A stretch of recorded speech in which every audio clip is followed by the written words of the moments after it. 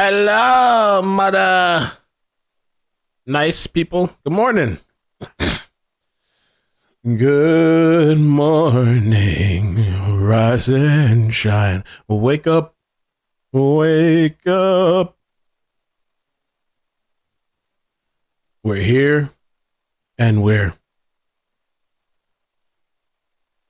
What's up? Oh, wait. Nice people. Good morning. I'm echoing. Okay. I got my red solo cup. Red solo cups in the air. All right. What you got in your red solo cup? Water, liquor, lean, juice, Celsius. I slept really good last night. I went to sleep early, man. I went to sleep like at 9:30. 9:30. I think I woke up like twice, but I was in a deep sleep. This is day 3 of fasting, doing 16-8. All right. Fasting, trying to make some changes. Look at this shit. Actually, let me send myself the picture. I'll show you guys. Yesterday, we covered the Commonwealth case. I think on Friday. Friday, I got to go see Mama, but at some point, I'd like to do the probable cause affidavit and then whatever else. Cicely says, happy butt dial. Happy butt dial to you, sir. Forensic evidence in a red solo cup. Amazing. Imagine like you go get blood work done, get a blood test done, and they draw your blood, and then they pour it out into a red solo cup, and then put a little plastic on top of the cup. Thank you, Sarah. We'll see you. We'll see you back. Did I send this to myself? Sent. Come on. Guess I have to do it again.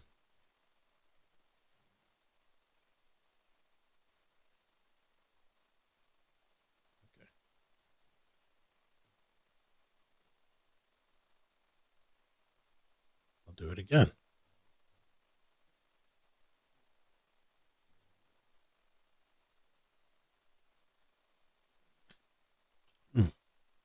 Couch is coming today.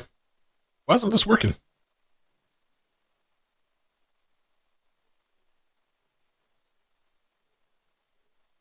So weird.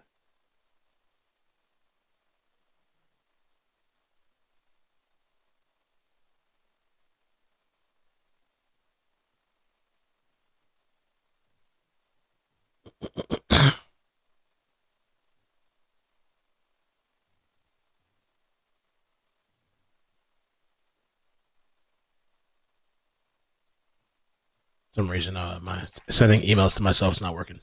We're waiting, by the way, guys, for the trial to start. They haven't started yet. Thank you, Cicely. Kelly says, did you my link I sent PayPal dono? I'll take a look.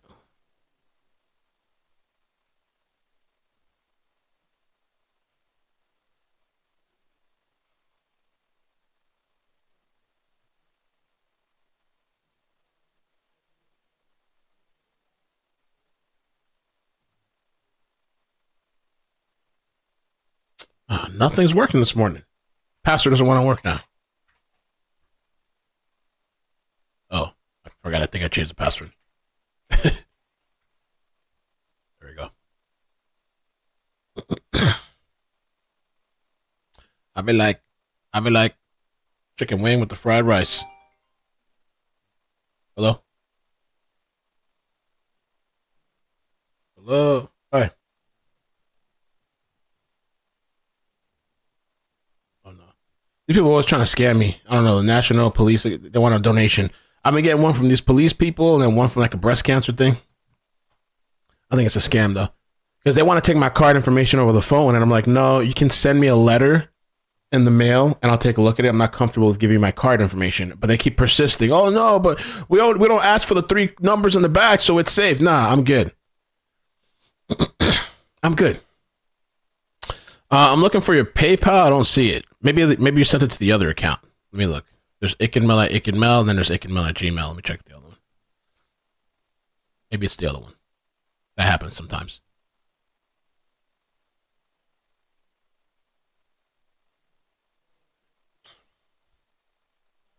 No, I don't see nothing.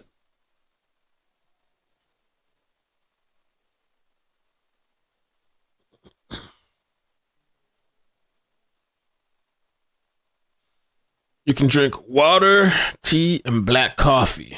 Well, they say anything that doesn't have calories. Or is that 50 calories or something?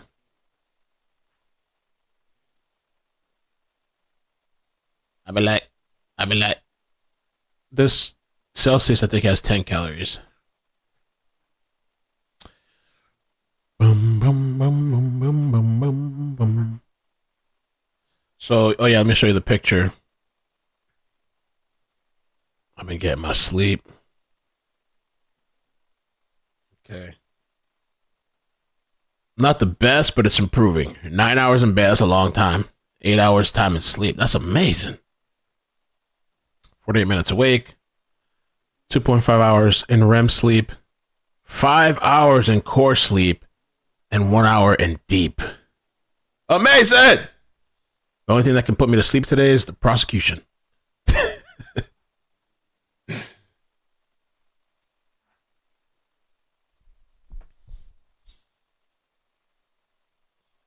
I hope we get a good witness today. I hope something pops off. And supposedly they got 30-something witnesses left. Also, when we get a break, I'm going to show a video. Because yesterday we were talking about the tail light controversy. I guess if you could call it that with the video. So we're going to take a look at somebody. I haven't watched it fully yet. Somebody trying to explain it away. So we'll see. Good morning. If you guys could hit the like button too, I'd appreciate that. Por favor. Tomorrow is supposed to be a half a day, I guess. Friday, no trial. No trial Friday. The couch is supposed to be coming later. They better show up.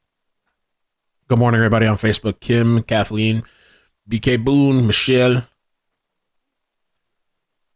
Set up the live screen.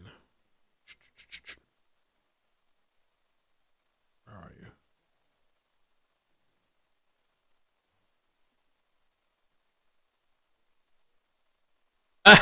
you? Amanda said, I saw your post on Twitter. Got some people stirred up. I didn't even look at all. I looked at a few replies. I think I replied to like 2 people, and then I went to sleep.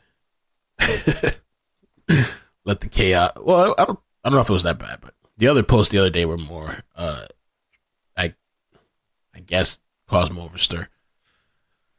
I can't wait for the verdict. I cannot wait for the verdict. And deliberation is probably going to take a long time, I guess. Maybe. I don't think they're going to come back with a quick one.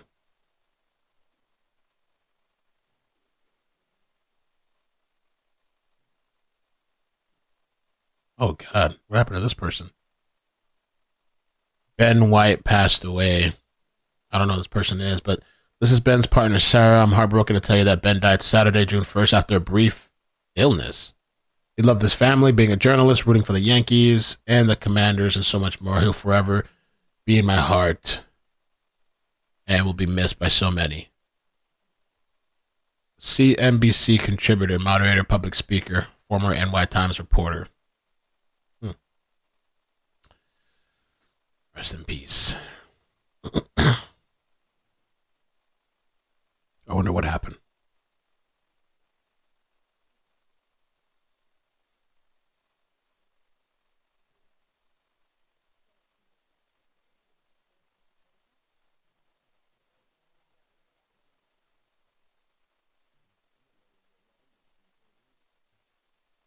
Kind of fasting every day, just intermittent fasting right now. I was actually going to do a bigger window, but I just jumped into doing 16 hours. And so far I've been okay. Like this morning when I first woke up, I was a little hungry when I first woke up because last night I didn't eat too much before I went to sleep, like before the 8 o'clock time. So, I mean, if I get really, really hungry, I'll cut it early, maybe 11 or something. But So far, I've been actually doing pretty good. And I've been sleeping pretty good.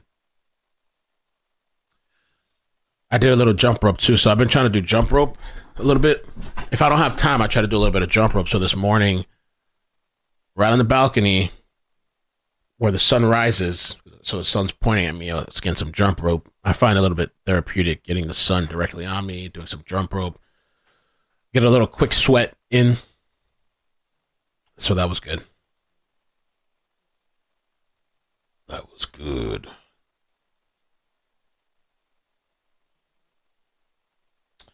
And I merged my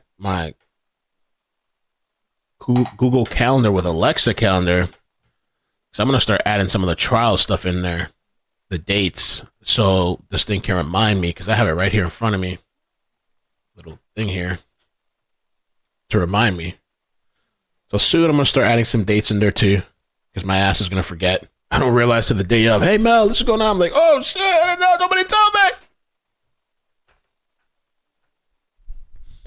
Carly. Vitamin D, yes.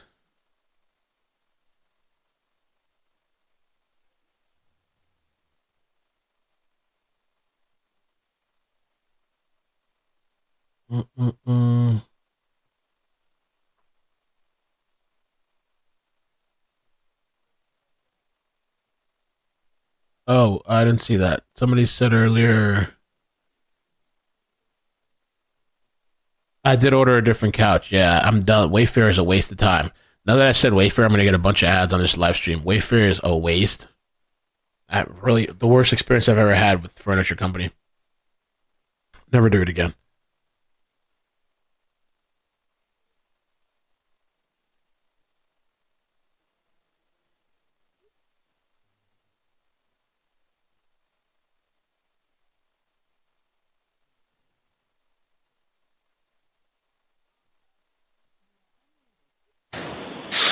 All right, here we are.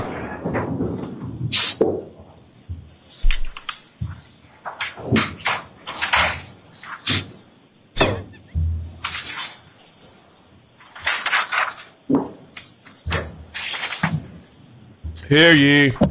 Hear ye. I'm so fed up with this job. Hear ye, hear ye, hear ye. All parties having anything to do before the Honorable First Justice Beverly Canoni, now sitting in the Dedham Superior Court with and for the County of Norfolk. Draw near, with your attendance, you shall be heard. God save the Commonwealth and this with the court. Thank you. You may be seated. Court is now in session. Good morning, Esther.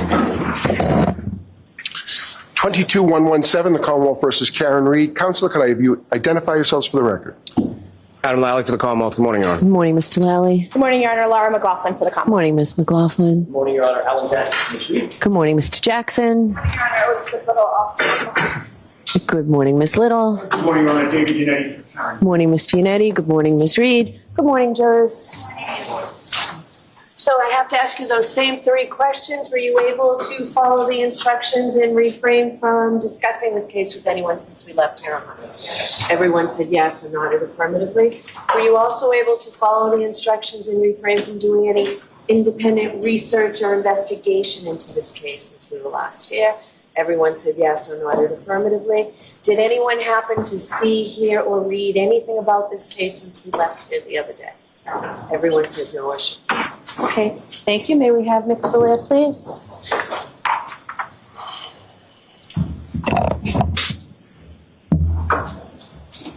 Just watch your step again. Remain standing, face apart. You raise your hand. You solemnly swear the ever clear the court and jury in the case down here to the truth, the whole truth, and nothing but the truth, so help you God. I do.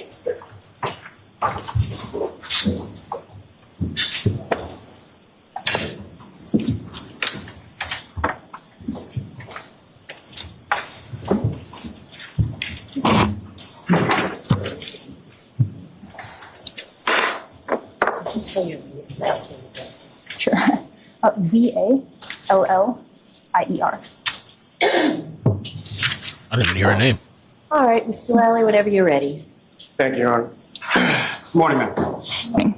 Now, Ms. Valier, when we had left off the other day, I believe you had just looked at some photos of item 7-16, is that correct? If you recall. It's been a few days. That's Coach, Your Honor. Yes. That's the problem with taking all these days off and shit. It's the same person as And last Ms. time. Blair, I'm going to show you a series of 6 photographs. Ask you to just review those in a couple minutes. All right, so I'm going to remind both of you to keep your voices up. Mr. Lally, when you're facing the witness and you're this close, I guarantee you nobody behind you can hear you. Understood.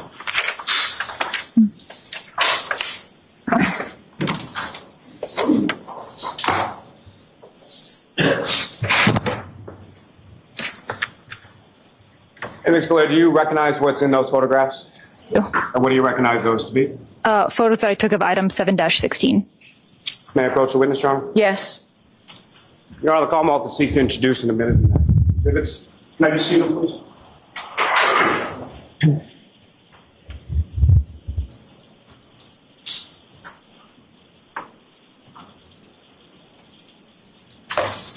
No objection.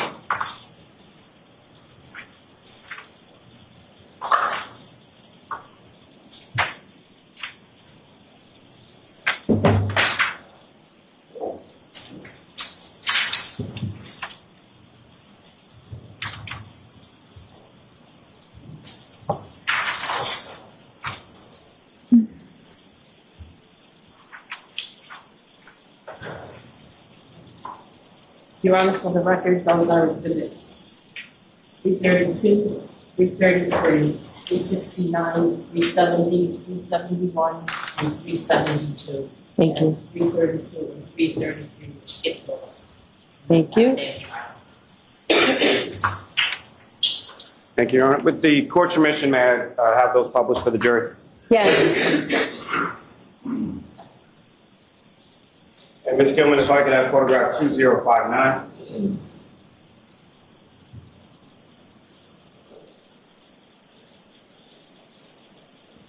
Yeah. And Ms. Blair, do you recognize what's Blair's in court on the today? screen is that photograph, which is now marked as 332? Yes. Is that one of the items from 7-16 next to the ruler with the measurements corresponding to that item? Yes. And Ms. Gilman, if I could have photograph 2081.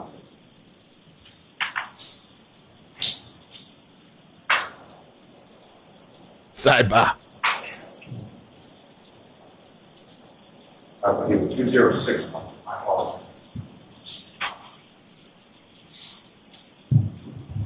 And Ms. Blair, what's up on the screen is that another piece from 7-16 that's now been marked as exhibit 369. Yes. Now, Ms. Blair, as far as this particular item is concerned, with reference to sort of the texture of that particular piece of plastic, what, if anything, did you note or observe in reference to that? I'm sorry, the texture? I'm sorry, do you have the laser pointer in front of you or not? Oh, yes. Now, as far as the surface area of that particular piece of plastic, how would you describe that? I mean, there are little dots on it. They're not just like dimples of a sort. Stippling or dimples of some sort on a piece of plastic? Yes. And as far as those stipplings or dimples on the piece of plastic, were those flush with the rest of the plastic? Were they raised a little bit? How were they sort of configured? I don't recall.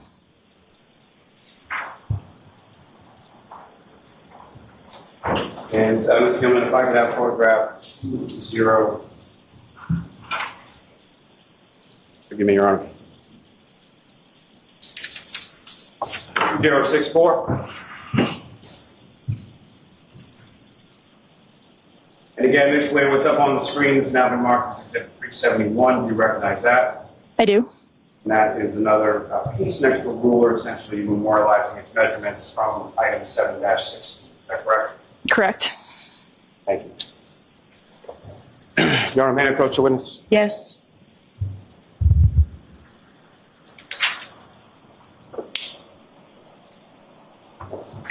Ms. Blair, I'm showing you another series of 11 photographs. Ask you to look at those when we're probably finished. Can you tell Mr. Yannetti what those are so he can look at his copies? Counsel was shown each and every one of the photographs prior to the court coming in today. But I'm happy to give them to counsel as well. I'm just trying to save some time. Right, I just need to know the particular evidence numbers at the end. Okay.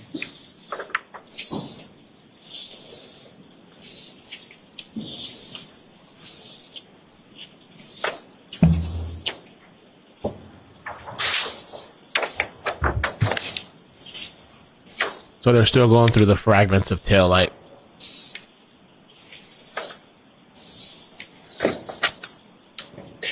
Do you recognize those? I do. And what do you recognize those to be? Photos that I took of item 7-16. So additional items contained within item 7-16, is that correct? Yes. And what's contained in those photographs, is that a fair and accurate portrayal of what you observed during the course of your examination and analysis in regard to item 7-16 in this case? Yes. Thank you. Your Honor, the Commonwealth will seek to introduce and admit as the next 11 exhibits. Any objection? I'm not going to have an objection, but again, I just need to know what numbers. Oh, let me see the box on. Good morning. We're here, man. I hope it picks up. You know, I get it. This is important. See where this goes.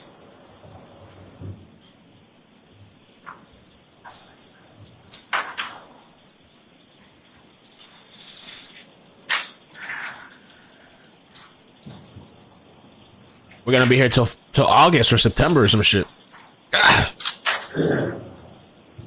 Got other trials to cover, other stories to cover. Come on.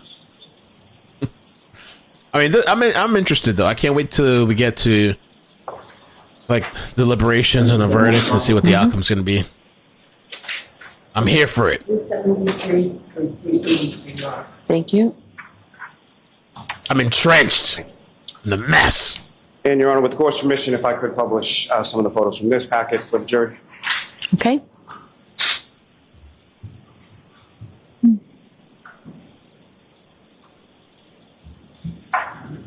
Ms. Gilman, if I could have photograph 2036.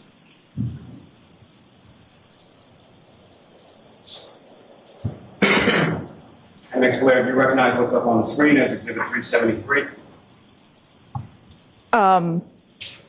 That was one of the photos I just looked at. And as far as the evidence back containing items from 7-16, is that correct? Yes. And Ms. Gilman, if I could have 2039.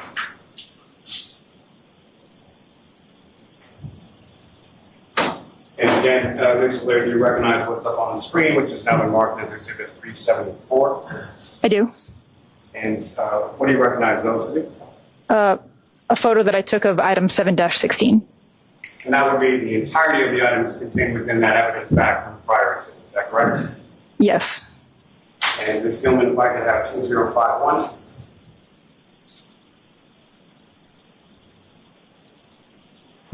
And again, Ms. Blair, do you recognize what's depicted up on the screen? I do. And what do you recognize that to be? A photo I took of item 7-16. And in particular, one of the, Can you speak up a little, sorry, a little bit Yes. slower? in particular, Amazing. one of the red plastic pieces from item 7-16, is that correct? Yes. Folks, For the come on record, in. Your Honor, that's Exhibit 376. Okay. And Ms. Gilman, if I could have photograph 2053. And again, Ms. Blair, do you recognize what's up on the screen, which has now been marked as Exhibit 378? I do. What do you recognize that to be? One of the photos that I took of item 7-16. And lastly, from this batch, Ms. Gilman, if I could have photograph 2055.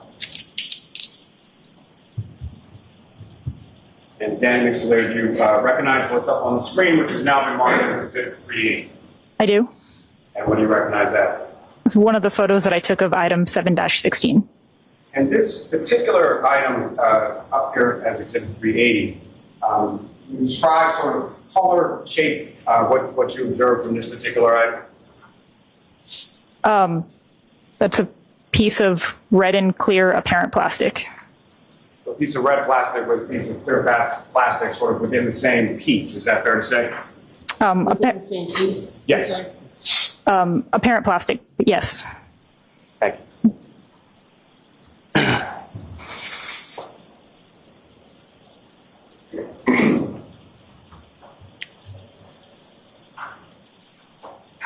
Now,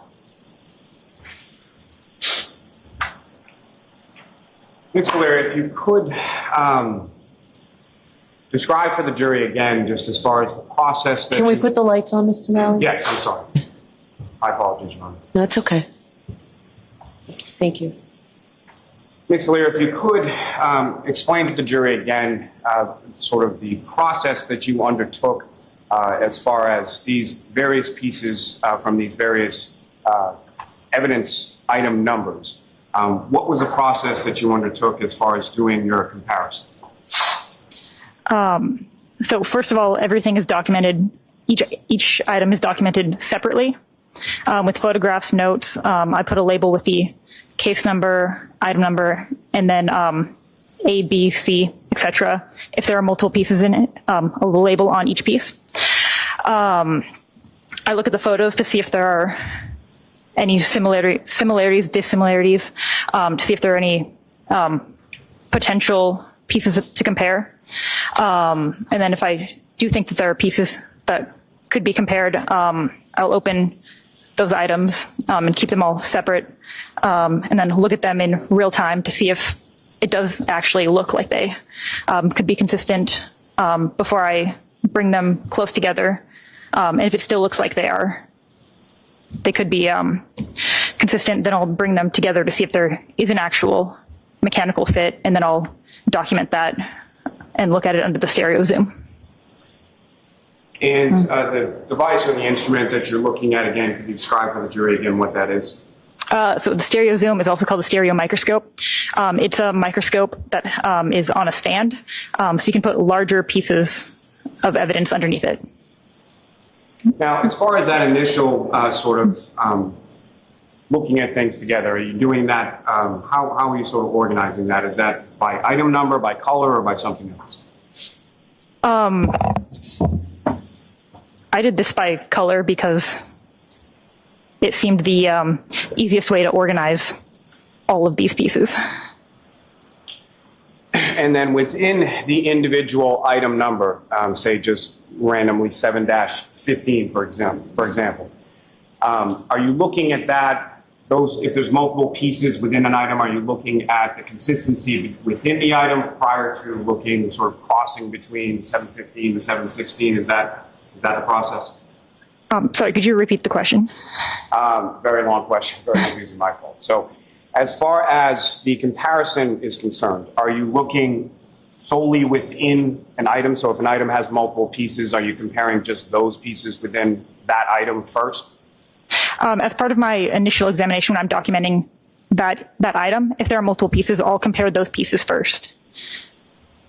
And then if there are any pieces that are consistent, are you then cross-referencing that item's pieces with pieces from a different item? Yes.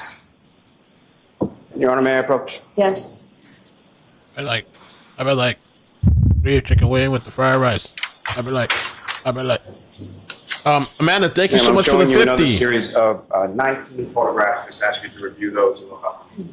Says thank you, Mel, for your hard work, bringing us the news and excitement. Many blessings to you and yours. Into the mystic.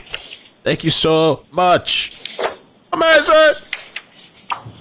Oh, they don't work. I was about to have a sound bite, but it didn't work. How come that don't work?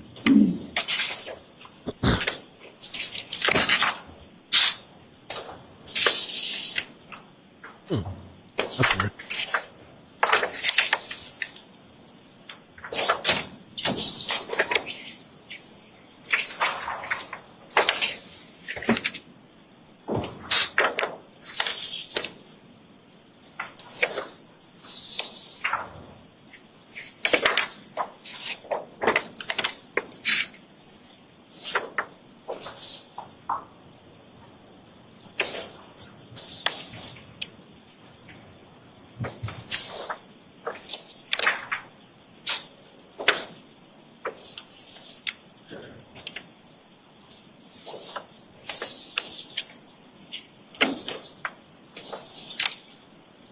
Let's see if I can add this to the Alexa thing.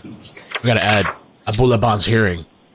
Sentencing. I can't wait for him to get sentenced. And the cheering from the people. And do you recognize what's contained in those photographs, Ms. Valera? Abdullah Bond. And what do you recognize them to be? These are photos from my case of either within the same item that had a mechanical fit that I'd then taped together, or of mechanical fits from between different items. May I approach Your Honor? Yes. I'm about to seek to introduce in a minute the next. I think she rocks the short hair good. No objection, but. Short hair on a woman is usually not my thing, but she rocks it pretty good. I was going to hand them to you after they were off. That's fine. I know you're talking to somebody in chat. I didn't see the comment though, but.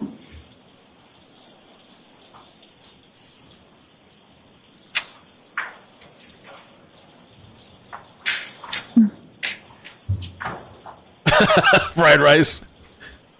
That song has me hooked. I keep seeing the meme and I keep seeing it on the stories. There's that rapper. The song's like 4 years old, but it's really funny. I saw it this morning. Now it's stuck in my head. I know. This is kind of like dragging a little bit. I mean, I know they have to go through this process, but I mean, we get it. Taillight. I mean, the taillights is a big part of it, I guess, but.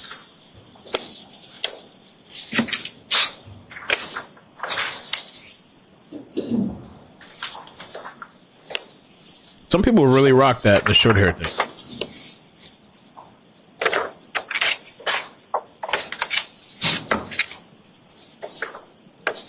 I saw a super chat. I got your email, Kelly. Thank you. We actually went over that video in the members live. So it's 384, 340. Thank you.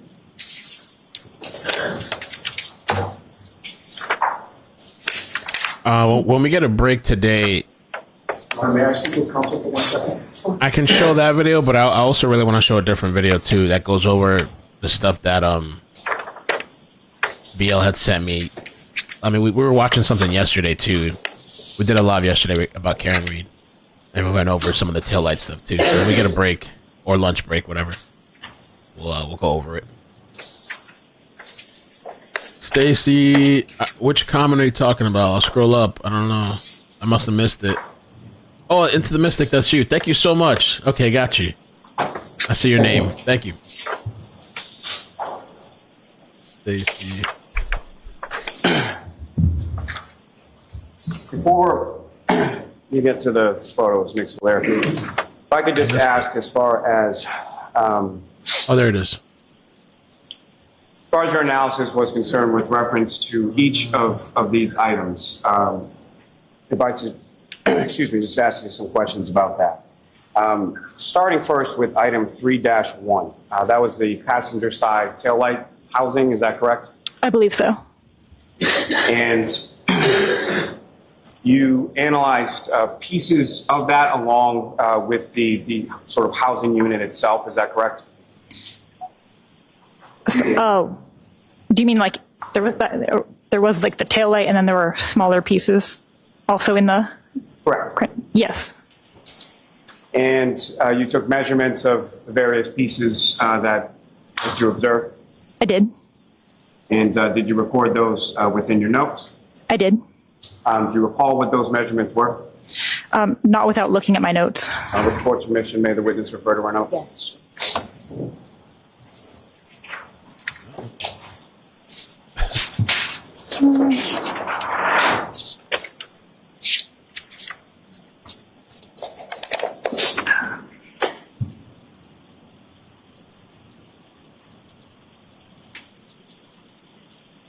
Your witness is ready, Mr. Valley. And what were those measurements? Do you want all of them? Just in yes. I mean, first starting with reference to the taillight housing assembly. Okay, so the taillight I called piece A in this case, and it measured approximately 14 inches by 9 inches by 8¼ inches. And then which of the pieces that were contained within that sort of taillight evidence bag did you compare to the taillight housing itself? So there was a lot of like very, very small pieces that I took pictures of, but they were very, very small, so they were not suitable for comparison, so I didn't look at those. There were some larger pieces that I did that were suitable for comparison, so I did look to see if they fit in with piece A. And with regard to that analysis of whether or not they fit in with piece A, which of those pieces did you find did fit? So amongst item 3-1, let's see. Sorry. Yeah. Sorry. Piece A and piece B fit together mechanically, and then piece A and piece F fit together mechanically. F is in Frank. F is in Frank, yes.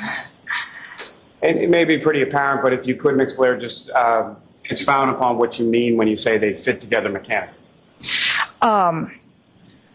So when things break, they break in a unique pattern.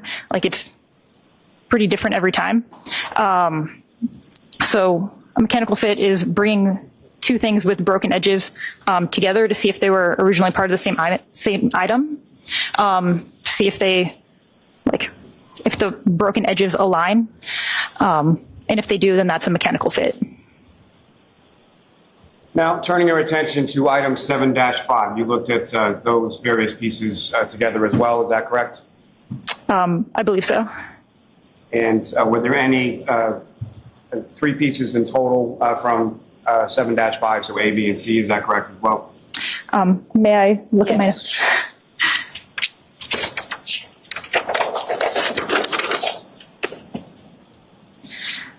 Yes. And what, if Ready. any, match did you find with within item 7-5? There were no mechanical fits amongst those 3 items, or 3 pieces of the item. And with reference to item 7-6, there were 2 pieces, A and B, within that, is that correct? May I? Okay.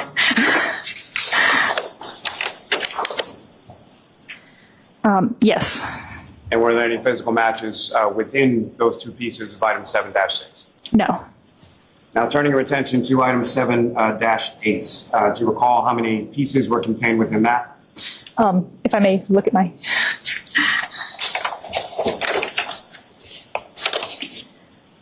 There were 14 pieces. And of those 14 pieces, they were each compared to each other, is that correct? Correct. And what, if any, mechanical fit did you find between the pieces contained within 7-8? So pieces C and D were found to fit together mechanically, and then pieces E and F were found to fit together mechanically. Your Honor, may we approach, please? You.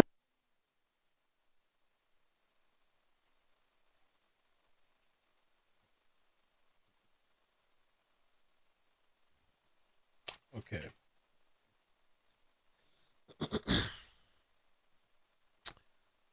So, kind of dragging a little bit. We're going through this fragment thing, which started, I think it was, what's today? Wednesday? So it started Monday, I think.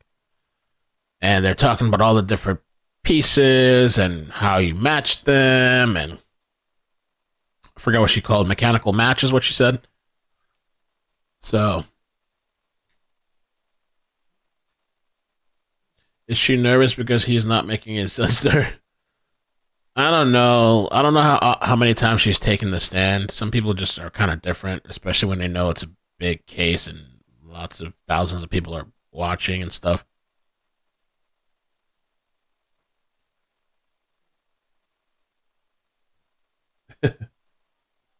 You are unmuted.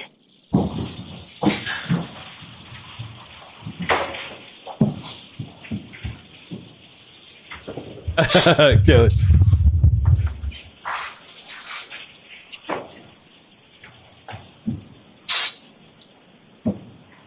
Lally, Ms. Blair, turning your attention to item 7-9, you analyzed 3 pieces from that, is that correct? Go ahead. Okay.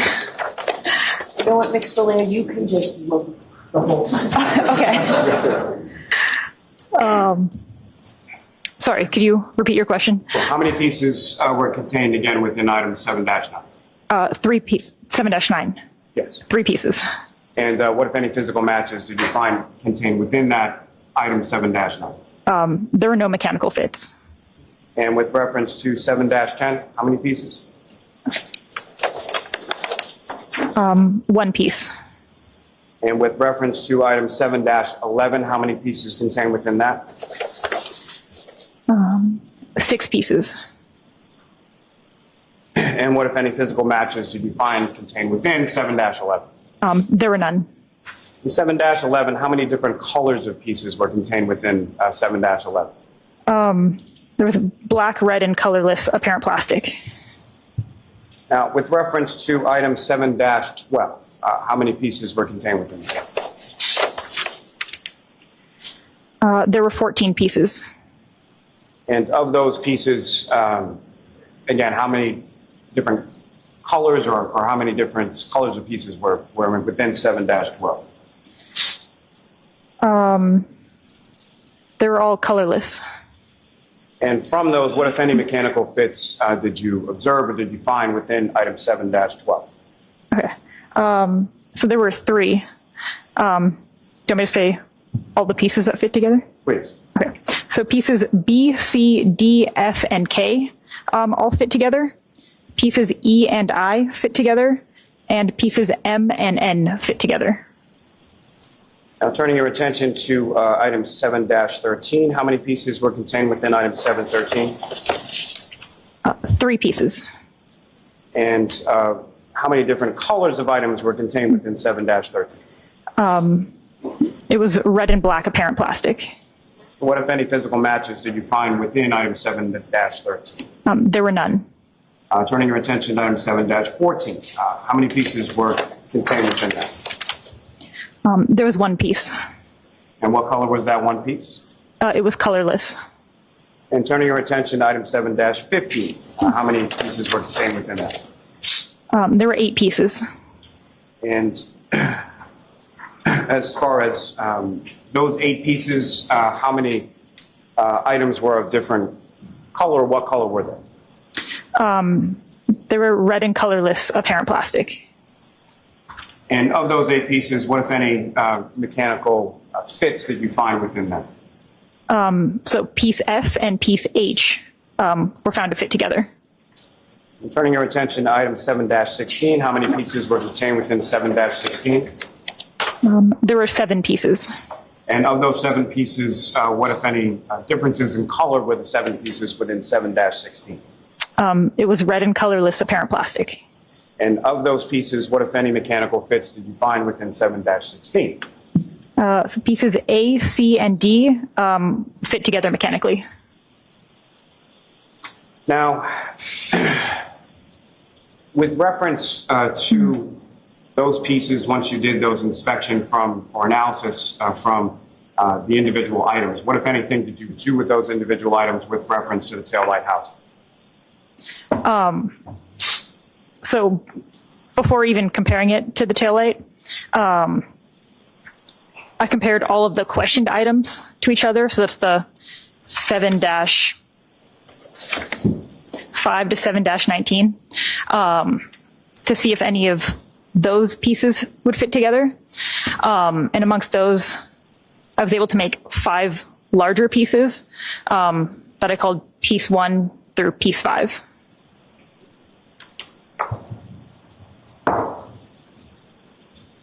And of those larger pieces, which of those larger pieces were you able to mechanically fit together prior to comparing them to the taillight housing?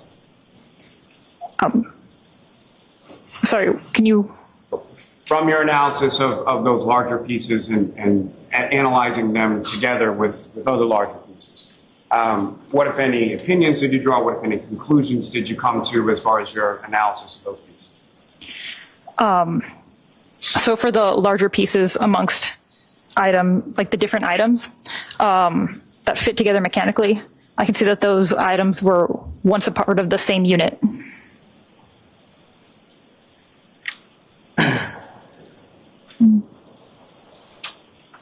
And And so I guess what I'm asking, Ms. Valier, is with reference to, say, item 7-6 or 7-5, or the items in and of themselves, which of those items were you, if any, were you able to find mechanically fit with each other?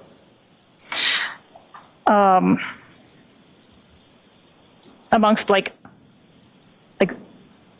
sorry, are you asking me like which specific items made up like piece one? Correct. Okay, I can. Okay.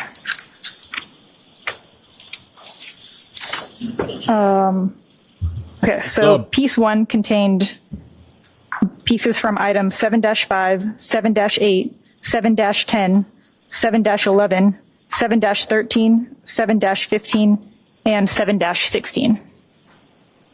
And then, so based on their mechanical fit, what, if any, conclusion did you draw in reference to those several items? That those specific pieces from all of those items were at one time together as part of a larger unit. And then what, if any, comparison or analysis did you do of items between item 7-15 and item 7-16?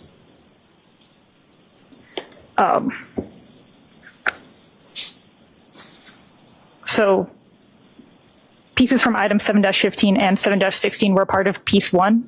I could look through my notes and see if they're a part of any of the other pieces that I fit together.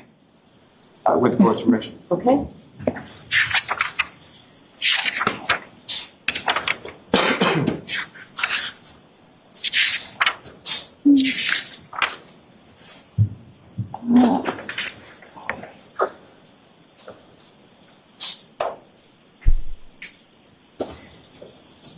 Okay, so piece two consisted of pieces from item 7-15 and 7-16. And then with reference to items 7-6 and 7-11, what, if any, what, if anything, did you observe between the pieces of those?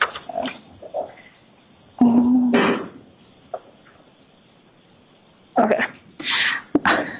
So piece three consisted of pieces from item 7-6 and 7-11.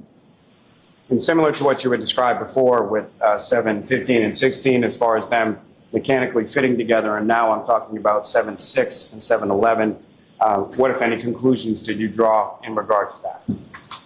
That those pieces from item 7-6 and item 7-11 were at one time together as a larger unit. And then as far as item 7-8, 7-9, and part of 7-16, what, if anything, were you able to do with reference to those?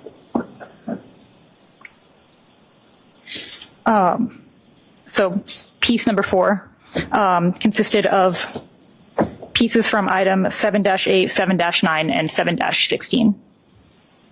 And as far as mechanically fitting those pieces together, again, what, if any, conclusions did you come to in reference to those items 7, 8, 7, 9, and 7-16? That those pieces from item 7-8, 7-9, and 7-16 were at one time together as a larger unit. Now, lastly, with reference to this, in reference to item 7-12 and 7-14, what, if any, analysis did you do with reference to pieces from those items?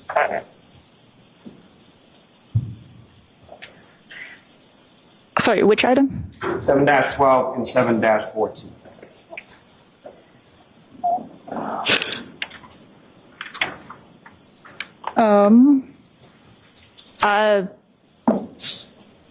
I have item 7-11 and 7-12 that fit together for piece number 5. And Your Honor, with what's now been marked as exhibits 384 through 402, if I could ask to publish some of those to the jury. Yes. Ms. Gilman, if I could have photograph 2069. Come on, let's Ms. get Blair, it do you going. recognize what's up on the screen as now exhibit 384? I do. And what are we looking at here? Within item 7-16, those are pieces that were mechanically fit together. And Ms. Gilman, if I could have 2096. Well, they're fit together. And And Ms. Valier, do you recognize what's now been marked as Exhibit 386? I do. And what do you recognize that to be? So that is what I called piece one. So the piece that is made up of apparent plastic pieces from many of the different items. And Ms. Gilman, if I could ask you to just zoom in a little onto the middle of that photograph. What exhibit number is this, Mr. Lally? Yes, Your Honor, this is 386. And from sort of this zoomed in version of 386, Ms. Blair, are you able to now see some of the stickers or the evidence stickers that you would put labeling each of these pieces? Yes. If you could just using the way of point draw the jury's attention where those would be within this photograph. So these labels right here are the labels that I put on each piece individually when I initially examine it. So all of the little white labels. And Ms. Gilman, if I could have 2097. It's gotta be a pain in the ass putting all those things together. Ms. Blair, do you recognize what's up on the screen and what has now been marked as Exhibit 387? I do. What do you recognize that to be?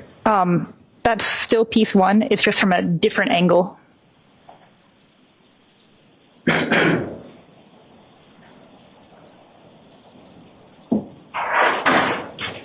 Ms. Gilman, if I could have 2101. And Ms. Blair, you recognize what's up on the screen now that has been marked as Exhibit 390? I do. What are we looking at here? That's still piece one from another, photos taken from another angle. And Ms. Gilman, if I could have 2103. And Ms. Blair, do you recognize what's up on the screen, which has now been marked as Exhibit 392? I do. What are we looking at as Exhibit 392? That is another angle of piece one. Ms. Gilman, if I could have photograph 2107. Ms. Blair, do you recognize what's up on the screen, which has now been marked as Exhibit 395? I do. And what are we looking at in Exhibit 395? May I look at my notes? Sure. Okay.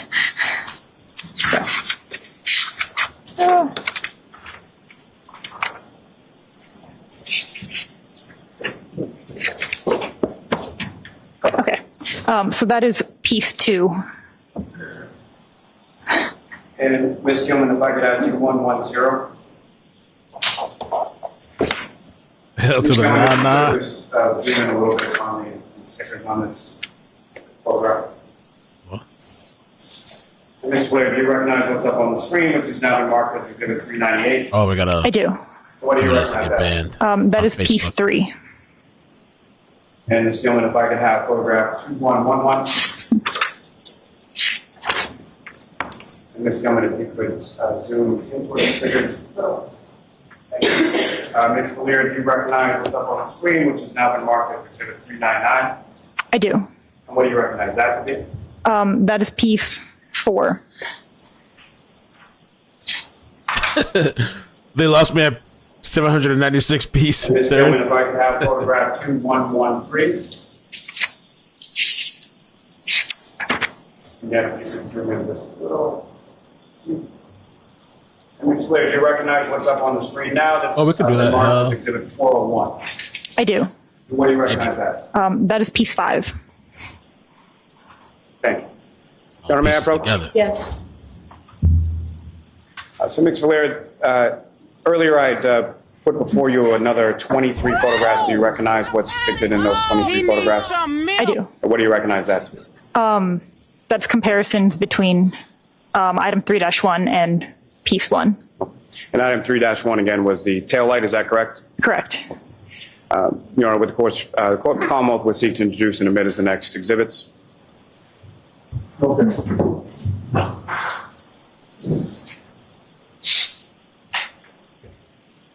What's wrong, Caroline?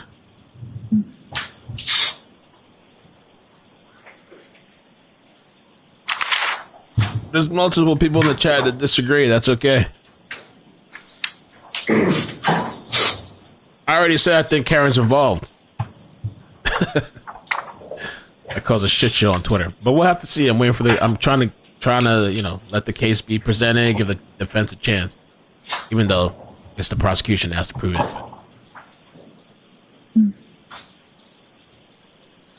Some of y'all gotta be told how to think.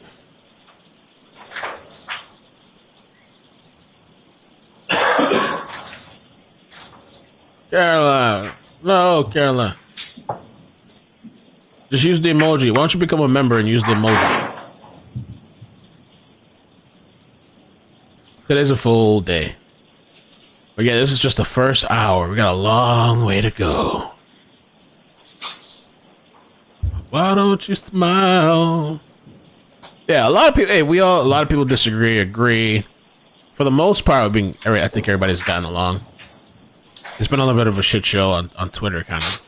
But even the shit show, I don't think really has been bad. I don't. People disagree. Maybe some people call me names, whatever. But I don't think it's been like really bad or anything like that. I think it just makes things more like waiting for the verdict. It's making more tense. Oh God! What's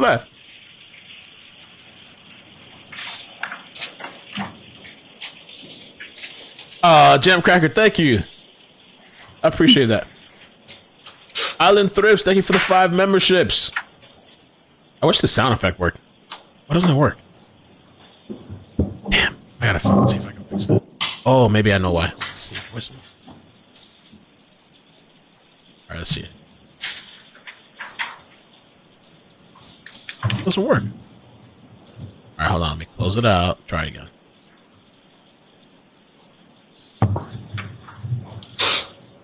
Oh, I closed the wrong thing. Oh, shit. I don't know what oh, did I fuck up everything? Oh, okay. I thought I shouldn't touch buttons. Shit don't work.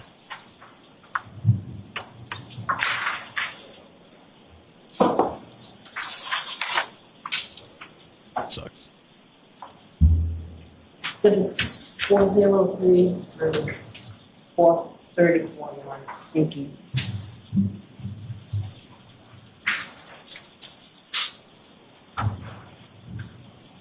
Thank you. Your Honor, with the court's permission, if I may publish some of these photographs for the jury. Yes. Oh yeah, I gotta look out for glares in the courtroom today, so we gotta see if we can.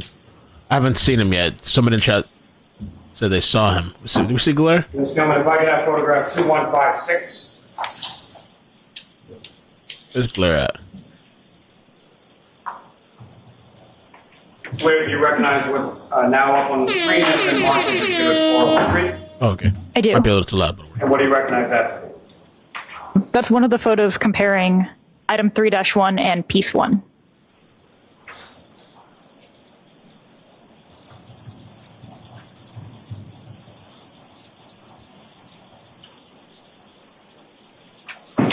Ms. Gilman, if I could have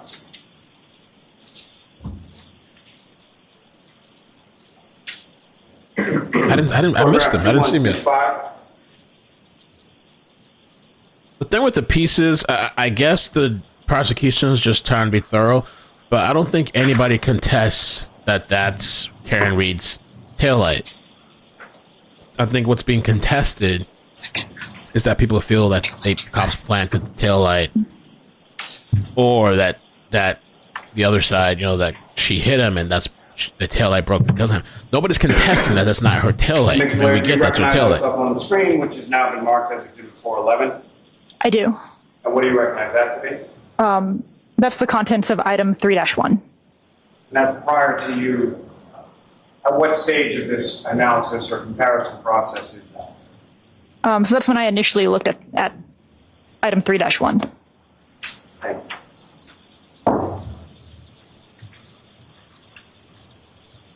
Sir, if I may have a moment? Yes.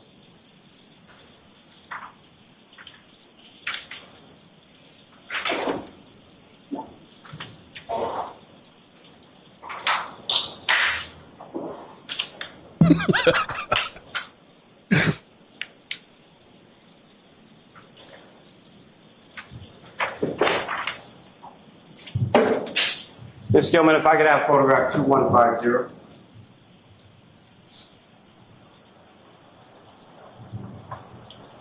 And Ms. Blair, do you recognize what's up on the screen, which has now been marked as Exhibit 431? I do.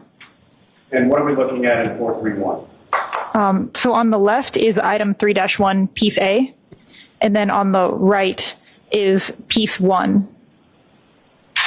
And Ms. Gilman, if I could have 2151.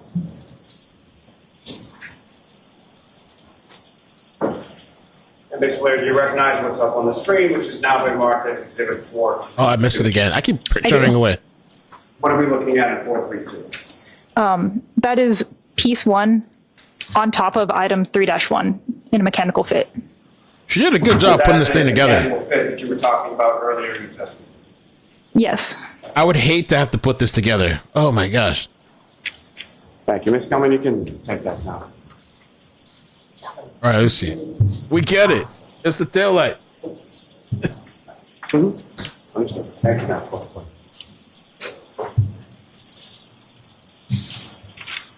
Ms. Valair, in reference to those items that you testified to earlier in item 3-1, the taillight housing, what, if any, conclusions regarding those items as far as the physical match? What, if any, conclusions did you come to? That item 3-1 and the pieces that make up piece 1 were at one time together as a larger unit. Thank you very much. I have no further questions. May we approach Rob?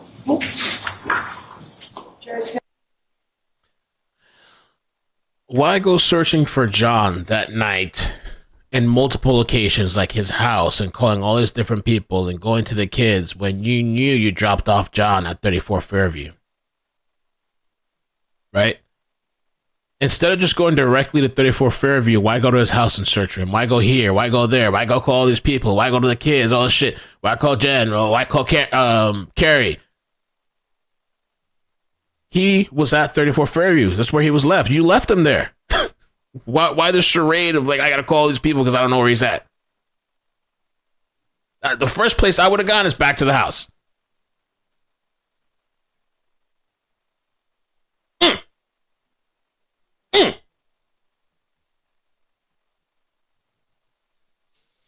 I think maybe they get her on the manslaughter. Maybe. It's so hard to say, man. It really depends on the jury, because you can go all day presenting this, presenting that, poking holes, but it really depends on the jury. The questions in my head, and like I said yesterday, what needs to be cleared up is the search for how long to die in the cold, the supposed 2:27 a.m. search, which is being contested, so the experts are going to have to hash it out. I want to know about that.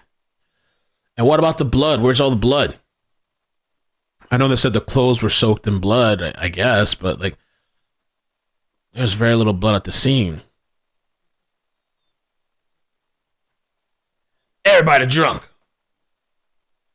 Everybody, not just Karen, yeah, everybody was drinking. The damn kids were drinking.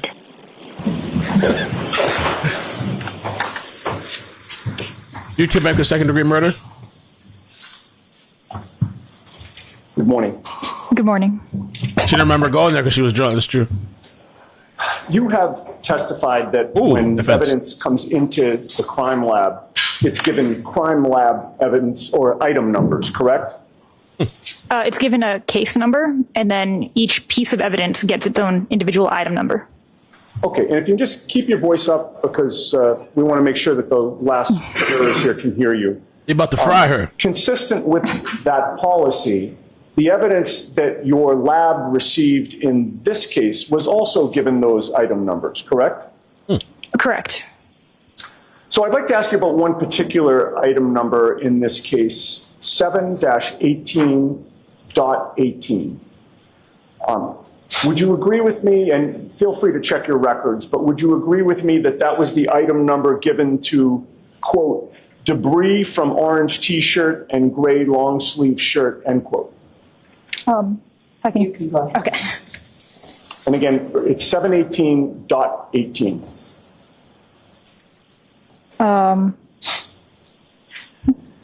Debris from orange t-shirt 7-17 and gray long sleeve shirt 7-18-JO. Terrific. Item 7-18.18 did not include the orange T-shirt itself, correct? No. Believe that you just testified that was given a different item number, which was 7-17? I believe so. And 7-18- or .18 also did not include the gray long sleeve shirt either, correct? I didn't look at 7-17 or 7-18. I only received the debris from. Okay, well, yeah, that's my point. So with regard to the orange T-shirt and the gray long sleeve shirt, those were given separate item numbers, and you examined what was the debris allegedly from those shirts, right? 7-18.18, correct? Correct. And that debris consisted of different categories, did it not? There were different there were different things inside of it, yes. Yes, different categories of things, correct? I'm sure. All right, so one category was dirt and debris, correct? Yes. You did not test the dirt and debris, correct? Correct. Another category was, or were, I should say, several apparent hairs.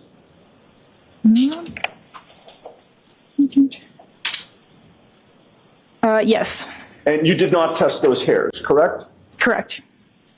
And another category, I believe you've already testified to, consisted of several pieces of red apparent plastic and one piece of clear apparent plastic that measured 1/8 of an inch by 1/16 of an inch. Is that accurate?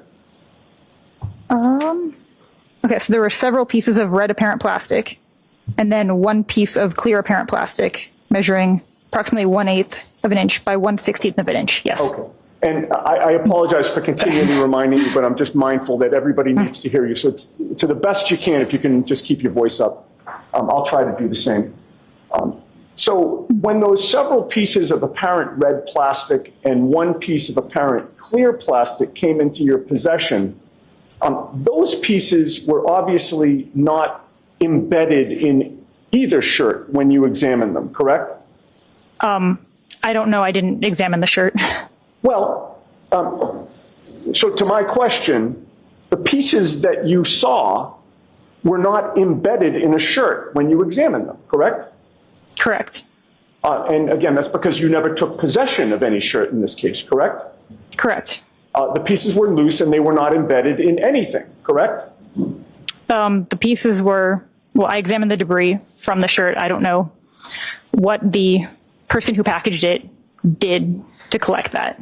Okay. And so it goes without saying that you never saw those pieces on either the orange shirt or the gray long sleeve shirt, correct?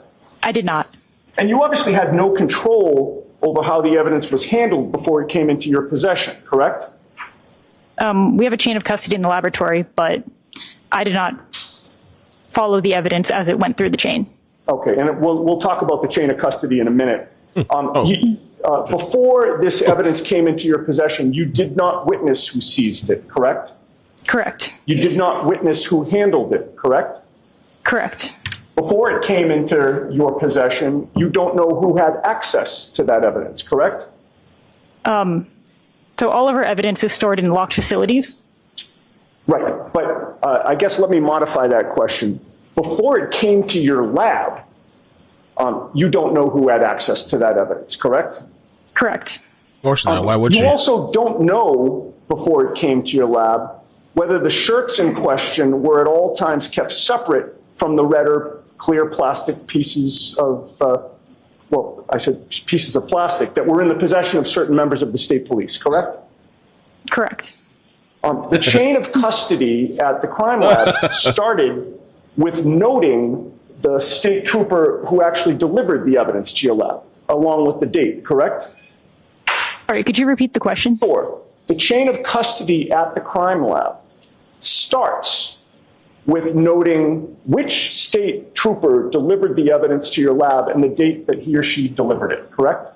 or a crime scene responder, but the person who drops off the evidence to the laboratory, yes. Okay. And in this case, which particular state trooper delivered the orange T-shirt and gray long sleeve shirt to your crime lab? I don't know. Well, which state trooper delivered the pieces of red and clear plastic pieces, I should say, that you just testified about? The item 7-5 to 7-19? Right. The several pieces of red apparent plastic and one piece of clear apparent plastic measuring 1/8 of an inch by 1/16 of an inch. That's what I'm referring to. Wait, sorry, could you repeat the question? Yes. You understand what I'm talking about, right? In terms of the several pieces of red apparent plastic and then the one piece of clear plastic that you have the measurements for?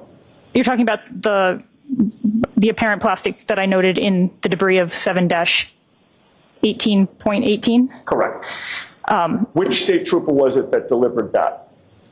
Come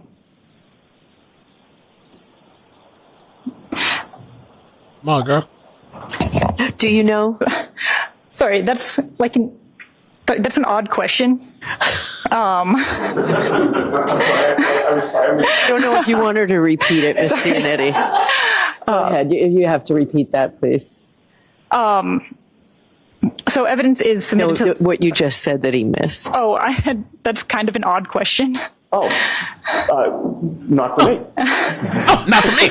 Just for you. So Do you have a record of that?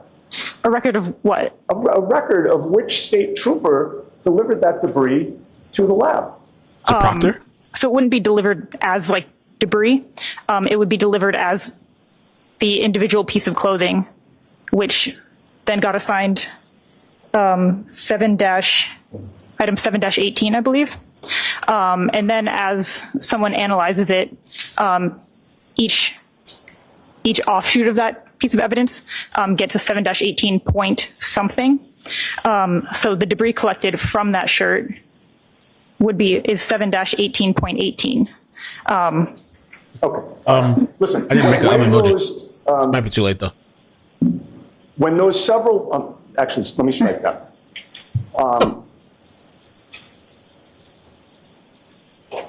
Get to where I was. Take your time, Ms. Giannetti. Oh shit, you need the help. Okay, so I want to confirm with Understand, you okay. that when you were assigned to this case, you were aware that the date of the incident was January 29th of 2022, correct? Yes. All right. And it's your testimony that you don't know which state trooper delivered the shirts to the lab, correct? I could look at my notes because I have a printed chain of custody. Sure. If you would check your notes for that, please. Okay. I gotta get to Proctor. Is that who delivered it?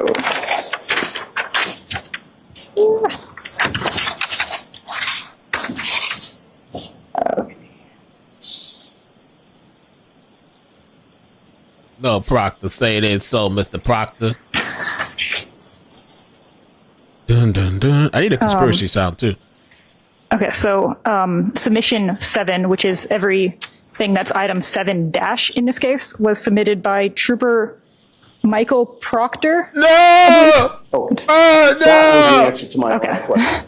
Oh no, Proctor, no Proctor. How long after January 29th of 2022, according to your records, did Michael Proctor deliver that clothing to the crime lab? Girl with the It was delivered on March 14th, 2022. Okay, so about 6 weeks or so after January 29th, is that accurate? Sure.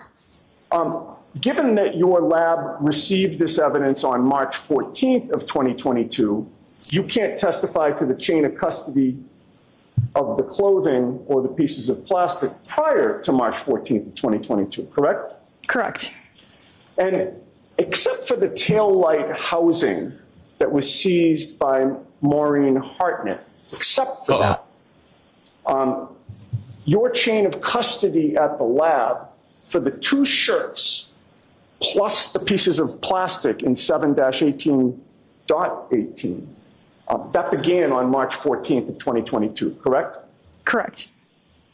So between January 29th of 2022 and March 14th of 2022, you do not know what Michael Proctor did or didn't do with the orange t-shirt and gray long sleeve shirt, correct? Objection.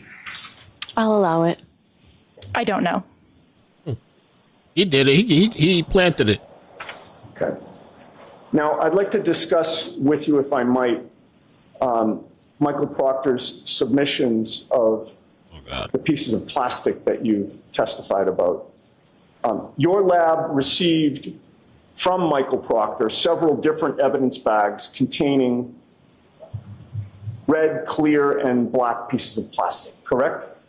Correct. Some of those evidence bags contain relatively small pieces of plastic in them, correct? Correct. And some of those evidence bags contained larger pieces, right? Correct. The evidence bags that you received listed the dates of recovery of those pieces of plastic, did they not? I believe so. And the evidence bags that you received also listed the officer who recovered the plastic pieces, right? I believe so. And again, when you receive those evidence bags, whatever numbers are on them, your lab assigns them your item number, correct? Correct. So I'd like to ask you first about item number 7-8. Do you have a record of that? It's, does it need 3 M's or just 2 M's is good? Maybe 3 M's or 2 M's? Yes. Now, that evidence bag, item number 7-8, contained multiple pieces of red, black, and clear pieces of plastic, correct? Oh, okay. Sure. Okay, thanks. Okay.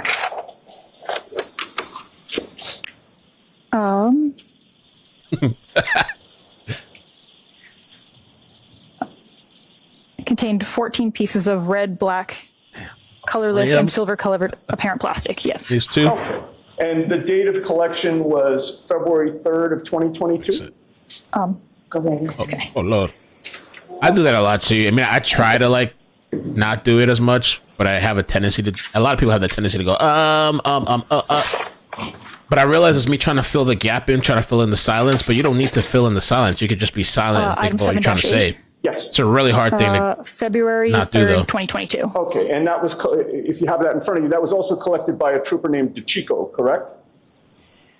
Oh, yes, correct. She nice, though. She May I approach, nice. Your Honor? Yes. She put all those goddamn pieces together, bruh. And, yo, you gotta, oof. I hate puzzles, too. I would not do well having to put all those tail fragments together. I quit. A photograph. Can you identify what that is? Yes. What is that? That is the handwritten label on item 7-8. That would have been the evidence bag that your lab received and gave item number 7-8 to it, correct? Correct. And that appears to be The 2 M's. an exact, photograph. I don't think of the there's an actual bag. objection to it, so we Yeah, can that's just put true. it in. Okay. May I offer that, Your Honor? Sure. Sidebar. Exhibit 435. May I display that for the jury, Your Honor? Okay. And this is through. Okay. That is what I just showed you on the screen, correct? Correct. And that's where it's indicated what the date of collection was and which trooper collected it, correct? Correct. All right, we can turn the lights on for a minute. And you would agree with me that that date, February 3rd of 2022, was only Oh, thank 5 you. days after the January 29th That's so nice. blizzard, correct? I don't recall the dates of blizzards, but Oh, okay. Well, sorry. let's put it the date of the incident. You had Okay. previously testified that was January 29th, correct? correct. All right. And February 3rd was 5 days after that, right? Yes. All right. I'd like to show Exhibit 279, please, which is 3 days, please. Okay. BK Boone, thank you so much for the 20 on PayPal. They're from Facebook. Thank you for the love, Exhibit Facebook love. 279, which is displayed on the screen now, this is one of the photos taken of some of the contents of item 7-8, is it not? That's the entirety of the contents of item 7-8. Okay. You would agree with me that those were the pieces that were inside that evidence bag, labeled February 3rd as the date of recovery, 5 days after January 29th, correct? Correct. Okay.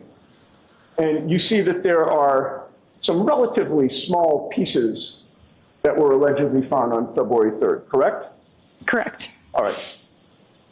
Now, Your Honor, I'm continually showing photographs. We can turn the lights on and off, whatever the court's preference is. You can just tell the court officer when you want the lights turned. Okay, all right. So they get turned on for like a question or two, and then I turn them back off. But However you want to do it. that's fine.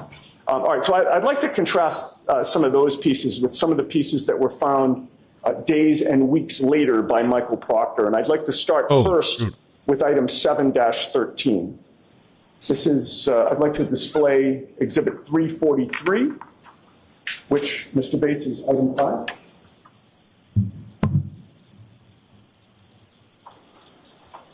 Okay. All right. You were previously asked about Exhibit 343, which is now displayed on the screen. Yes. And that is the first evidence bag submitted by Trooper Proctor, is it not?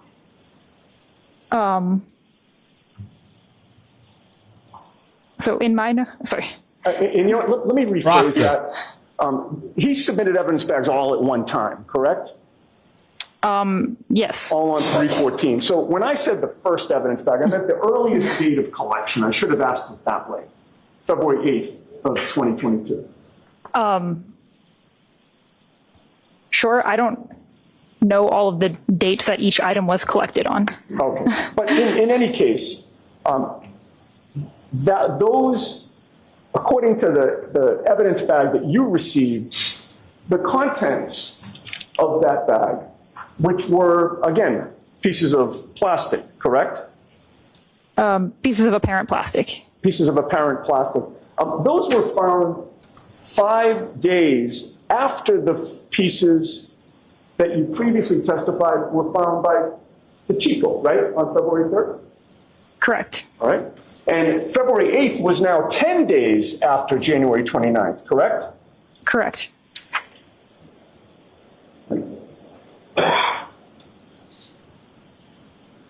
Can I have displayed Exhibit 346, which is 5A?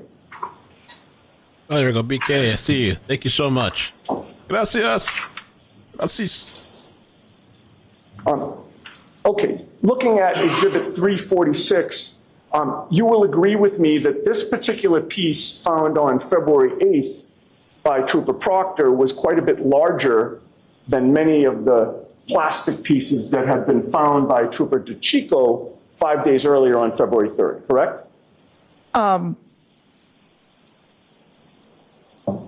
mean, there were a variety of sizes of pieces on the other one, but that is a, what is that, approximately 4-ish inches? Right, but my point is, Exhibit 346, what's displayed, that plastic piece, is quite a bit bigger than the small pieces that were contained in DeChico's collection, correct? Then some of those pieces, yes. Okay. Now I'd like to move on to item 7-15, and if I could show Exhibit 352, please, which is item 8, Mr. Bates.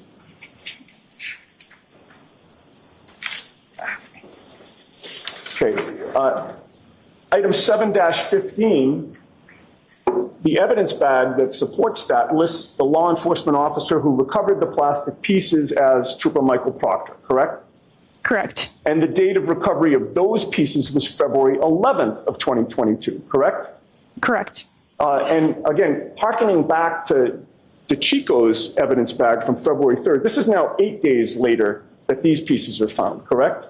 Correct. And it's now almost 2 weeks that these pieces are found after January 29th, right? 13 days? Correct. All right, if I could show Exhibit 355, which is 8A, Mr. Bates.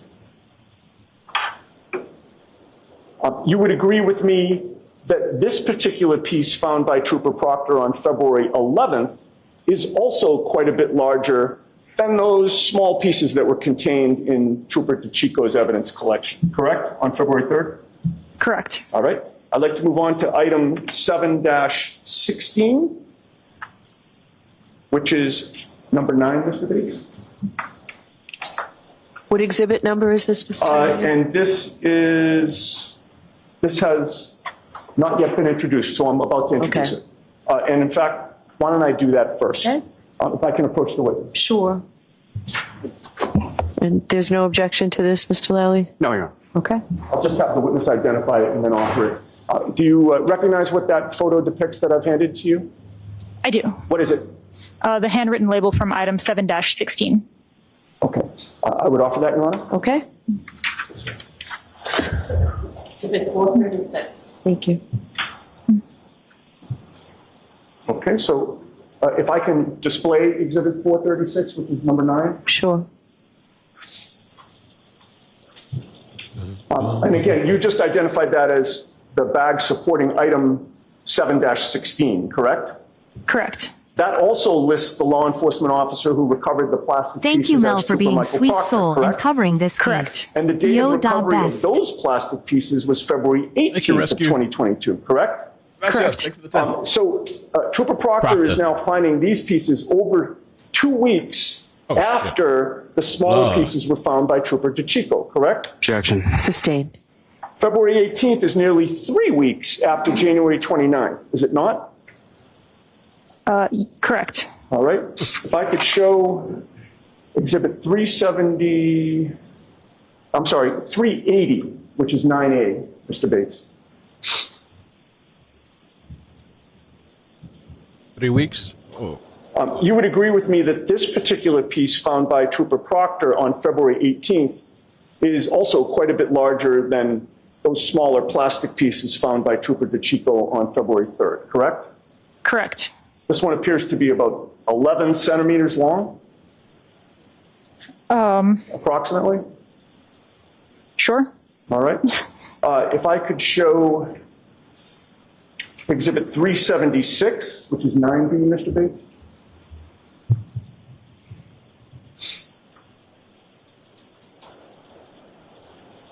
Okay. And you would agree with me that this particular piece found by Trooper Proctor on February 18th is also quite a bit larger than those smaller plastic pieces found by Trooper DeChico back on February 3rd, correct? Correct. In fact, that appears to be larger than the piece that you just identified in Exhibit 380, correct? The one that was just on the screen? Right.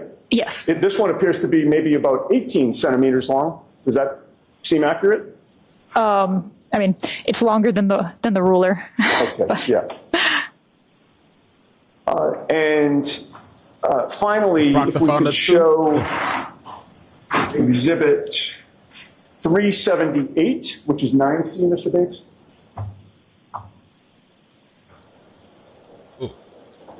You would agree with me that this particular piece found by Trooper Proctor on February 18th is even larger than the last one that we just saw, correct? In length? Yes. Okay.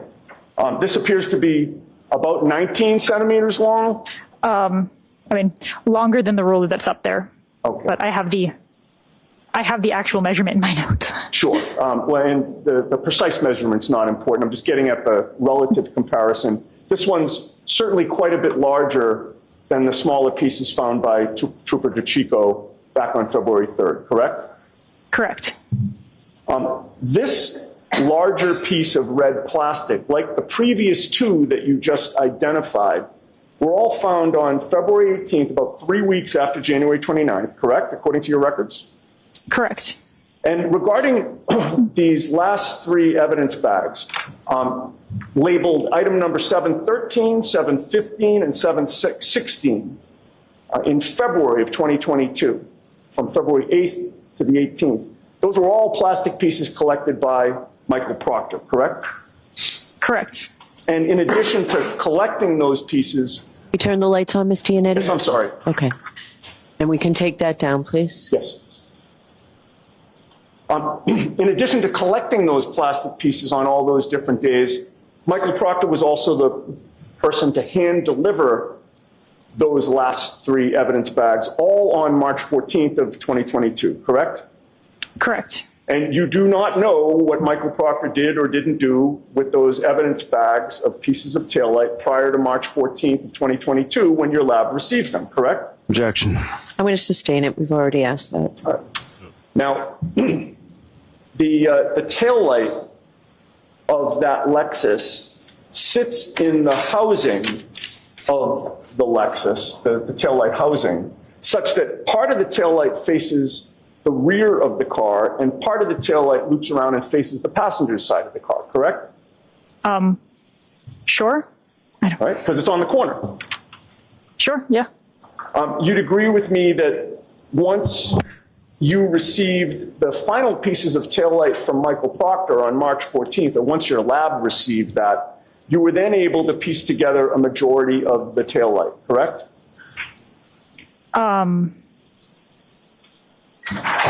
So I wasn't assigned this case until later, once everything had already been submitted to the laboratory. Right. So it was true that after Michael Proctor submitted these pieces of taillight on March 14th, it was after that that you were able to do the reconstruction that you testified about, correct? Correct. If I could have exhibit 432 displayed, which is image 2151, Mr. Bates. That is the reconstruction, the final reconstruction that you were able to do, correct? You would agree with me that there's one section of that taillight that was missing completely, correct? Correct. And that missing section is noticeably visible in your reconstruction, is it not?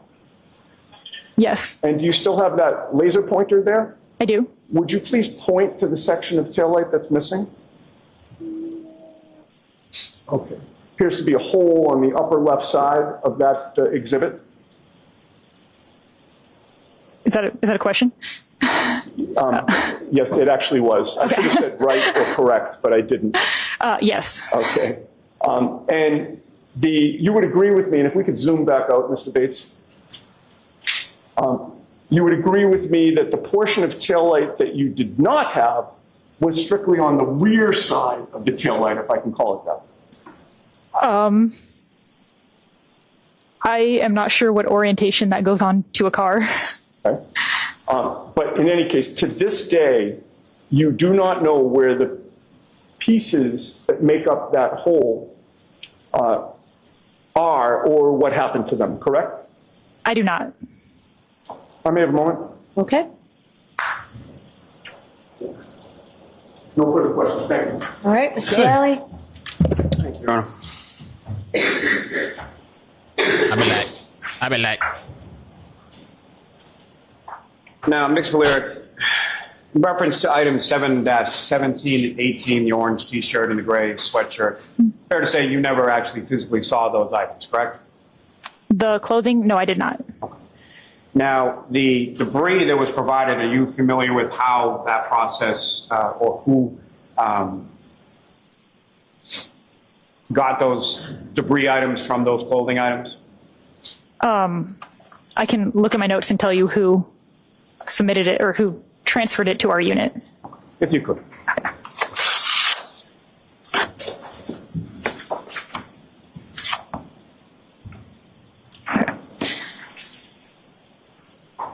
Your witness is ready, Mr. Lally. I'm sorry. And from your review, who was that person? Maureen Hartnett.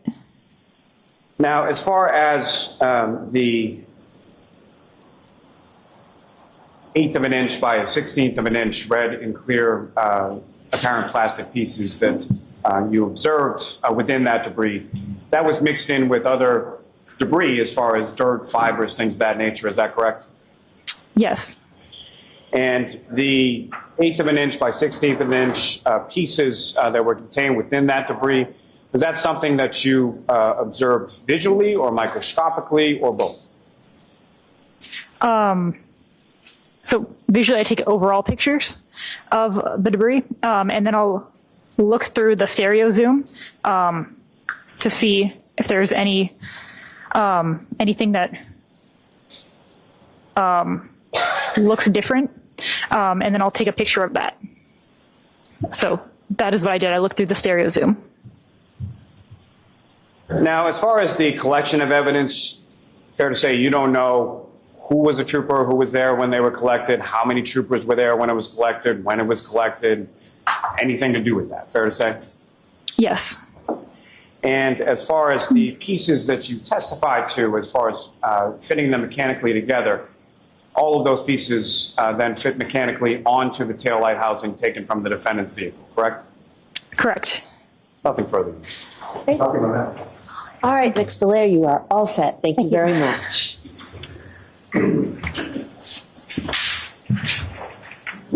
I be like, green chicken wing with the fried rice. Do you want to take your morning break now? Or wait? I've been slacking. You don't need no break. So we'll take the morning break. I've been taking too long. All right, to the court, please. I be like, green chicken wing with. What y'all think of the testimony? Testimony.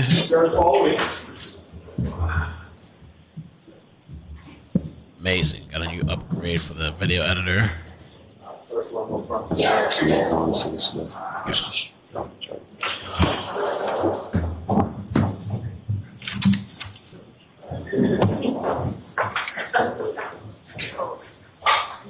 So I'll see counsel for a second at sidebar, please. Court is still in session. All aboard!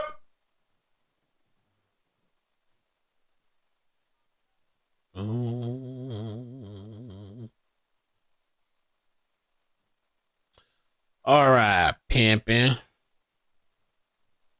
There's a conspiracy thing. There it is.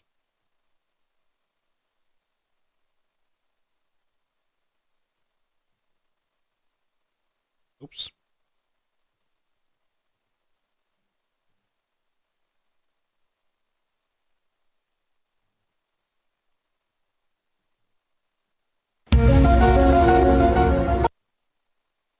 Or if that's too long, though.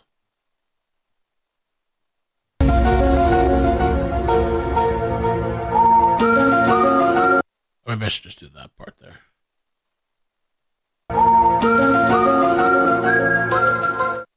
Just that part there.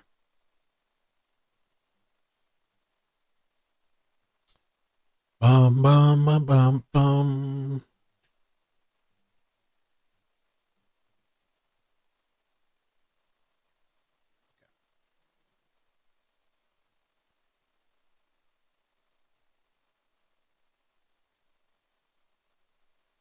Cool. All right, done with that.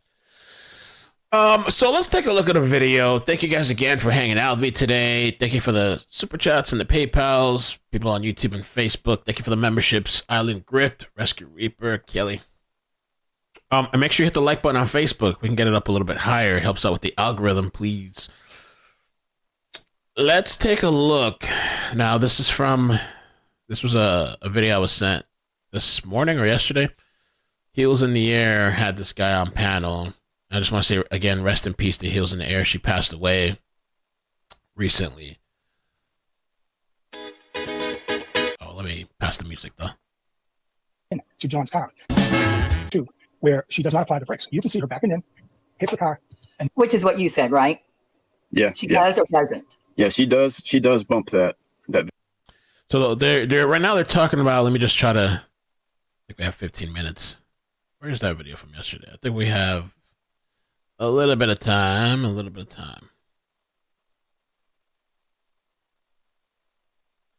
Talking about this video. I think this is Ring.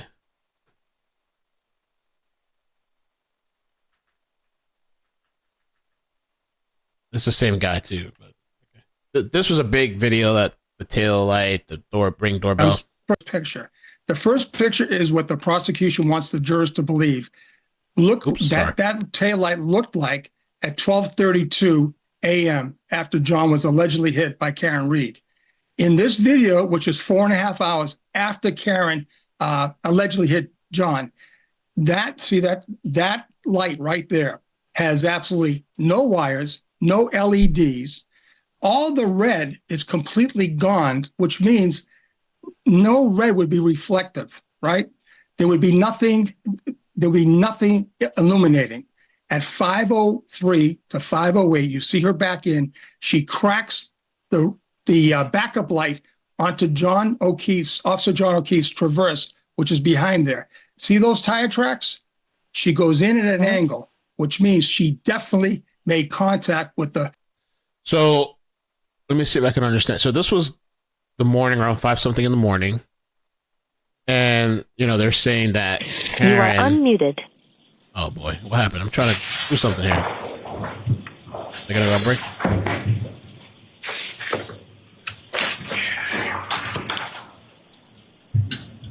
All right. You are muted. All aboard! So this was 5 in the morning, and they're saying that Karen Reed backed out her car and hits John's with it, which it looks like that. Officer John O'Keefe's Traverse, which is behind there. See those tire tracks? Hey there, tracks? Karen Reed trial watchers. This is a law and crime legal alert. She goes in at an angle, which means she definitely made contact with that side light that comes out 5 inches. We documented this. And see right there, that tire on John's car moves forward. It didn't go backwards. So the angle directs the motion of the vehicle when it got struck. So as that video continues on, if you keep going with that video a little bit more, it's completely intact. And but I also feel like they're almost saying two things at once. So they're saying her, because if she would have hit him at 2-something in the morning, and that's when the taillight would have been broken, then at 5 in the morning, they're trying to say you would see that here, but you don't see that here. But they're also saying that, and it does look like she hit his car, but the light still looks intact. So this is how it all came about. The lead detective, Michael Proctor for the Mass State Police, this is how I found it. In his affidavit, so Kitty says prosecution is saying she did this to cover herself because she knew she hit John O'Keefe, right? Let's see. The taillight, the right rear taillight, right side, was shattered and a large piece missing. And I said, wait a minute. The 2 witnesses told him that there was a crack. And we analyzed this back and forth, and we let the video play all the way through. I went to Lexus dealerships. They told me not only do they have, it's a polycarbonate plastic, one of the hardest plastics you can have. The law of physics, but there you go, right there. See all that red? In the final picture where the prosecution is saying this is how it ends up, it's no way. So polycarbonate plastic, very hard. 6,500 pounds going into a 220-pound male human will topple him over. It will not crack up the taillight in 37 plus pieces. Absolutely impossible. Mistake number 1, they did not know this video existed. But at the same time, so what is he saying? So is he saying that? So he's saying he hit Karen's car. I mean, she hit Karen. She hit John's car, right? And this is and they're saying that it was cracked, but not the way that the prosecution is saying. So are they saying the prosecution, they broke it more into more pieces and then planted it, or? They told me not only. All right, but let me look at this video too, because this is supposed to be another explanation. Physical, in my opinion, you can see it move. But does she apply the brakes or not? She does. Yeah, she applies the brakes once she hits it. And there's like a second, then she applies the brake. The funny thing is, the force comes back from John's car, back into her car. So that energy goes back into the taillight. Okay, so you get 6,500 going in. It's crazy stuff because I had an accident investigation school. Yeah. And it's Newton's third law, and I was told by a person back channel of Twitter, and how it's true. The law, the energy. Once John's car stopped Karen's SUV, that energy came back, and that's how she cracked it. Okay. In between the red, there's a white part. That's actually the blinker and the hazard lights. Okay, and that's where the crack happened. It basically that taillight housing covers the side and the back of the quarter panel of the car. It's all one piece that slides in the back of the car. You can see that in those photos I sent you from the Canton Police Department impound lot. Okay. That one photo that's on there that's very clear. You'll see that you can see the whole lot that's completely broken out. That's when they say they tampered with it. You're saying it covered right there, right? Yeah, it went all the way to it met that other piece the end. there. Yeah, Right there? that little, you see that little square section right there? Right here? Yeah, that's the backup lights. That Okay. section would be clear. Okay. So The rest this of it would covered- be, yeah, that would all be red. Oh. So that's where the 36 or 37 pieces came from. Yeah, I I want to hear that again. Hold on. it's the back. There? That little, Right? when they say it went tampered with it. You're saying it covered right there, right? Yeah, would it went go- all the way to it met that other To piece the right end. there. Yeah, there? that little, you see that little square section right there? Right here? Yeah, that's the backup lights. That Okay. section would be clear. Okay. So The rest this of it would covered- be, yeah, that would all be red. Oh. Okay. So that's where the 36 or 37 pieces came from. Yeah, yeah. I thought it only covered here. No, it's the whole, all of that. It's basically all of that. Oh.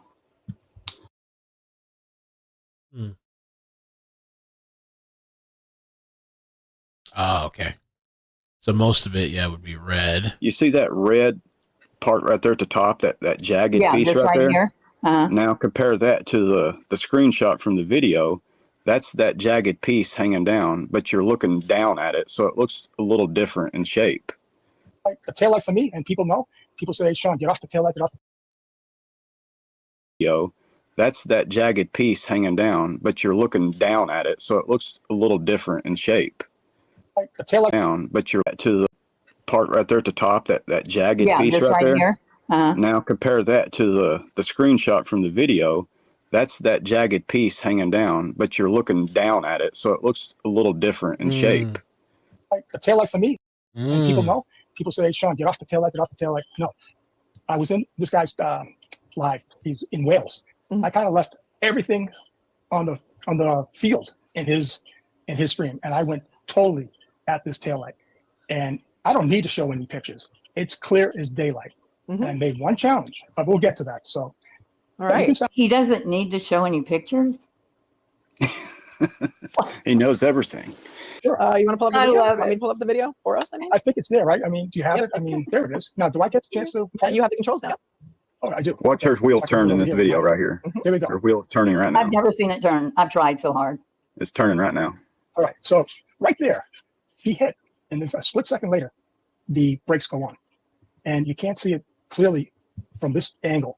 When you do bring it in to zoom in, it shows how the energy is flowed. Okay, and so.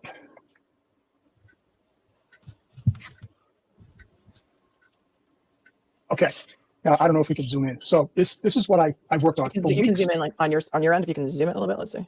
Really, I got these stupid. How's that? Okay. Yeah, that's great. It doesn't really matter. So if you look, so I started looking. I said, wait a minute, this is crazy. That right side is pretty much intact. Right? We know Jen had talked about the taillight being cracked, right? The spotlight from the camera. That's Oh. a ring. That's a ring spotlight. It has a spotlight on it, Uh-huh. and the light is shining down and shining onto the silver housing, and you can see that little red jagged mark, Oh, uh-huh. piece of It's plastic right hanging there. at the top. Oh my God. Oh. Yeah. It's right there. That's It the almost red. does look like it's hanging. That housing is completely busted right there. Is it? This, And you see, there's no Uh-uh. red plastic laying behind that vehicle. There's Uh-uh. nothing on top of the snow. nope. I have not until you just That would be crazy. Like if we're looking at from, if you try to, because I want to see the other side and perspective to this. And so let's say she had forethought. Let's say she knew she hit this guy at night. And then she's like, fuck, well, let me just reverse into this guy's car to like make it like, well, that's where the damage came from. Wouldn't that be crazy? Just pointed that out to me. Notice that jagged, it's exactly right there. You'll see it even more here in a minute when she pulls forward. But here's the killer. We know Proctor in his affidavit never used the word crack. What he used was No, it's not. It's not. Running Bear says the light is broken inward. It's gone. It's right there. It's gone. You'll see here in a minute. It's completely missing. Is it hanging or it's all gone? busted out. He saw this car the way it was, and he said, upon seeing the vehicle, he noticed that the right rear, right side, so right around there, right there, right there, is what he's talking about. And he said, is shattered with a large chunk missing. Shattered. I said, well, shattered. I said, that's not shattered. So we'll go a little further here. Sorry. Okay, so it's not really demonstrative there, but there is a little bit of space. So my video will show a little different than this right here. She went past it. I think it's on purpose too. I think. Well, he's the one controlling it. Ah, okay. Let's see if I can get this thing. Yeah, he's controlling it.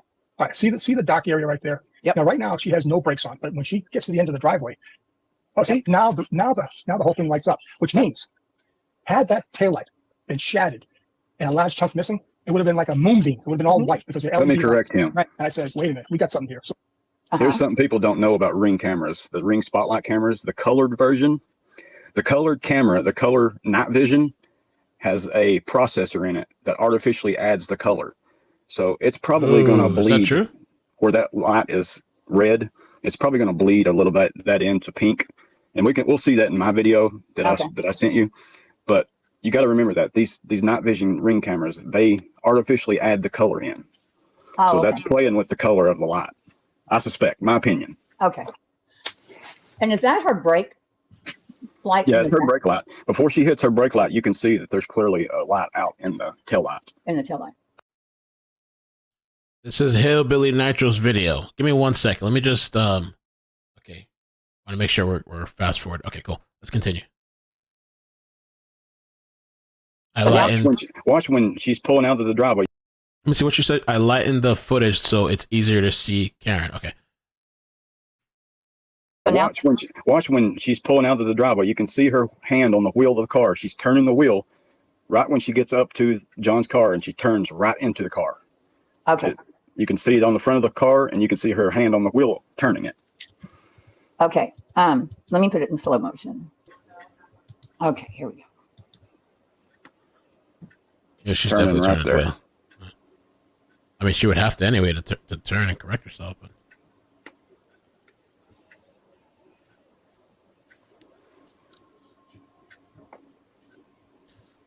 and it's interesting that she wouldn't even get out to check the car. Like if I would have hit somebody's car, or you could say that she's freaking out and that's why she didn't stop. But I would check and see, damn, like what's the damage? What did I do? Yep. She turns right into it. Uh-huh. And why wouldn't she turn before that? I mean, you would pull back. You know what I mean? Like you wouldn't. Okay, tell me when to stop it. I slow the video down here so you can see. It's going, so I've got it slowed down even more. I can't believe Heels is dead. It's fucking wild to me. Would have been The nice Ring to talk to her about spotlight this. camera is shining on the silver light right there. The silver section of the housing. Right here. Yeah, that's where it's shining on the silver section of the housing. Okay.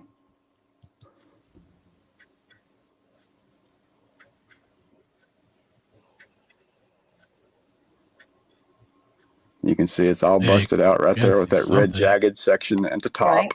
Right there. That's giving the pink light out right there. There's a bulb underneath that. Or Okay, near so that. this part wasn't covered in, whoops. You'll see it again here in a minute. I mean, and there's no broken pieces here at all. So, I mean, if the argument is, okay, for Karen Reed people, the argument is she backed into John and that's what broke or cracked the light. Where's all the tail pieces here on the video? The shattering. There's no. I mean, I guess you could argue the video quality is not great.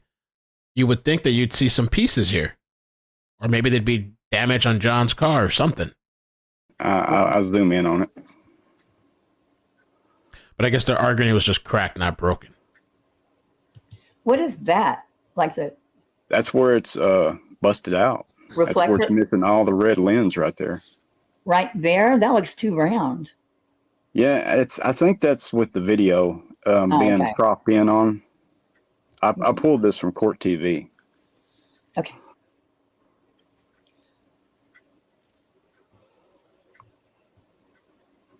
Okay, now this is all you. I didn't rewind.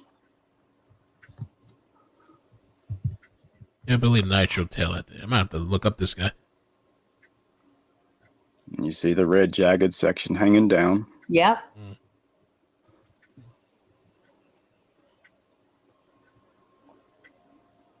Comparing the 508 photo.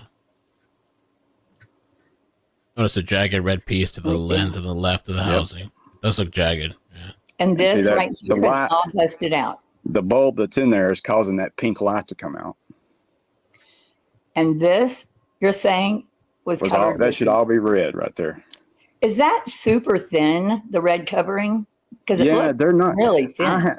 I owned a Lexus back in 2001, and I actually took the taillights apart in it, and they were really thin, but I don't know about nowadays.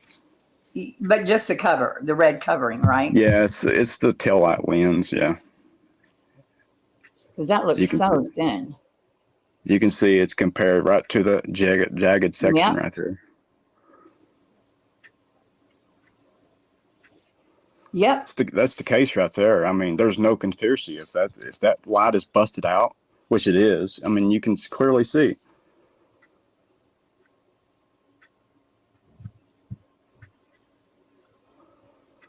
Yeah, because I didn't notice it overlap right there before. Right there. I mean, that shows it right there. It should have been, I don't know. Well, that's the other side of the argument, I guess, or the still not back. Good morning, guys. Good morning. Melraz, thanks. I appreciate that. What is that? I'm sorry, but this is stupid. It's the video that's been posted everywhere. It's just the quality is not that great, unfortunately. I wonder what kind of ring they were using.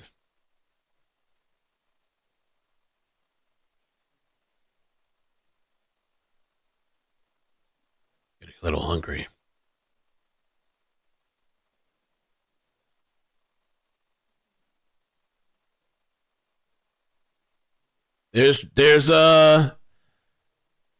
There is, let me show you the picture. There's glare in the courtroom today. The glare. He went in person. He lives in the state, so he went and visited. Let me see if I can download this picture.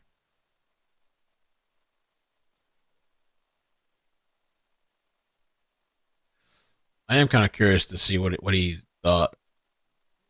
thinks about, like maybe the jury's reactions and stuff like that. There's Glare, showed up in person. Got a nice black jacket. In person. Behind Lally. Or maybe he's been the defense. I don't know. I can't tell the angle, but wow.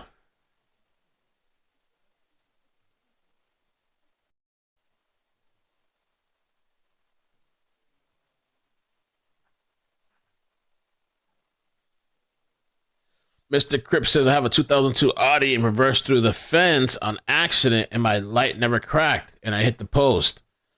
Well, your bumper probably took the damage. It probably depends how you hit it.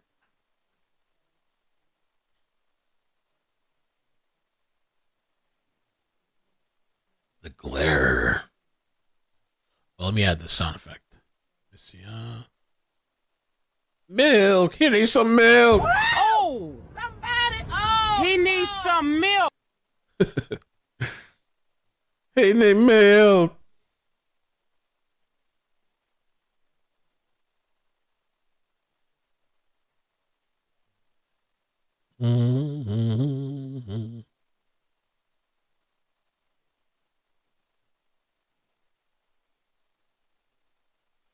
Okay. Hello?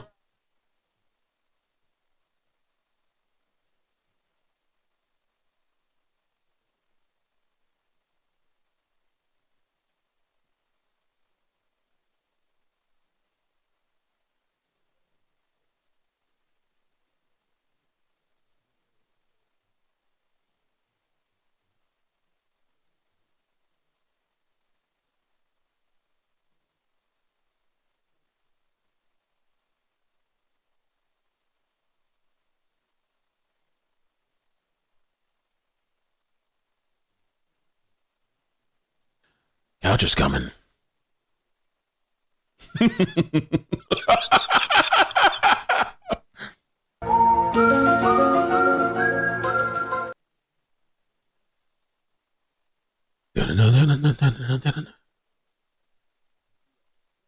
did it?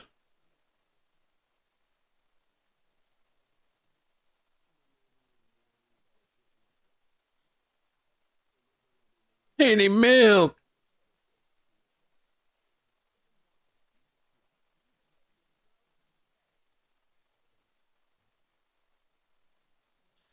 I still haven't tried a test. I mean, I tried the other day the reverse test, but I need a more controlled environment because I want to be safe. I don't want to do nothing crazy. You know, I don't want to get caught up. You know what I mean?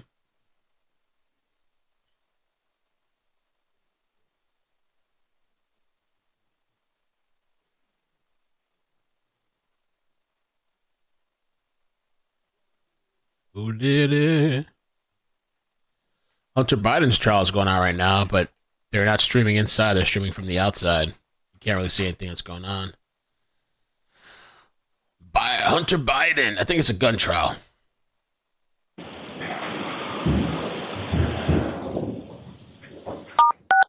You are unmuted. Be back. Moonchild says, you sound dumb as a bag. You can't even spell right. You talking about you sound dumb as a bag of rocks. Moonchild, don't be mad. Be nice. Thank you. Maybe see The first time on the channel, welcome. All right, Mr. Lally, your next witness, please. Yes, Your Honor, the Commonwealth called Ms. Christina Hanley to the stand. Okay. Christina Hanley. All right, let's see. Christina.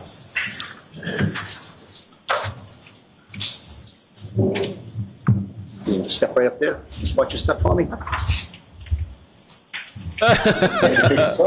Randy.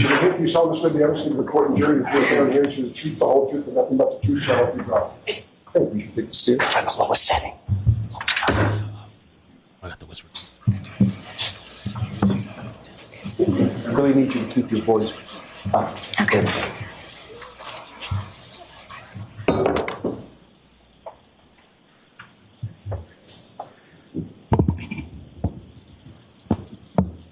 All right. Whenever you're ready, Mr. Lally. Thank you, Your Honor. Good morning, ma'am. Good morning. Could you please state your name and spell your last name for the jury? Sure, it's Christina Hanley. Hanley is spelled Hanley. And what do you do for work, ma'am? I am a forensic scientist at the Massachusetts State Police Crime Laboratory. And how long have you been at the Massachusetts State Police Crime Laboratory? I have been there for approximately 16 years. Now, ma'am, if I could ask you just a little bit about your educational background, starting with where did you go and what, if any, degree did you receive with regard to your undergraduate? Sure. I have a Bachelor of Science in Chemistry with a concentration in Forensics from Merrimack College. And then after receiving those degrees from Merrimack, where did you go from there? I began working at the Massachusetts State Police Crime Lab in 2008. And from your work there in 2008, what did you do next? So I began as a chemist one in the drug identification unit. Once I completed my training in there, I was promoted to a chemist 2. In 2009, I transferred into the trace unit as a chemist 2, which is the equivalent of a forensic scientist 2 currently. And in 2017, I was promoted to a forensic scientist 3 in the trace, arson, and explosives unit. And if you could describe for the jury sort of the difference between a forensic scientist or a chemist 1, forensic scientist 2, forensic scientist 3 within your lab. Sure. So forensic scientist 2 is considered like a bench analyst working on casework. Hey, Ms. Hanley, I'm going to ask you to keep your voice up really loud, okay? A forensic scientist 3 is a unit supervisor, and I also perform casework. And how long is it you've been a forensic scientist 3 or a supervisor within the trace unit? I have been a supervisor since 2017 for approximately 7 years. Keep your voice up, please, ma'am. Now, Ms. Hanley, with reference to starting in general terms with the trace unit, if you could describe to the jury what is the trace unit and what type of analyses are done within that unit.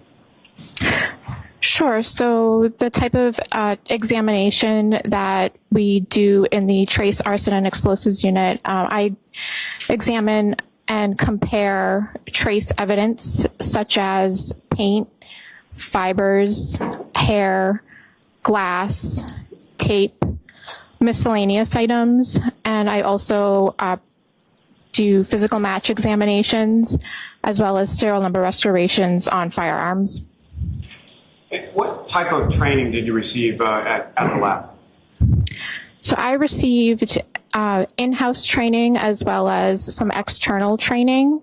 The in-house training consisted of required readings, exercises, observing other analysts working on casework in the lab. I was required to successfully complete a written exam, a competency test, and a mock trial. And if you could describe to the juries for what your duties and responsibilities are with your current position at the lab. Sure. So I'm responsible for the daily operations in the unit, training other new analysts in the unit. I perform technical and administrative reviews of case files. I also work on casework, like I had mentioned, examining trace evidence such as paint, fibers, hairs, glass, tape, miscellaneous items, and physical match examinations and serial number restorations on firearms. And was your lab, the Massachusetts State Police Crime Lab, is that accredited somehow? Yes, it is. And can you describe to the jury what that accreditation means, essentially? Sure. So an accreditation, it's a formal recognition that the lab is in compliance with certain accreditation requirements. And is the lab that you work for, is that currently up to code or up to speed with regard to accreditation? Yes. Now, as far as you mentioned that you work as a supervisor and review other people's casework, is that correct? Yes, that's correct. Now, when it comes to this specific area, as far as trace analysis or comparison of items, who, if anyone, reviews your work? I'm sorry, I didn't hear the end of that. When it comes to this type of analysis, as far as comparison of items, who is it that reviews your work? So depending on the type of case, currently we do have an external technical reviewer who is authorized to perform that technical review. And is that external review, is that essentially as a result of there is no one else at the lab that can do what you do? With some of the disciplines that I perform casework in, I am the only one. So when I do those types of cases, we utilize an external technical reviewer. Are you familiar with a proficiency test? Yes. Can you explain to the jury what that is and how that plays into either your work at the lab or the accreditation process that the lab goes through? Sure. So a proficiency test monitors an analyst's performance. It's a quality assurance process, and I am required to complete at least one external PT annually. Due to the multiple subdisciplines in TRACE, I do typically perform or complete more than one proficiency test per year. And are the proficiency tests that you take, are they required by the accrediting body, ANAP? Yes. And have you passed each of those proficiency Marie, thank you tests for the that 10. you've undertaken over the years? I have successfully completed my proficiency tests. Now, turning your attention to this case, at some point, did you become involved in an analysis in reference to a lab case number 22-02184? Yes. And the name of the suspect on that is Karen Reed, is that correct? Correct. And if you could describe to the jury, again, just in a general sense, in any sort of case, when items come into your possession at the lab, how is that done, and sort of what do you do with those items when you first receive them? Sure. So evidence is submitted to the lab through the evidence unit. It's assigned a unique lab number and barcode. The information for the case is input into our LIMS system, which stands for Laboratory Information Management System. And a chain of custody of the items is tracked in that LIMS system. When I take an item into my custody, I then document it with photos and notes. And then I proceed with sampling and microscopic examination and instrumental analysis. Now, specifically when it comes to, you mentioned you have a variety of sort of subdisciplines or different types of testing or casework that you do, is that correct? Yes. Specifically as it applies to an analysis or an examination of items of glass. What, if any, experience or what types of cases would it be that you've looked at those types of items in the past? So I have examined glass numerous times from a variety of different types of cases. For example, a hit and run or a B&E. And as far as the types of, are there different types of glass that you've performed examinations on in the past as well?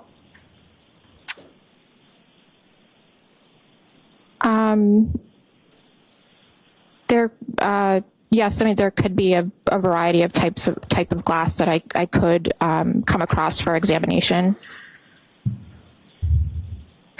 And with respect to examination of glass, what are some of the steps, or what is the process, or what, if any, instrumentality are you using to conduct your examination?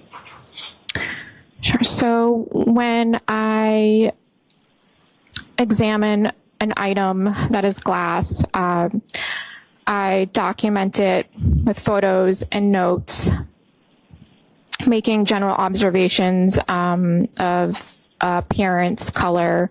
I examine a portion microscopically and observe certain optical properties. And then I will also check to see if it fluoresces under UV light. And I also will sample it for analytical analysis using a GRIM, which stands for Glass Refractive Index Measurement. If you could explain to the jury the GRIM device, how does that work? Sure. So it measures the refractive index. Your refractive index. Your sample is placed into an oil of a known refractive index, and that then gets placed onto a hot stage of the microscope of the GRIM instrument. And it goes through a process of cooling and heating, and it looks for the match point temperature. And from that match point temperature, we're able to determine the refractive index of the glass sample.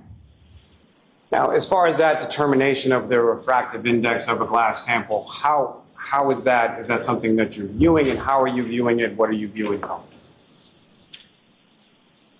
It's viewed through the software that the GRIM instrument uses.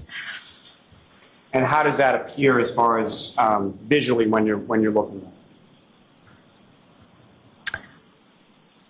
it? So it essentially, you watch the cooling and heating process of this sample, like I had mentioned, and it determines the match point temperatures, and it takes an average, and it then calculates the refractive index for the sample.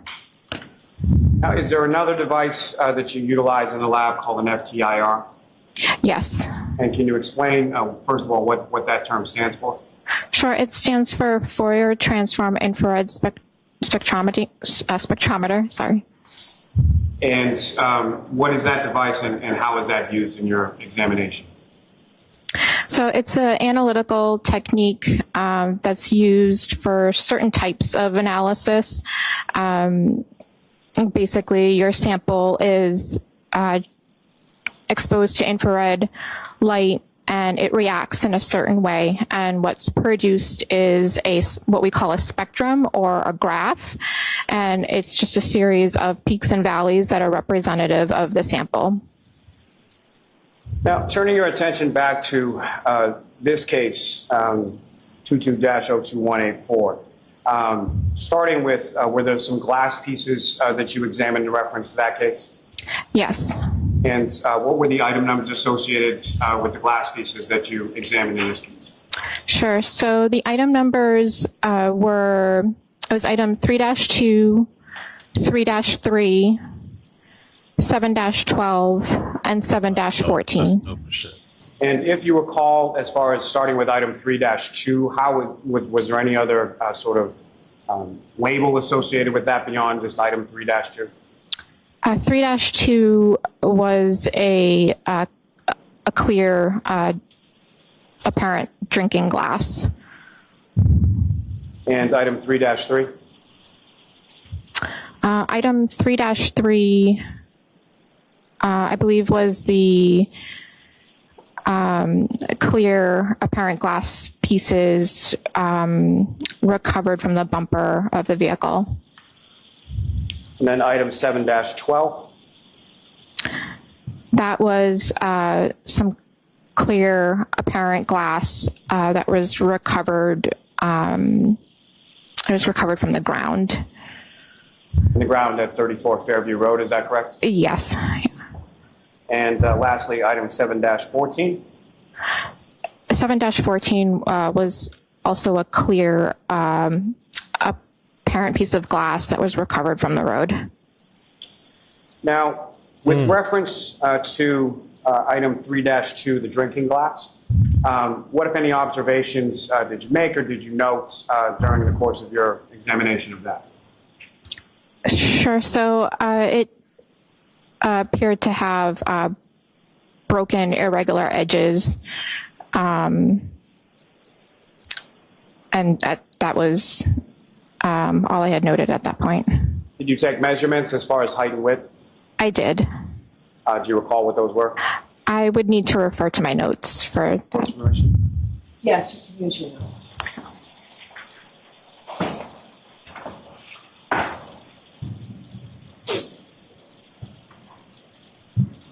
Almost time for me to eat.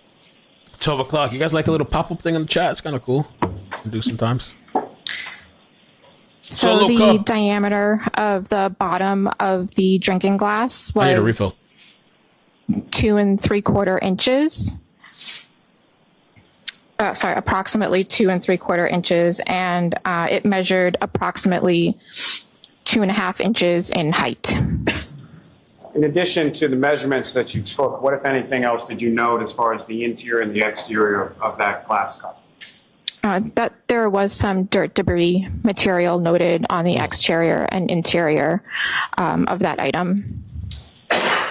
Now, as far as item 3-3, the apparent glass on the rear bumper of the vehicle, what, if any, observations or measurements did you take in reference to that, or how many pieces were there? Sure. So it consisted of 5 clear pieces of apparent glass, with broken irregular edges. The largest piece measured approximately 7/8 of an inch by 5/16 of an inch, and the smallest piece measured approximately 3/16 of an inch by 1/8 of an inch. Now, within those 5 pieces in items 3-3, were they then given each of those pieces respectively an additional label or marker? Yes. And was that an alphabetical one, essentially A through E? Yes, I labeled them A through E. Now, with regard to piece E from item 3-3, what, if anything, in addition, did you do with regard to that piece? So what I labeled as piece E, I also used the Grimm instrument for analytical instrumentation. Now, with regard to item 7-12, or the 14 pieces of glass and clear plastic, what, if anything, did you observe in your initial observations or initial examination of those pieces individually?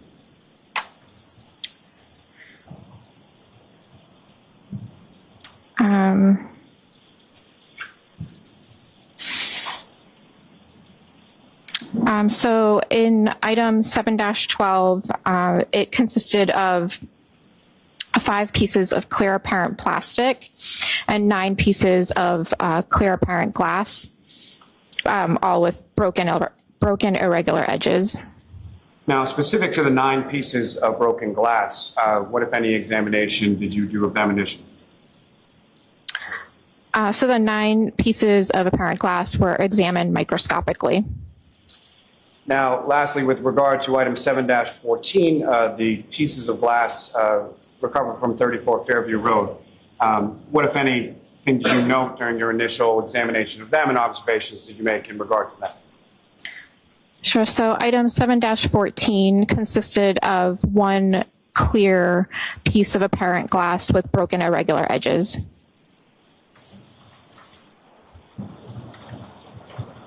Now, as far as the microscopic appearance, so when you're putting something under the microscope and you're looking at what kind of things are you looking for? What kind of characteristics are you looking for when you're examining something microscopically? So I look at several things. So initially, I look at the color, whether there are like flat, smooth surfaces to the glass, whether it's flat or curvature. And then I may sample some more to examine under a polarized light microscope and check to see if there are certain optical properties under a polarized light microscope that are characteristic of glass.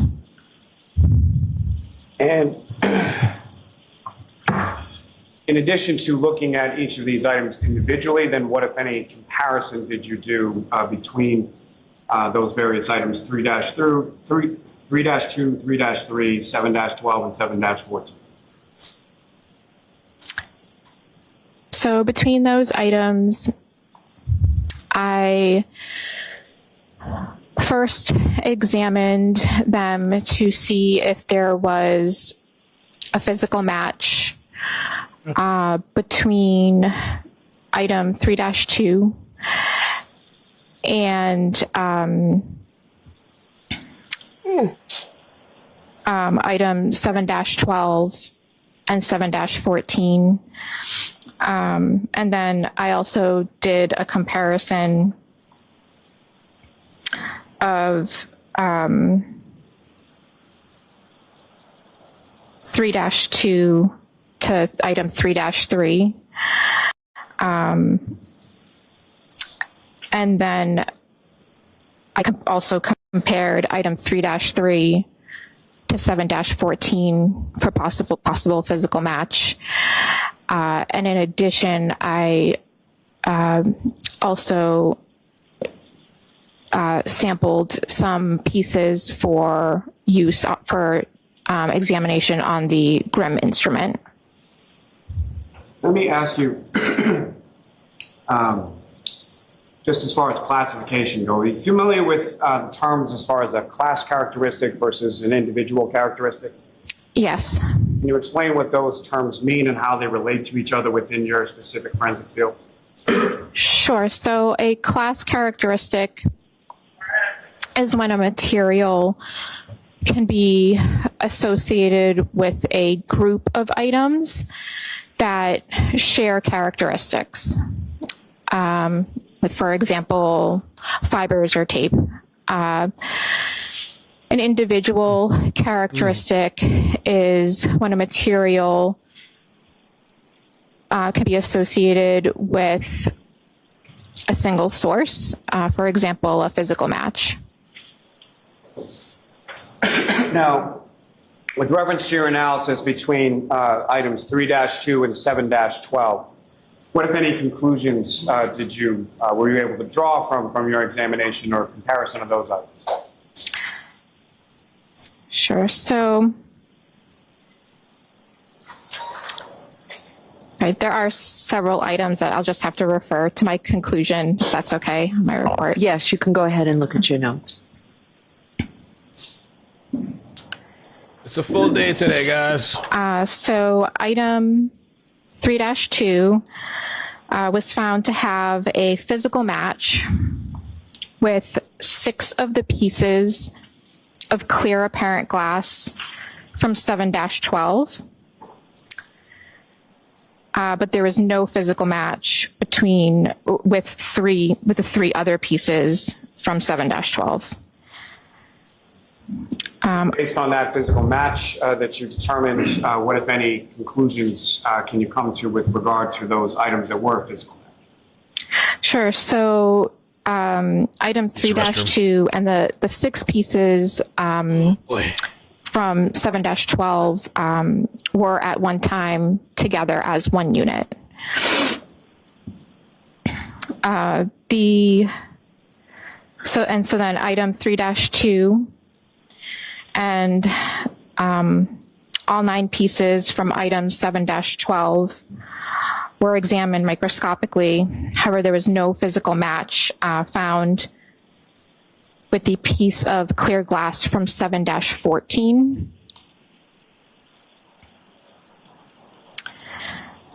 Item 3-2 and all 9 pieces of clear apparent glass from 7-12 were examined microscopically, but no physical match was found with 2 of the pieces from the clear apparent glass from item 3-3.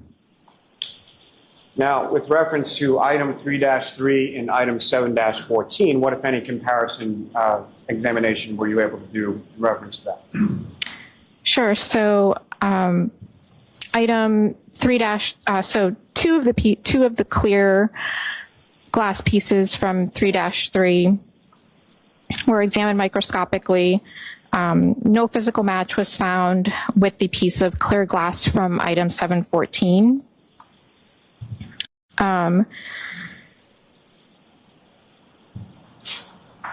One of the pieces that I had labeled as piece E from item 3-3 was found to be consistent in physical and instrumental properties with examined portions of the piece of clear glass from item 714.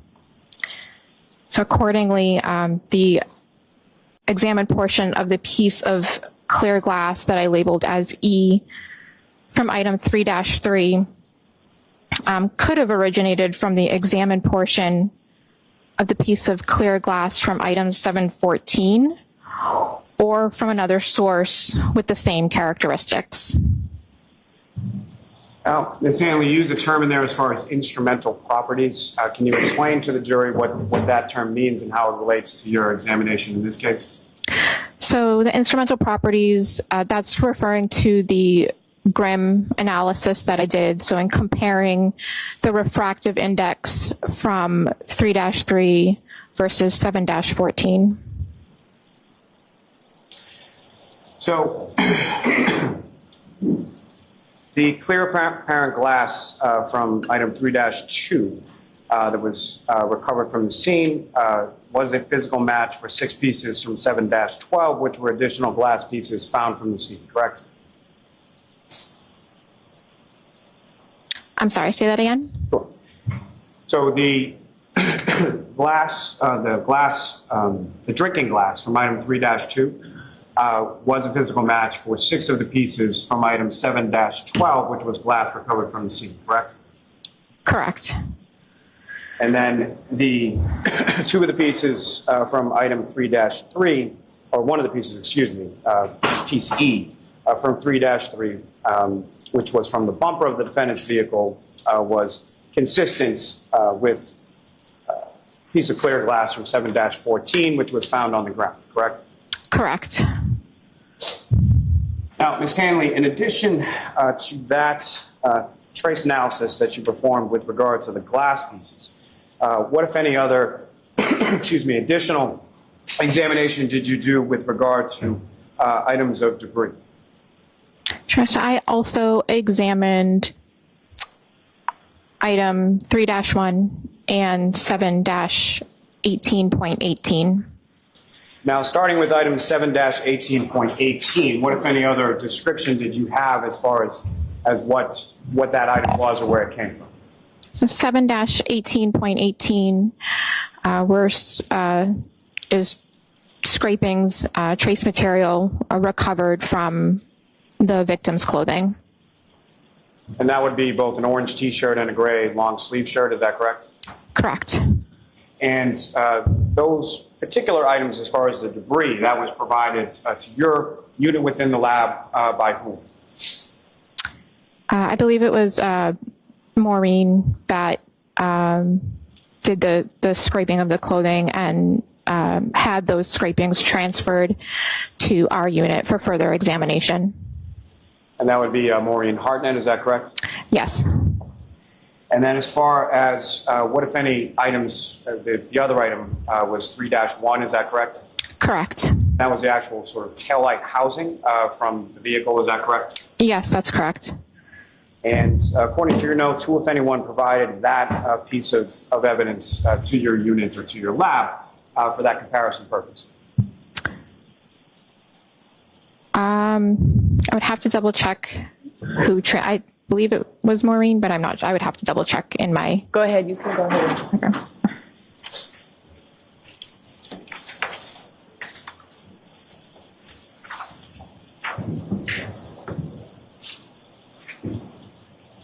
Oh, okay. I'm sorry. It was Trooper Christopher Moore that had that item delivered to the lab. Now, with reference to item 3-1, the passenger side taillight from the vehicle, what, if any, observations or things did you note in regard to your sort of initial examination of the taillight? So I did notice that there were portions of the taillight and red that had broken irregular edges. It appeared to be that there was damage to it. Or examination just of the taillight now, what, if any, instruments did you utilize in the course of your examination of the taillight? Sure. So during my examination, I used a stereo zoom microscope, a polarized light microscope, a comparison microscope, as well as a FTIR with a microscope attachment, and a microspectrophotometer, also known as a microspec. Now, the Graham and the FTIR, I believe you've already discussed in your testimony. As far as the microspec is concerned, can you explain to the jury sort of what that instrument is and how it's used and how you used it in this examination specifically? Sure. So a microspec is used to examine items that have color. So essentially, your sample is exposed to visible light, reacts in a certain way. Some of the light gets absorbed, some of it gets transmitted, and we get a spectrum, and it's representative of the dye or pigment in the sample. Now, with reference to item 7-18.18, that being the debris from the victim's clothing, what, if any, observations or measurements did you take in reference to that particular item? Sure. So I noted that there was some clear plastic material, as well as some red plastic material, and I would have to refer to my report for exact measurements of those items. You can go ahead and do that. Thank you, Your Honor.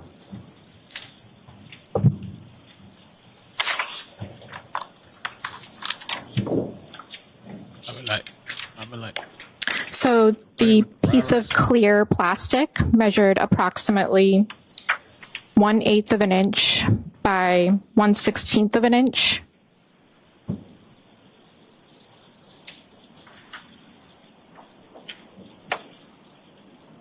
And the largest piece of one of the red plastic pieces measured approximately 1/16 of an inch by less than 1/16 of an inch. And the smallest piece from that measured approximately less than 1/16 of an inch by less than 1/16 of an inch. As far as measurements go, as far as your examination, as far as the lab is concerned, is 1/16 of an inch sort of the bottom row as far as measurements go? Yes. So if something is less than that, it's just sort of noted as less than 1/16 of an inch. Is that correct? Yes. And with regard to that debris, the clear and red plastic from the debris, what, if any, examination or what, if any, instruments did you use to conduct your examination just for those pieces? So I examined a portion of the clear plastic, as well as one of the pieces of the red plastic. I examined them microscopically, and I analyzed portions instrumentally using an FTIR and a microspec. And based on those examinations, starting with the clear plastic material that you observed, what, if any, conclusions did you come to with reference to comparison of the clear plastic material to the taillight housing? So the clear plastic from item 7-18.18 was found to be consistent in color and instrumental properties with the examined portion of the clear plastic from the taillight. So accordingly, the clear plastic from 7-18.18 could have originated from the clear plastic from item 3-1 taillight, or from another source with the same characteristics. Now, similarly, from your examination of the red pieces of plastic in the taillight versus the red pieces of plastic contained within the debris, what, if any, conclusion were you come from your examination of the comparison of those items? Sure. So the examined portions of the red plastic from item 7-18.18 was found to be consistent in color, microscopic appearance, instrumental properties with the examined portions of the red plastic from the taillight item 3-1. So accordingly, the red plastic from 7-18.18 could have originated from the red plastic from item 3-1, the taillight, or from another source with the same characteristics. Thank you. May I have one moment, Charm? Yes. That's all I have for now.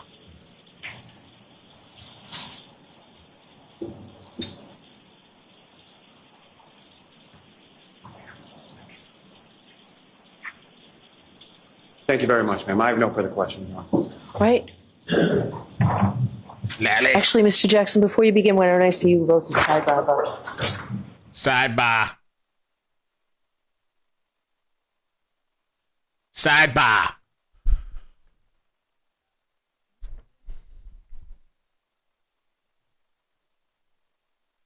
Don't you worry. Yeah, where the blood at? Blood? Where the blood at? Guys on YouTube can hit the like button, please. Thank you. Hit the like. See what Facebook's saying. Expert for the defense is going to say she had to be going 25 miles in reverse to do the damage to John and Light, which is impossible. The car won't go that fast in reverse because of the low transmission gear. I think it can go that fast, but it's not that easy to pull off. The prosecution was saying that. That was one of their things.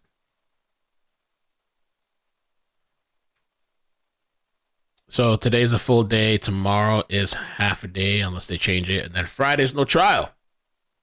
Chill, hang out, smoke, do whatever, man. No trial. There's so many days off in this shit. You can plan a vacation in between, take time off, go on road trips and shit.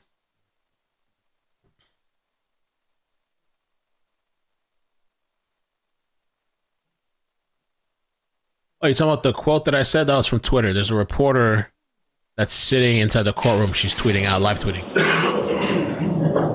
Yeah.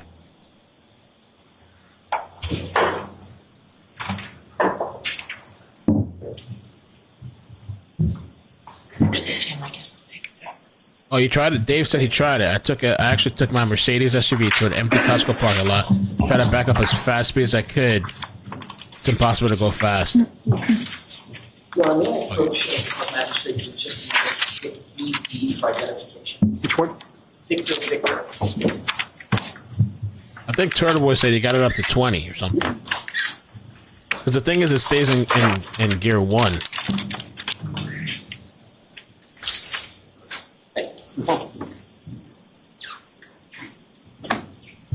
May I inquire? Yes. Thank you. Good morning, Ms. Well, almost afternoon, Ms. Hamlin. Good morning. I'd like to show you a document just to begin our conversation this morning, if I may. May I approach? Yes. This has been previously identified as VV, as in Victor. And I'd like to ask you, first of all, to take a look at that and tell me if you generally recognize what that document is.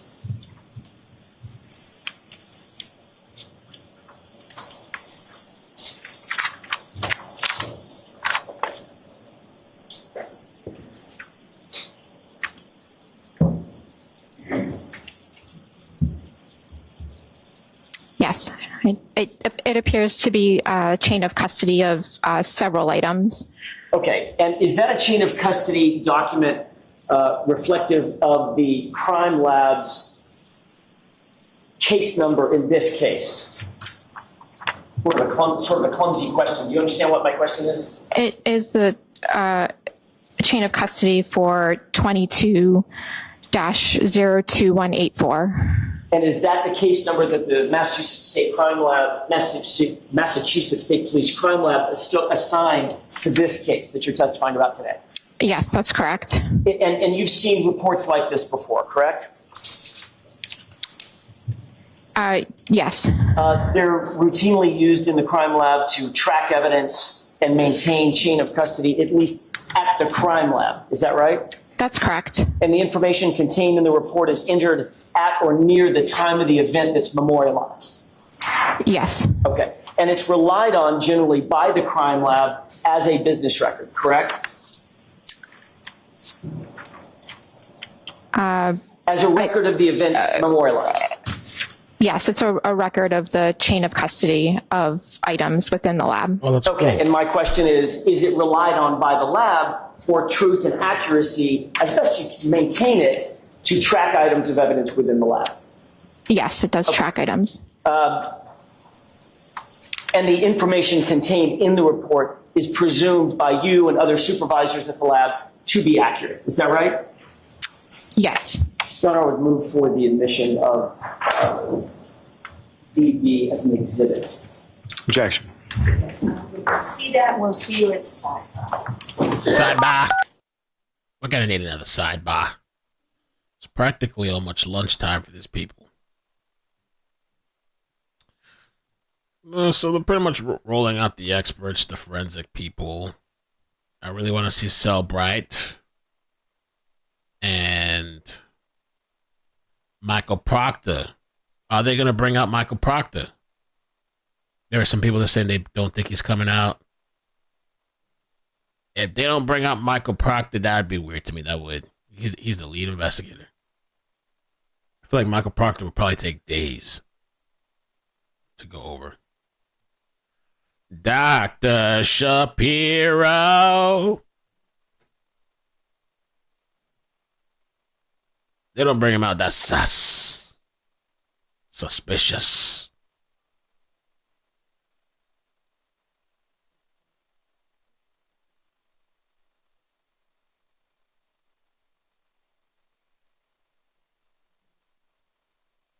And their lunch breaks, apparently, the last time they only did a 30-minute lunch break instead of getting an hour. So maybe this time they'll cut them to 30 minutes as well.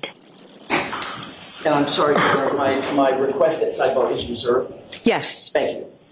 May I inquire? Yes. Ms. Hanley, I want to draw your attention specifically to the glass pieces that Mr. Lally asked you about. Would you agree that there's a lot of numbers that were discussed, correct? A lot of... I compared 3-2 to 7-12 and sub A, B, C, and D of 712 were compared with 3-2 and 3-3. A lot of numbers, right? Yes, there are a lot of numbers, items. Okay. I want to try, if I can, see how well it goes, to clear that up and categorize those. Sure.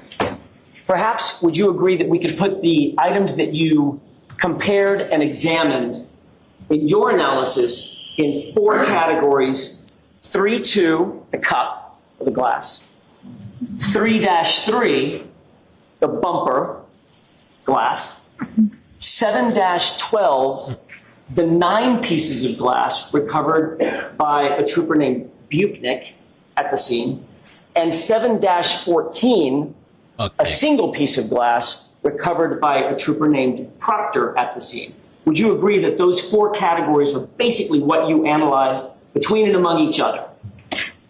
Yes, there's 4 total items. Okay.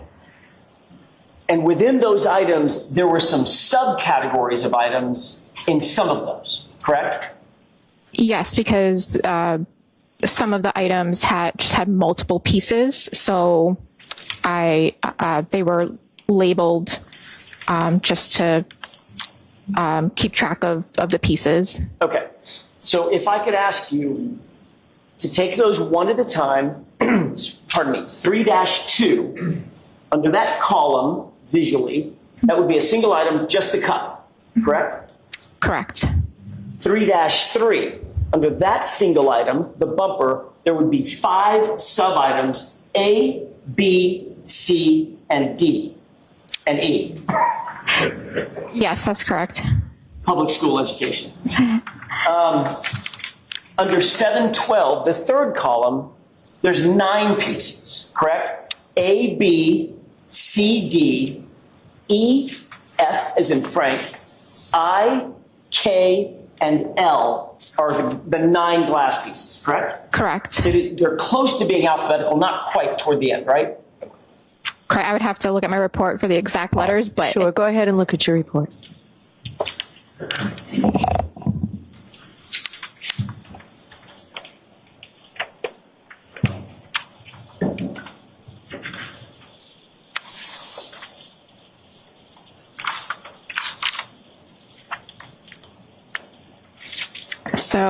so the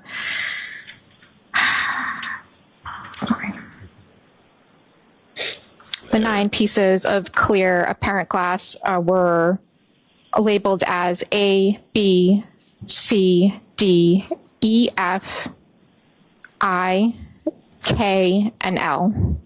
Okay. And then, of course, the last category would be 7-14. That's a single piece of glass that was recovered at the scene by Trooper Proctor, correct? Correct. All right. Objection, Your Honor.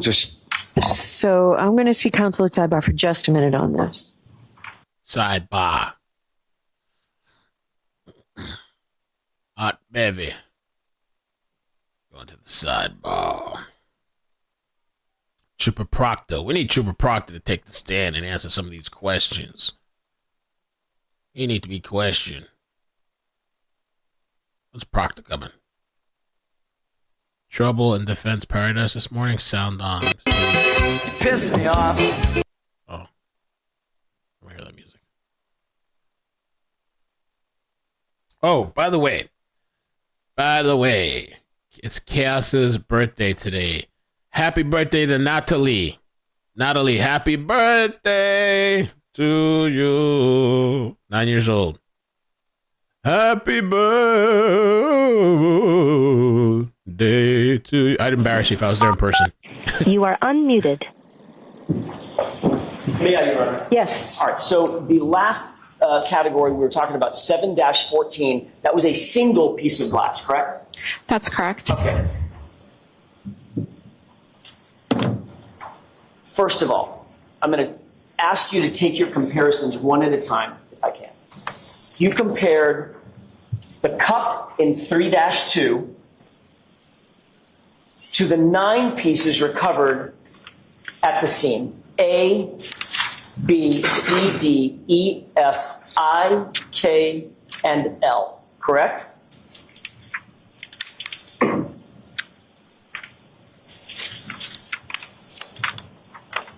Is that 7-12 you're talking about? 7-12. Thank you. Sorry, can you say the letters again? I just don't know if I heard all of them. A, B, C, D, E, F, I, K, L. Yes, that's correct. Of those pieces that I just mentioned, the cup was a match to A, B, C, D, F, and K, correct? Yes, that's correct. Pieces E and I were compared to each other, and you matched them, correct?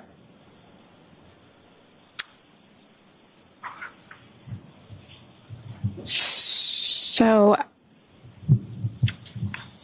I believe I'd have to look further in my notes, but I believe E and I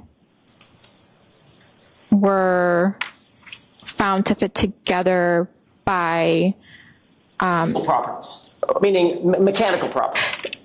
Yes, but I would have to check my notes, but I believe it was the previous analyst that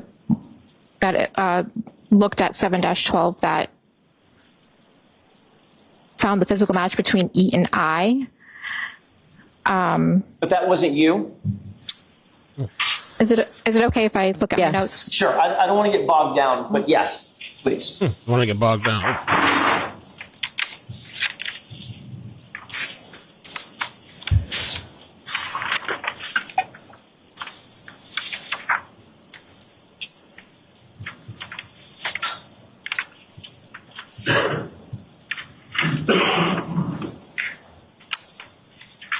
Proctor.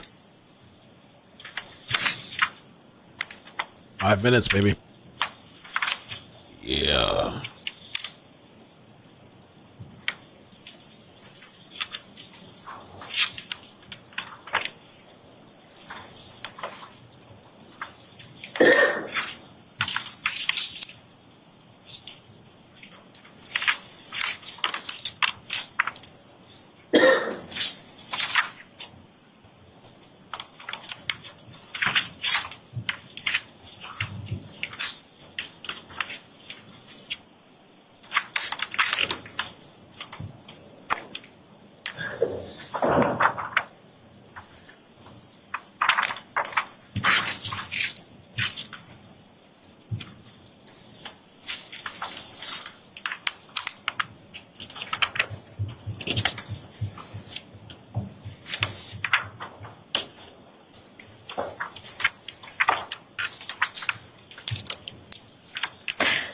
Okay, so item 7-12 was previously examined by another analyst in the trace unit.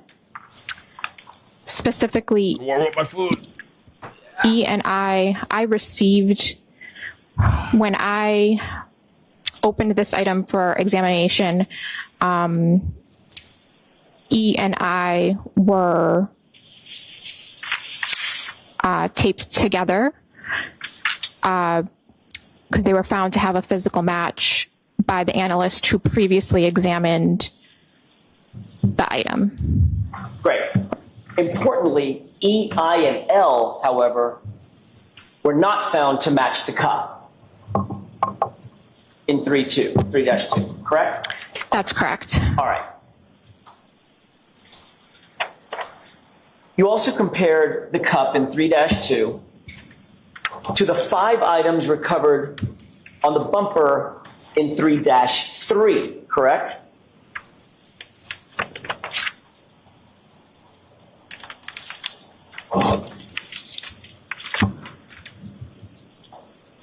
I'm sorry, say that again? You also analyzed the cup in 3-2 against the 5 items, A, B, C, D, and E, in 3-3, the bumper glass, correct?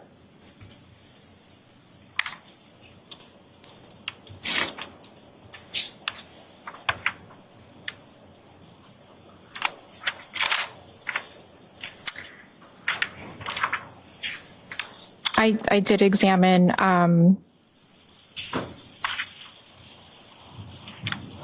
I compared item 3-2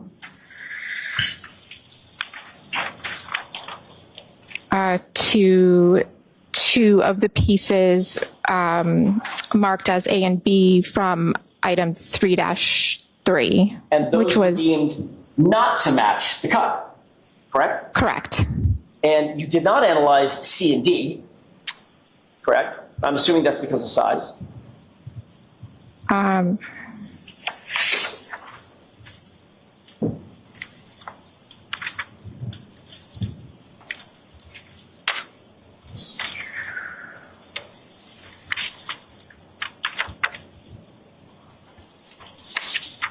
So the rest of the items were not used for physical match examination due to size and condition. So as you sit here, none of the items on the bumper were deemed to match the cup, correct? Correct. All right. So you did end up analyzing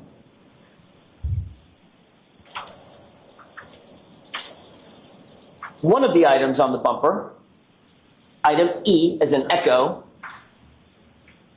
and you analyzed that against the single piece of glass found at the scene in 7-14, correct? Correct.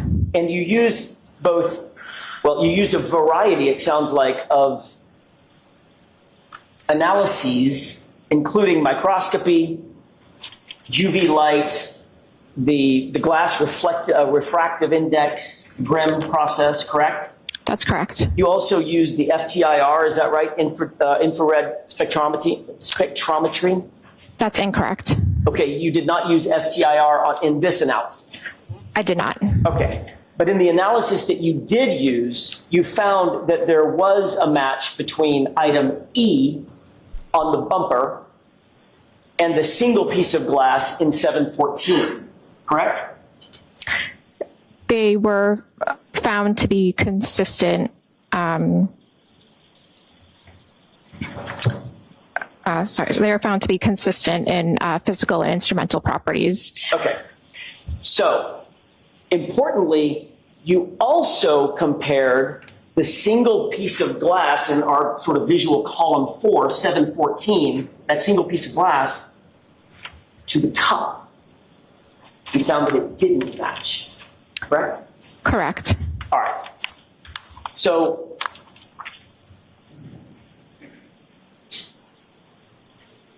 lastly, you tested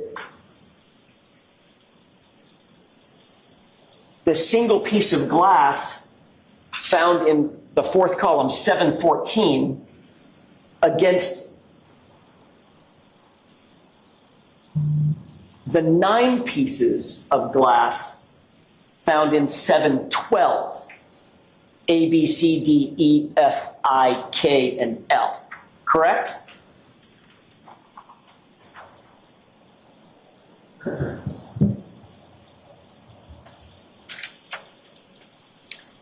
I did compare item 714 to item 3-2 and the 9 pieces in item 7-12. So another way to put that would be you analyze column 4 against column 3 now, correct?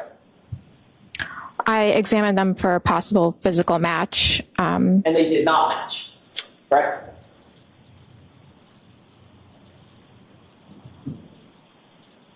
There was no physical match to item 714. Okay. Your Honor, may I approach briefly? Okay.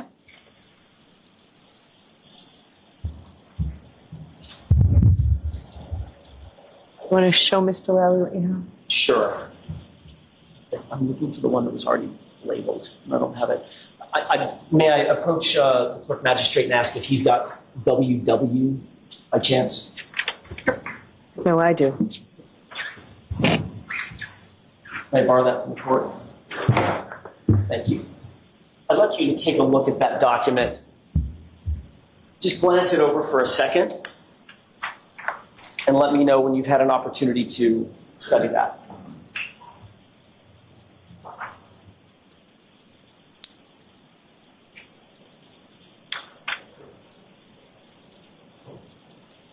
Okay. You've taken a look at that single page document?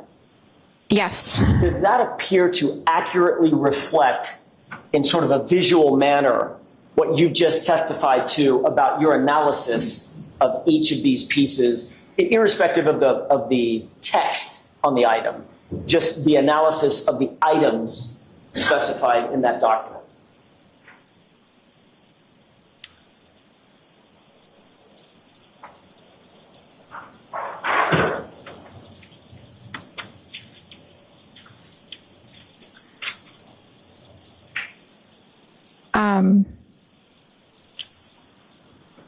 I'm not quite sure what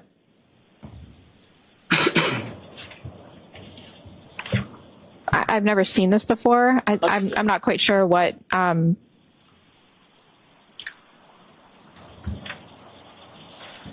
think you have to move along, Mr. Jackson, for all the reasons we talked about at sidebar. I understand. My question is a relatively simple one. Is this and if you don't understand something on the document, just say so.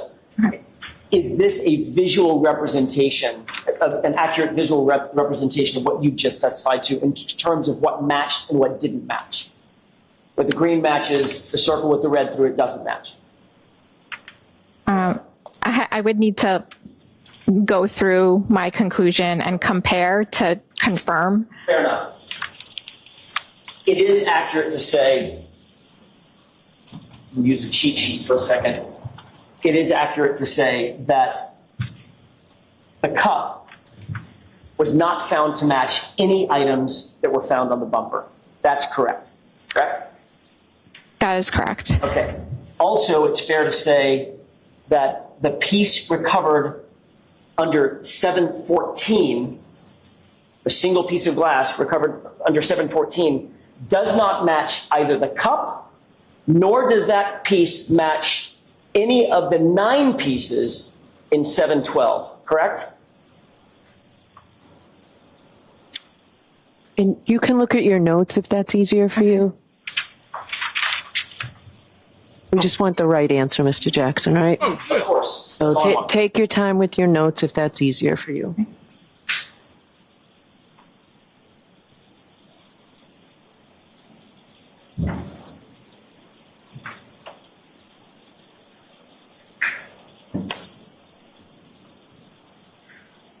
So I'm sorry, can you just repeat the last question that you asked for?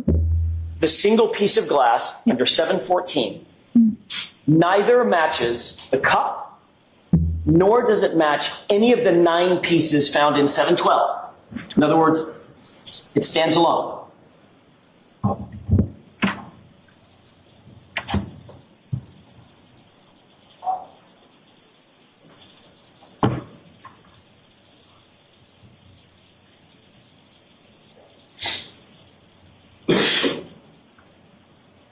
Three different types of glass?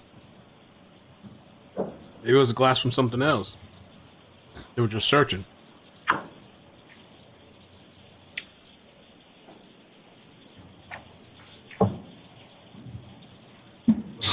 So that's correct. So 714,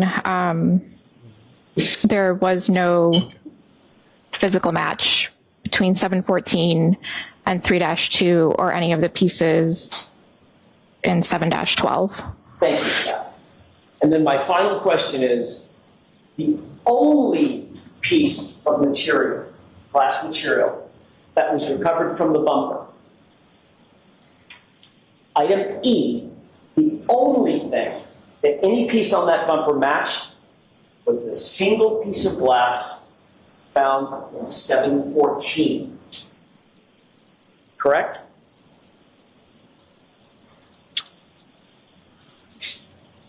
So piece E from item 3-3 was the piece that I examined microscopically and instrumentally.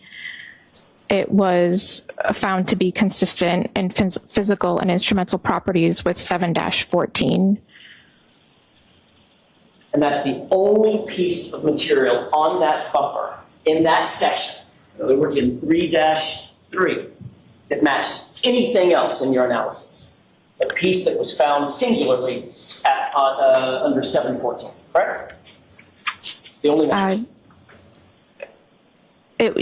Yes, it was found to be consistent.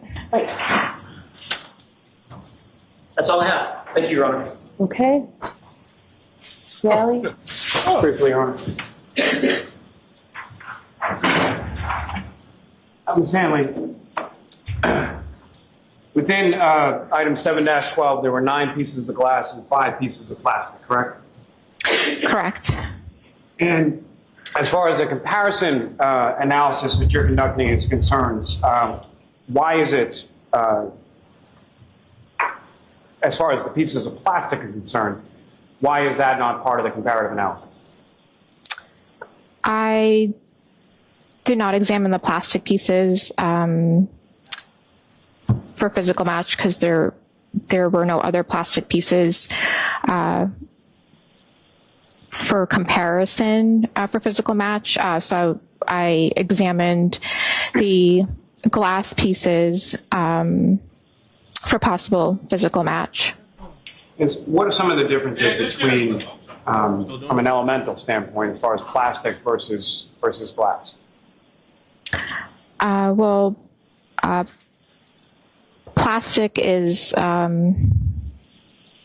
it's a it's a type of polymer. A different type of analysis would be conducted if I was examining plastic versus glass. Something like a plastic, something that we refer to as anisotropic, or glass is isotropic. So they are different types of material. Now, as far as characteristically speaking, from plastic and or glass, what are some of the commonalities of those items as they're found in general? Objection. Beyond the scope? Yes. Sustained. Now, again, from the drinking glass that was recovered on scene, that was a match for 6 of the pieces of glass that were found on the roadway or on the ground at 34 Fairview Road, correct? I believe it was 6. I just would have to confirm in my Go report. ahead and you can go ahead and look at your notes.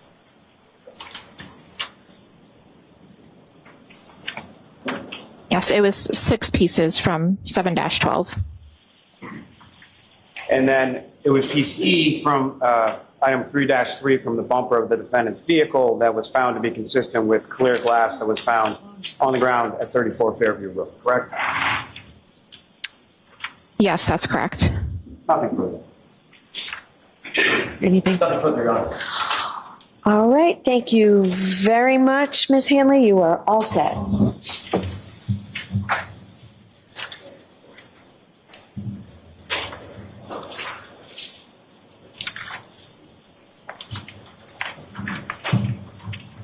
No, that can say something else. Jim, the one with all the Post-its on it, can you give me that? Yeah, that's good. Thank you.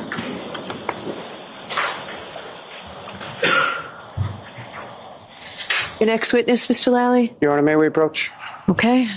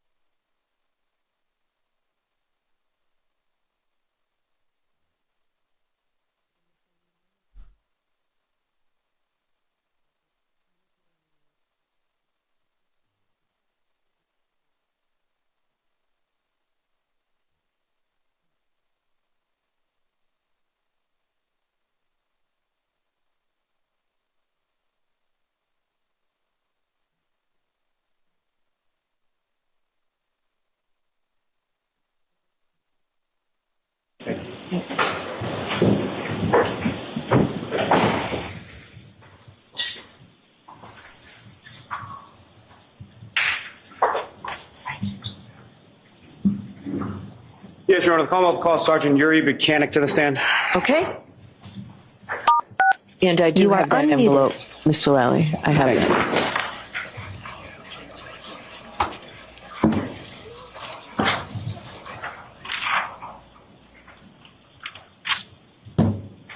Step for me. May stand and please clerk. You solemnly swear to demonstrate the court and jury in the case now here the truth, the whole truth, and nothing but the truth, so help you God. I do. Thank you.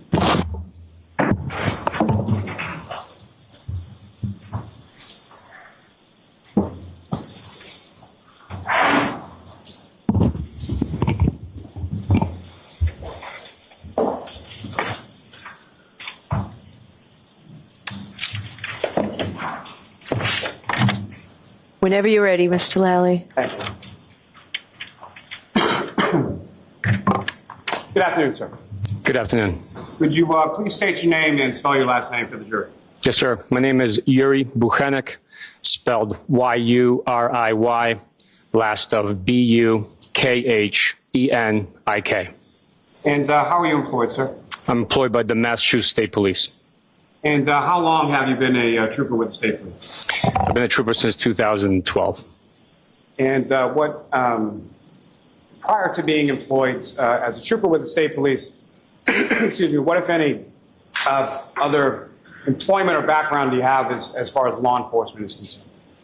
My law enforcement career began in 2003 when I graduated from the military police school in Fort Leonard, Missouri, while I was enlisted in the United States Marine Corps. From there, I was stationed at Quantico, Virginia, with the Marine Corps Presidential Helicopter Squadron. I provided security for the presidential helicopter and assets, attaining a top secret Yankee White clearance. I was promoted meritoriously to corporal and sergeant and had a platoon of 44 Marines. From there, I was stationed in Camp Pendleton, California, where I was a patrol supervisor on base as a military police officer. Once my enlistment ended, I decided to come home and pursue a law enforcement career here in Massachusetts in the communities that I grew up in. I first worked with the VA Hospital Police, where I attained a secret clearance, which was a requirement of the employment. After that, I worked at the Attleboro Police Department in uniform patrol, as well as the SWAT team with Attleboro, Massachusetts Police Department. In 2011, I applied for the Massachusetts State Police, graduated, and worked at the Sturbridge Barracks, Millbury Barracks, and Foxborough Barracks. In 2015, I was selected to come to the Norfolk District Attorney's Office with the detective unit and worked homicide cases as a trooper. 2021, December, I was promoted and took on a supervisory role within the unit. Now, with respect to your work within the unit of the detective unit at the Norfolk District Attorney's Office, what, if any, specialized training did you receive in regard to your work there?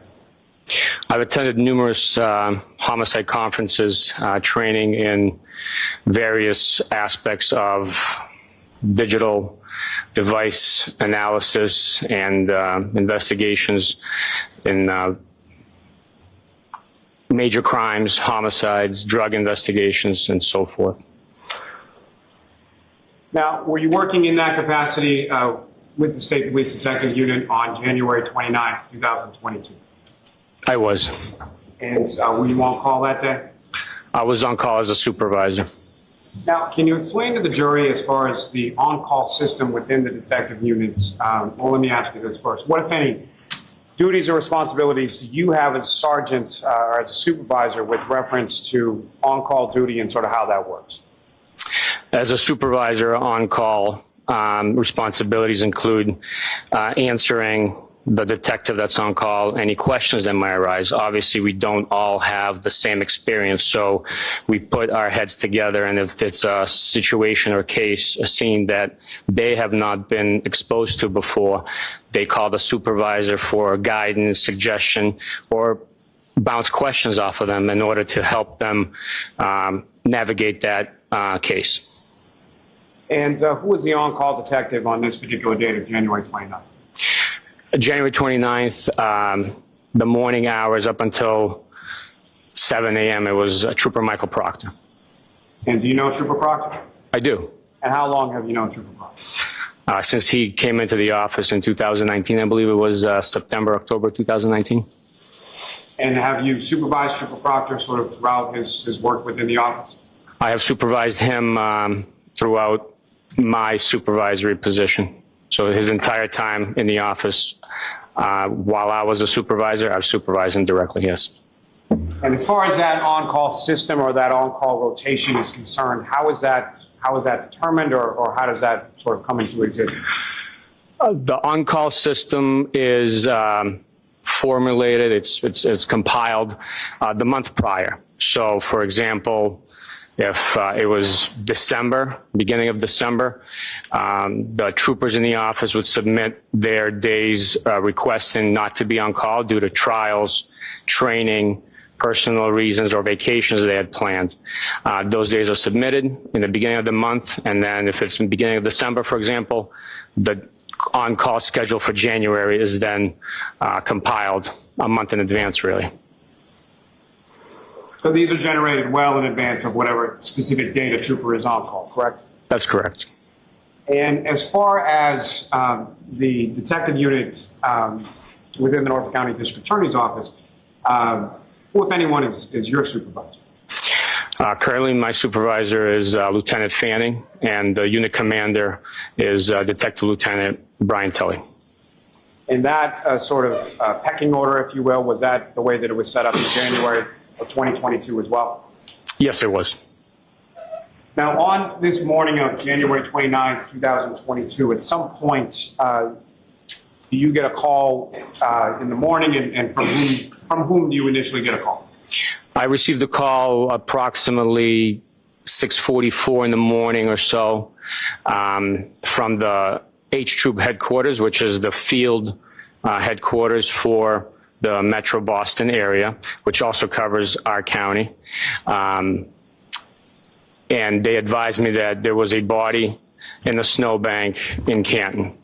I asked for further details and advised them that I was not on call, but I would call the on-call trooper and let them know that there was a call out requesting their assistance. So that's what I did. I called Trooper Proctor and advised them to contact Canton Police. And following that initial contact that you had from the H Troop and then your call to Trooper Proctor, what happened then? Trooper Proctor began making phone calls, gathering information. Sustained. Next question. What was the next thing that happened as far as your involvement was concerned? I was advised of the circumstances under which the body was located and what was transpiring. And I told Trooper Proctor that I would start shoveling out during the blizzard and then proceed to meet him in Canton to begin our investigation. And where was it that you and Trooper Proctor first met up on that particular morning? We met at the Canton Police Department. And do you recall approximately what time it was that you arrived at the Canton Police Department? It was approximately 9:15. Due to the amount of snow that was on the ground, the time that it took me to shovel out the main roads, actually no roads were plowed at the time during my track. So I decided to drive my personal truck to Canton Police Department because it was a four-wheel drive and meet Trooper Proctor there.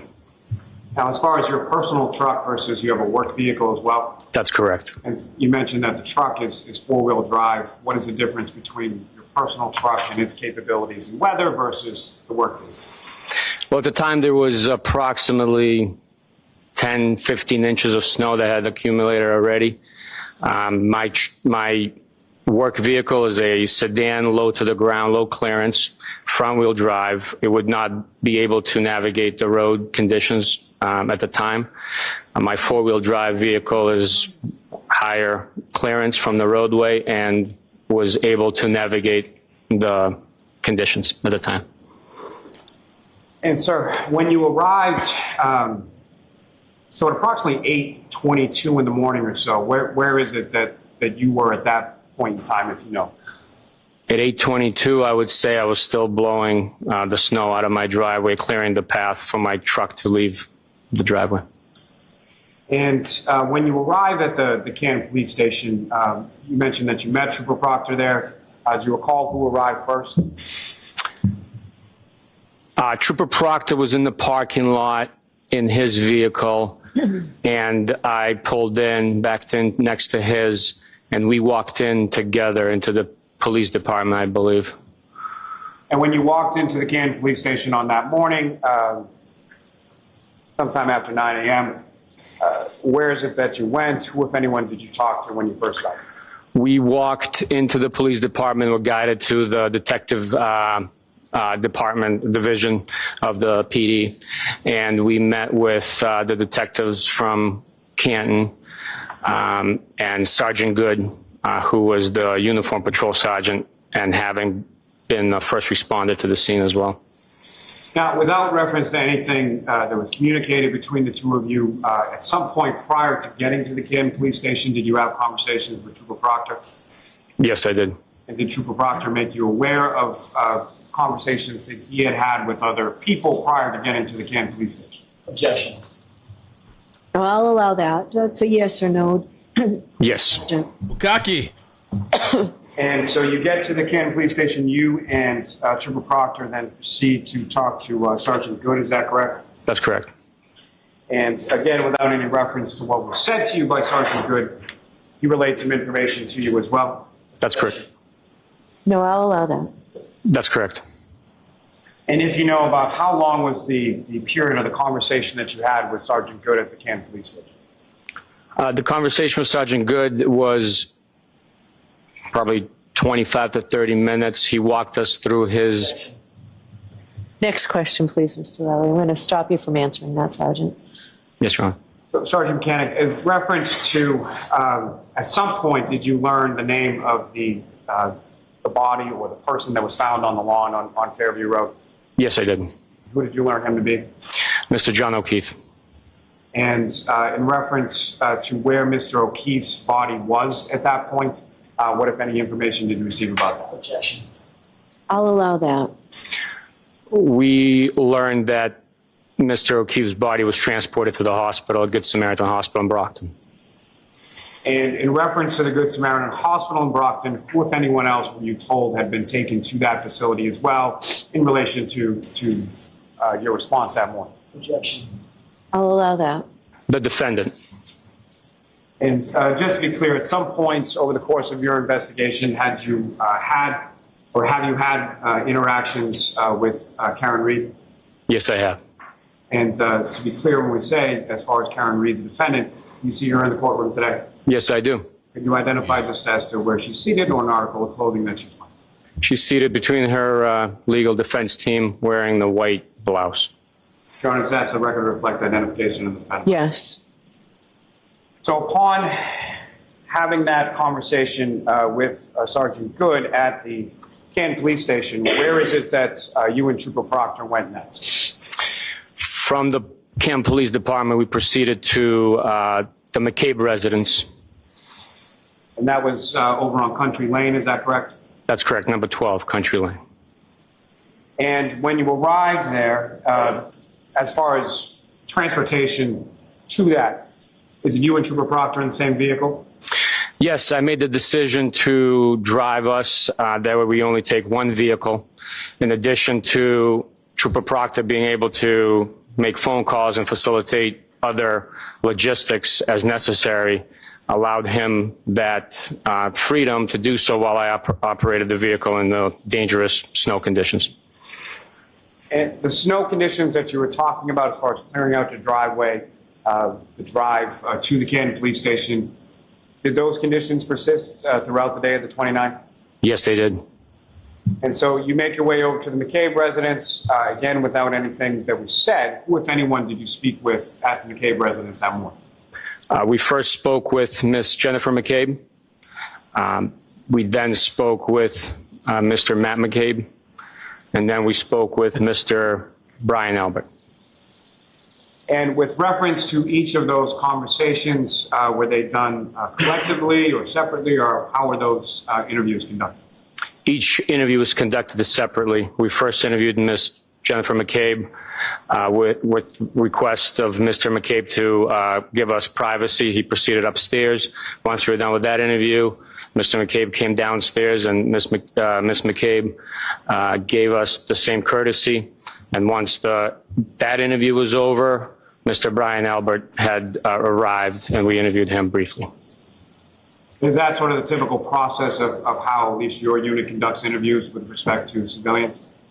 Yes, with cooperating civilians, we typically advise them we schedule an interview. We proceed to their location of convenience and separate them. and get their version of recollection of events that we are inquiring about. Now, after you spoke with those three individuals, yourself and Trooper Proctor at the McCabe residence, where is it that you and Trooper Proctor went next? We proceeded to the Good Samaritan Hospital in Brockton. And where within the Good Samaritan Hospital did you go? We went to the emergency department. And within the emergency department, were you led to a specific room? Yes, we were. And what, if anything, did you observe when you were in that room? Once in the room, we observed Mr. O'Keefe's body on the medical bed or gurney, and his clothing, which had been cut off of him, were on the floor at the foot of the bed, a couple of feet away at the foot of the bed. Now, first, with regard to the clothing, what, if anything, did you do with regard to that?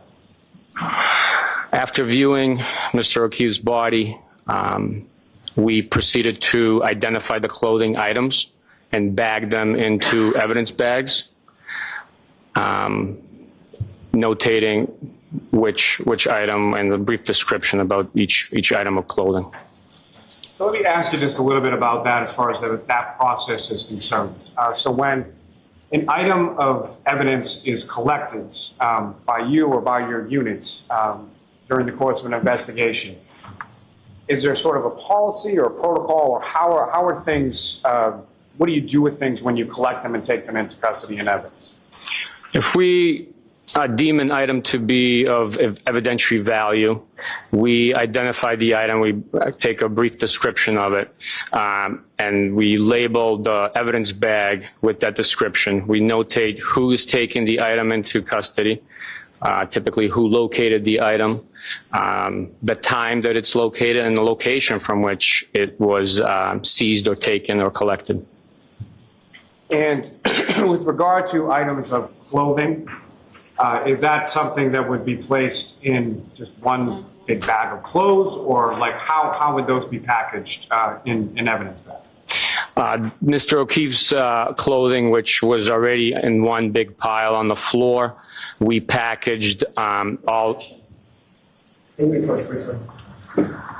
Okay, jurors, feel free to stand up and stretch.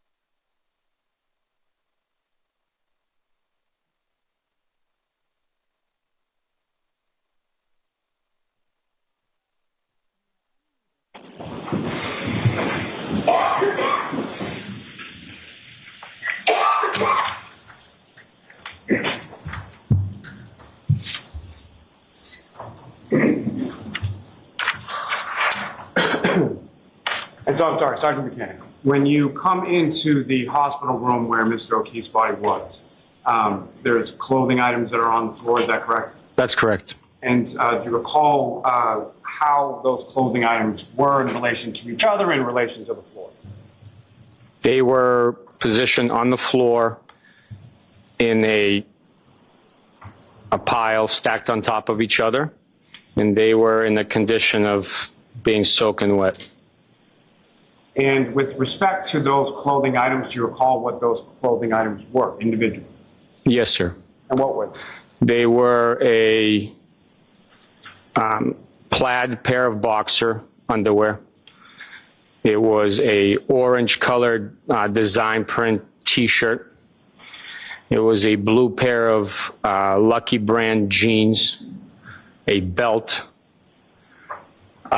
two-tone gray, light, thin hooded sweatshirt, and a right sneaker, black in color with white design and a Nike brand. And how many sneakers were there contained within that property? One right sneaker. And what, if any, observations did you make of the condition beyond them being soaking wet? I also recognized, due to the aroma UNC and 80 Tar Heel Richard donated $5. visual observations, Oh my traces God. of vomit It's about to. on It's the about clothing. to. Bukkake, bukkake, bukkake. And with regard to those items that you observed on the floor, what, if anything, did you and or Trooper Proctor do with reference to those clothing items? Objection. I'll allow that.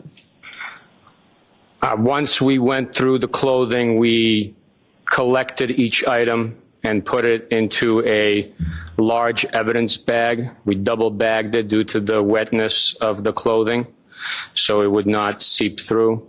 We also identified the fact that there was only one sneaker. So I requested that Trooper Proctor contact the paramedics that transported Mr. O'Keefe from 34 Fairview to the hospital and have them once again check their ambulance to see if there was another sneaker inadvertently left behind in the ambulance vehicle. Now, prior to sort of physically touching this or any other piece of evidence, what, if any, other sort of precautions do you take prior to handling, tactile handling any piece of evidence? Anytime we handle evidence, which obviously we take great caution not to destroy, alter, or discard any evidence, we also put on gloves in order to help preserve that item. And in reference to these items or items of anything of evidentiary value that you seize as evidence, once you take it and secure it into an evidence bag, what happens to it from there? Once it's secured in the evidence bag, it is sealed and logged into our evidence storage facility at the office. And then as necessary, it is signed out, shipped off for processing, review, or court proceedings. And as far as that sealing is concerned, how are bags or boxes of items of evidentiary value, how are they sealed? Once the bag is... I'll allow it. I'll allow it. Thank you, Your Honor. Once the bag is sealed, it's utilized. We utilize tape, typically red or yellow tape. Once it's secured, we initial and date the tape on the edge. And that procedure helps identify the time and date it was sealed and by who with the initials. And then once that bag or box is sealed, if that bag or box is subsequently opened at a later time, what, if any, notation or what, if any, recordation of that is made? Anytime a piece of evidence is signed out for review, it's logged in the tracking system. In addition, anytime a piece of evidence is open, with a container being the bag or a box is open and the tape is cut, it is then resealed, reinitialed, and dated by the trooper or an individual who's signing that evidence out and then returning it. As far as the evidence bag or box is concerned, when it's been opened, is that something that is noticeable based on the sealing and resealing of that particular receptacle? Yes, sir. It is definitely noticeable, and it's noted in the systems. Now, with regard to, you mentioned or made some mention earlier in the testimony in regard to evidence storage facilities at your office. Yes. Can you describe what those are and who, if anyone, has access to those evidence storage areas?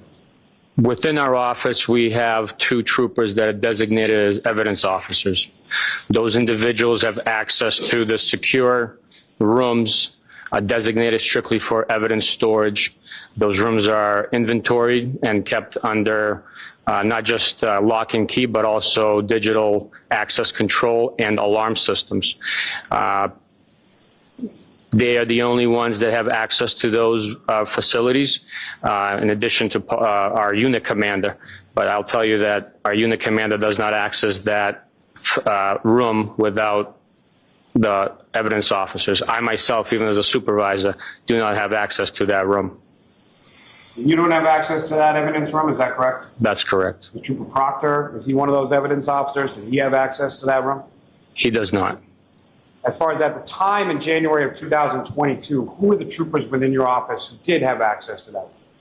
In January 2022, that would be Trooper Jeff Kakowski and Trooper David DeChico. And that would be in addition to Lieutenant Tully, is that correct? Detective Lieutenant Tully, I believe, has access to it, but I cannot speak to that. I just believe that he does, as a unit commander, to facilitate any next assignment. Now, with reference to any items that you were physically present for that were taken into custody or taken into evidence, including that clothing from the hospital on January 29th and any other items throughout the course of this investigation, when they were taped and sealed, what happened with each of those items once they were taken back to your office? Objection. I'll allow it.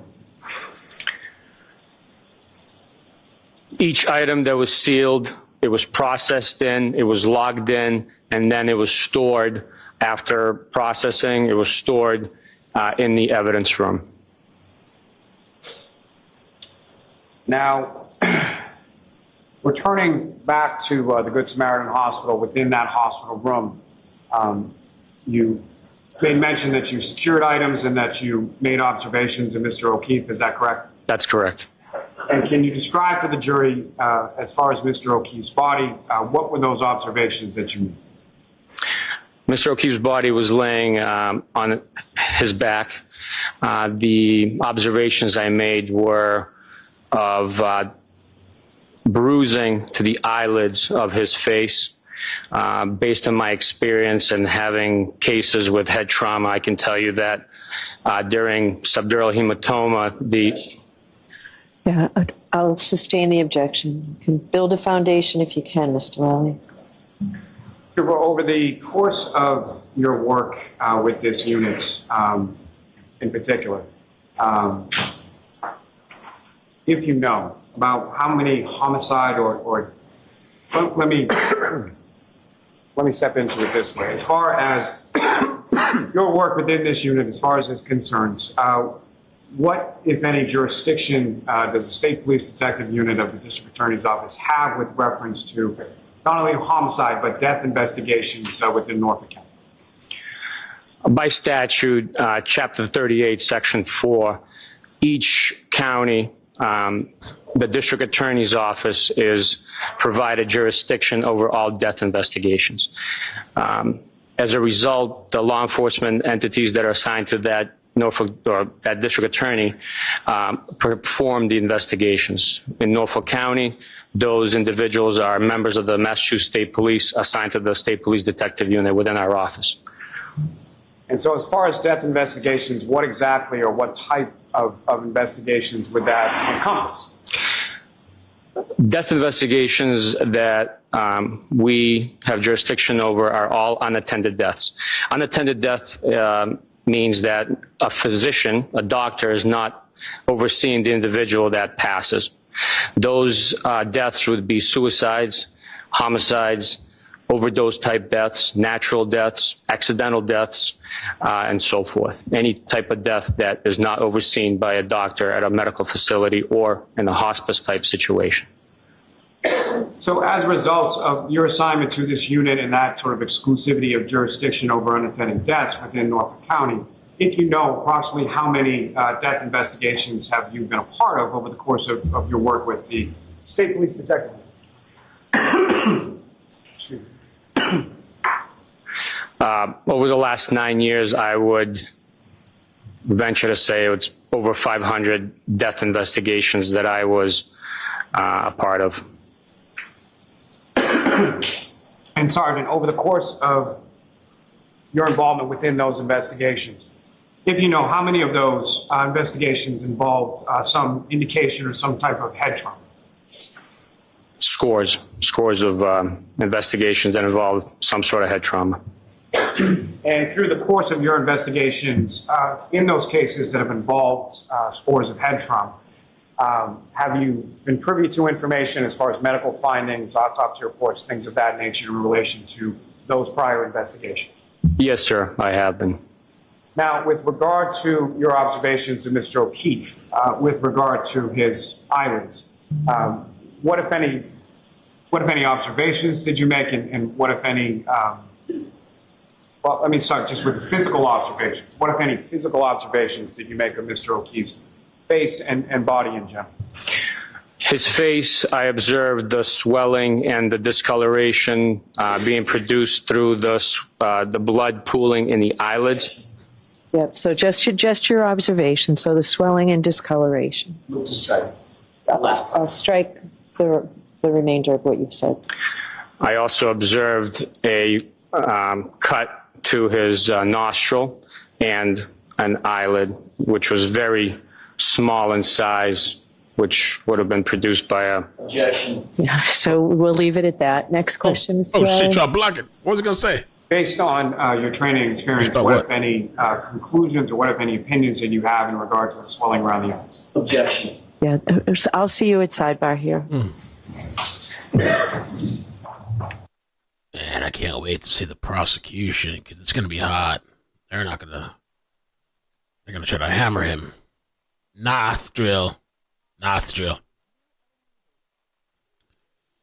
Karen.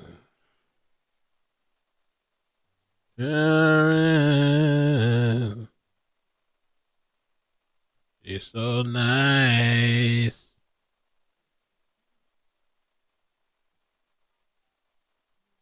Did.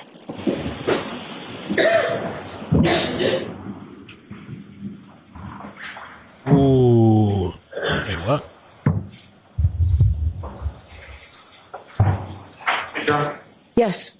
So, Sergeant Mechanic, with reference to your prior death investigations, have you had occasion to make observations of bodies that there was a later determination of some sort of subdural hemorrhage? Objection. I'll allow that. Have you made those observations? Have you been part of those investigations? Yes, Your Honor. Yes.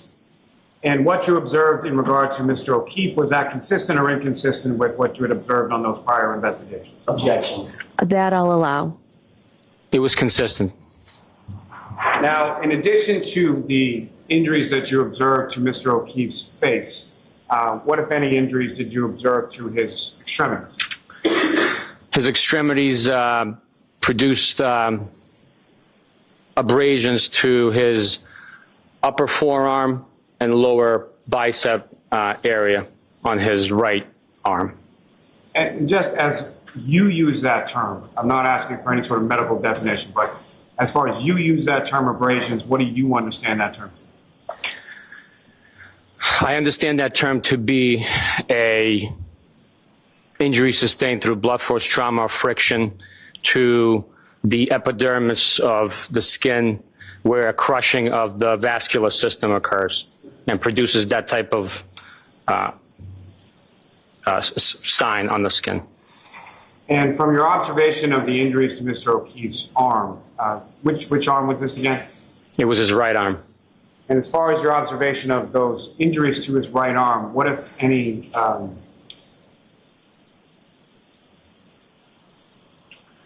As far as the consistency of those injuries, what, if anything, did you note or observe in reference to those?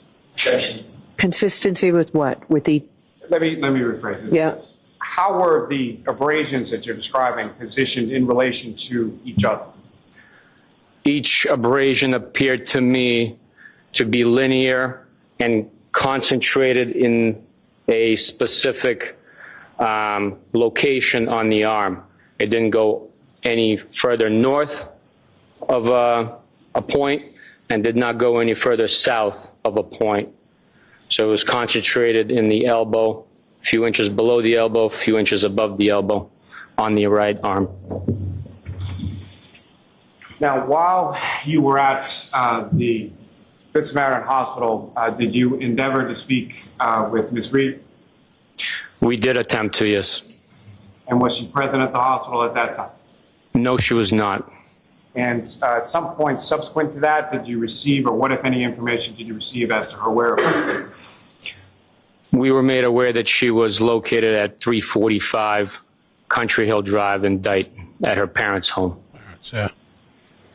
And where did you go from the Good Samaritan Hospital once you left from there? We proceeded to that location. Now, sir, with reference to the items of clothing that you recovered from the Good Samaritan of Mr. O'Keefe's, do you have those items of clothing with you here today in court?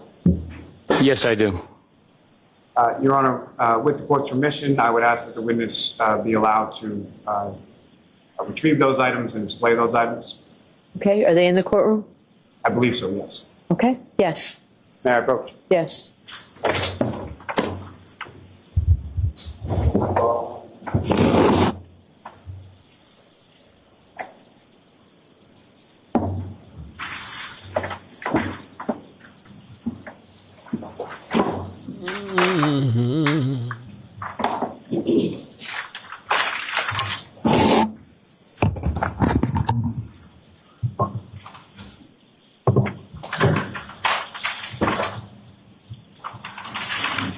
How many items are we talking about? Also, I think the cross is going to be sometime after lunch. They're about Jurors, to if go to we go a lunch. little past 1, my intention would be to still just take a half-hour lunch today and come back. So I'd rather just go through this if we could. Auntie Bev ain't playing. Auntie. Sergeant, presenting you with this item, do you recognize that? Yes, I do. And what do you recognize that to be? The sweatshirt from the hospital room where Mr. O'Keefe was located. And, Your Honor, the call will seek to introduce and admit that as the next exhibit. Okay, any objection, Mr. Jackson? Sort of need to see what's in the bag before I can object, but I'm principled up. Okay, all right, so you've received photos of all of this, right? I assume what's in the bag is what's been photographed, but until I see it, I won't know. All right, so let's go ahead and open it. With the court's permission? Yes.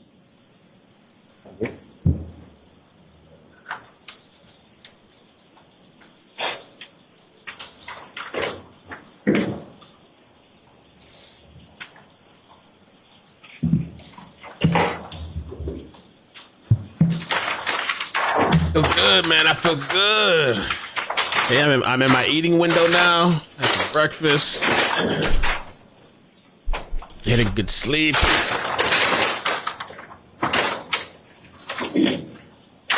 Cocky.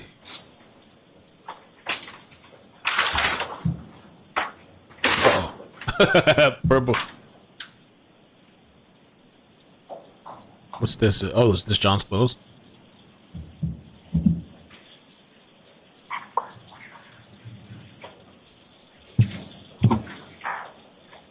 Whoa. With the rip? Where's the rip? Oh, yeah, got a hole there. Wow. So, Lally, why don't you come take the bag?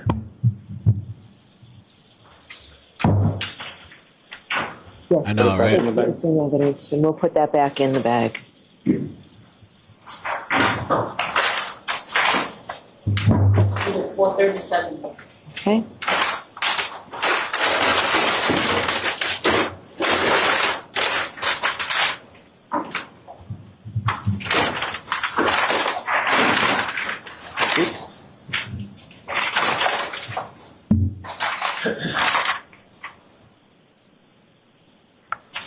May I approach, Your Honor? Yes. I need you another item, sir. Do you recognize that item? Yes, I do. And what do you recognize that to be? It says it's a one orange T-shirt. And Your Honor, with the court's permission, if the witness could remove that item and display it for the jury as well. Yes.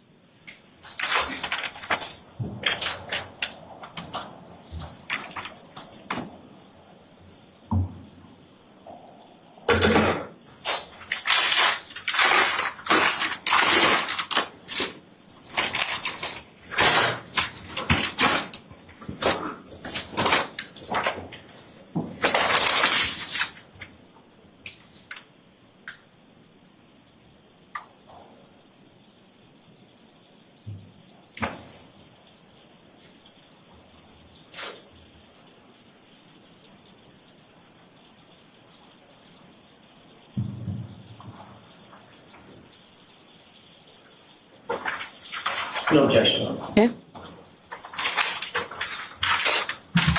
Was it 4:38?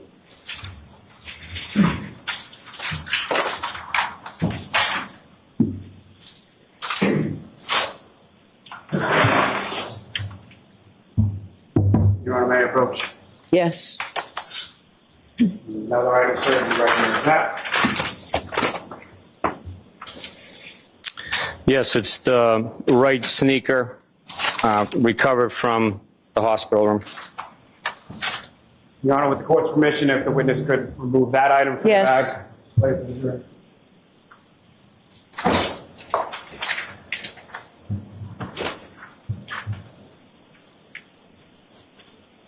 Yeah, his clothes. That makes sense if his clothes were cut off by the paramedics or whatever. They can approach, please. Okay. Right, right.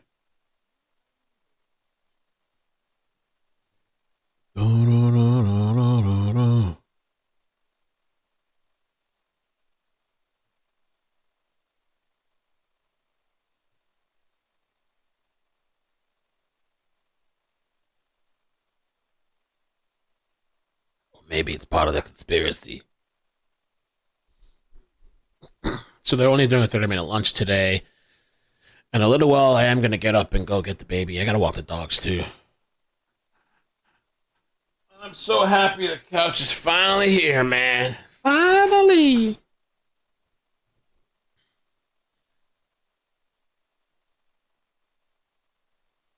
Oh, hell no, Carly. Carly said Karen probably took the other shoe with her. Hell no. No, no. No, no.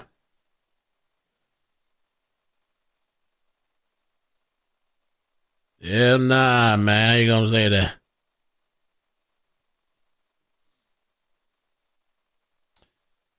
You want to see a little preview? Oh, it's a little bit too big on one side, but that's okay. I might adjust it, but I can't wait. I gotta sit up I kind of have to move some things around. I gotta move the desk out of there. There's an extra desk that I have, but I'm gonna move it out of there. Gonna move it out.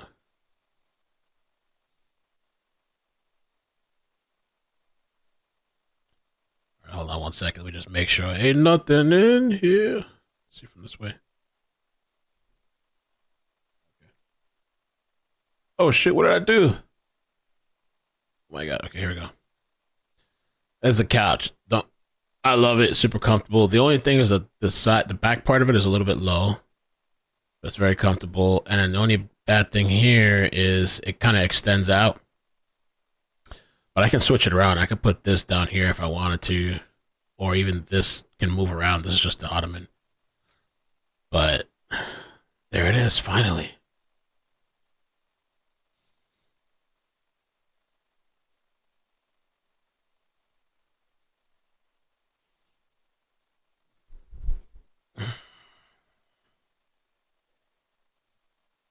Gotta finish watching Home Alone tonight. We have like 20 minutes left. Maddie hasn't seen it yet. The other shoe was actually found right next to where John was laying, but only hours after the first search. Right. The EMT was being there.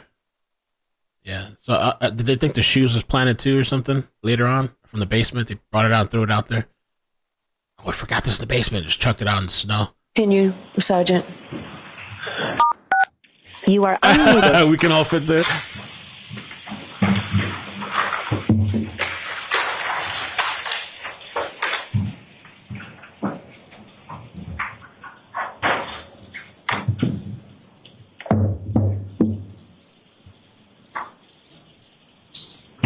All right, Mr. Lally. Yes, thank you, sir. If you could return that to the back, please. I'll introduce in a minute. Yes, I'm going to. No objection. Thank you. May I approach one last time? My apologies.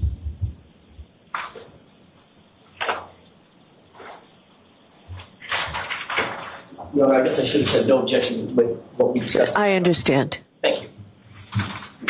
Your Honor, may I approach the witness again? Yes. Then we was last item from that set. Do you recognize that? Yes, it's a bag containing a blue jeans, black belt, and plaid boxer shorts. And Your Honor, with the court's permission, may the witness remove just the jeans and the belt from the back? Yes.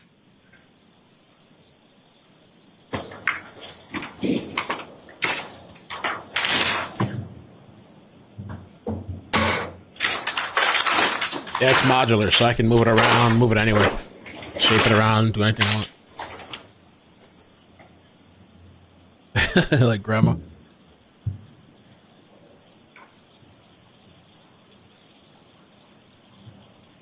These are the pants. Okay. There's the belt gate. There's a belt on there? I don't see the belt. Is the belt there? Uh-oh, it's missing again. Or did he drop it?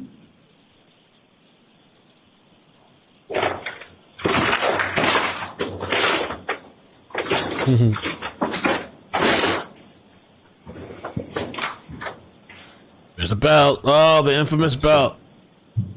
Lord almighty. You can return that to the back, sir. Your Honor, the Commonwealth will seek to introduce in minutes the next exhibit. Okay. No objection, Your Honor. Thank you. I was about to start a whole nother conspiracy to pull out the belt. So are you not displaying the third item, but it's going into evidence? Or is it just the jeans and the belt going into evidence? Jeans and the belt into evidence, Your Honor, with the court's permission. So we can mark the bag and we'll remove the third item during a break. Thank you. All right, so Sergeant, you'll be with us this afternoon. Why don't we take our lunch and recess? It's only going to be about a half an hour. Thank you, Your Honor. All right, so folks, we'll see you back here, let's say no later than 1:40, okay? Lunchtime. He needs some milk.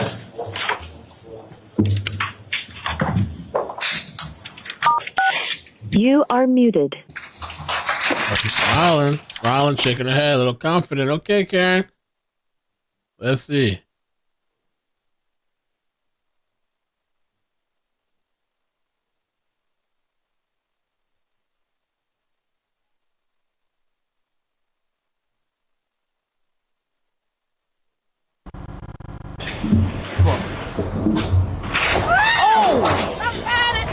He needs some milk.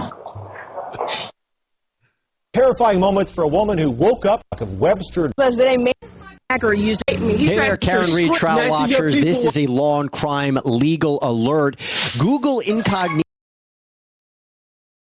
Up trying to rape them, so y'all need to hide your kids. People up trying to rapists, and well, obviously we have a rapist in Lincoln Park. He's climbing in your windows. He's snatching your people up, trying to rape them. So y'all need to hide your kids, hide your wife, and hide your husband because they raping everybody out here. The attacker got loose and went out the upstairs. This is so crazy, dude. Oh, he needs some milk. Oh, man. Please read Melrat's comment. All right, let me see. Milk Dud. Mel, is there something else? Katie. Need a bukkake break. They did find the belt, Kelly. That was a whole thing the other day that got stopped. I have a feeling there's going to be more things that are debunked as the trial goes through, but we'll see. This shit is dragging, though. I can't lie. Why so much about the missing belt? Because some people, I won't say everybody, there's people saying, where's the belt? And they hid the belt, and that's part of the thing that was missing and involved in the fight and in the basement. It was a whole fucking smorgasbord. I saw a few screenshots. I didn't save them. Anyway, the belt's there. And then people are like, oh, well, the police should have listed it, and they should have put it in the evidence, and they should have did this because the public this and that. And I think it's like a bunch of spoiled brats. I think they're just like a lot of these online people, like true crime, that they like they're entitled. No, you're gonna have to sit and wait like everybody else till everything's presented at the court. Nobody owes you any answers. Nobody owes you anything. Making these goddamn demands. Nobody owes you shit. Shut up and wait for the court in the process. No. Well, actually, they do owe us, Mel.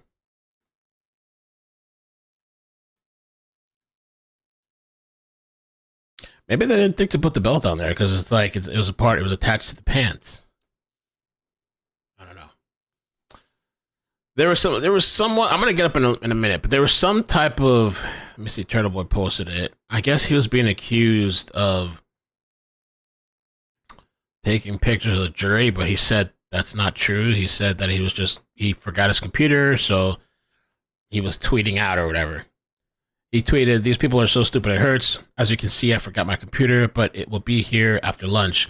So I have to use my phone to tweet.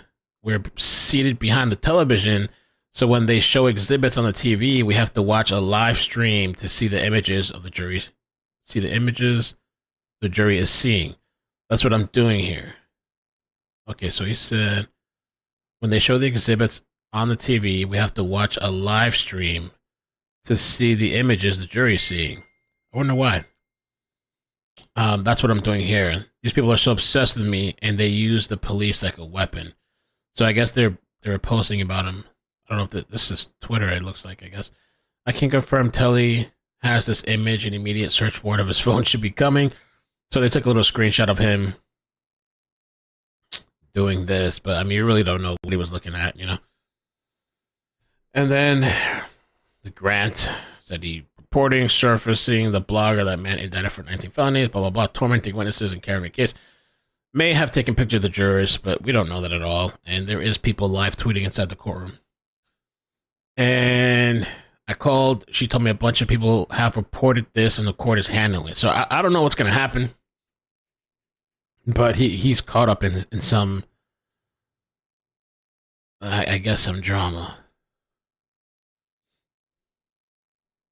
Damn, bro. Where is this at? Facebook or Twitter? This is Facebook. Soda Boy sitting in the media gallery. People are sending messages to the judge that the phone camera was suspiciously aimed at jurors. I don't know, bro. That's why I can't keep up all this drama. Lovely D, thank you for the 5. Says, what's up with no emotion from Karen? I would have been upset seeing those clothes. I don't know. What's up with no emotion from Karen? I would have been upset seeing those clothes. Thank you for the super. It's really hard to say. I kind of try not to jump into like what somebody's facial expressions is. It's been years later, you know, I don't know. I think her behavior the night of to me is a little suspicious. Years later, I don't really think so. But there was a kind of a funny Daily Mail article that said she's the happiest person accused of murder ever. They showed her smiling, but I mean, there's going to be a variety of emotions in the court: laughing, smiling, crying, whatever. Let me show you guys this real quick. By the way, let me sidestep. For a second. But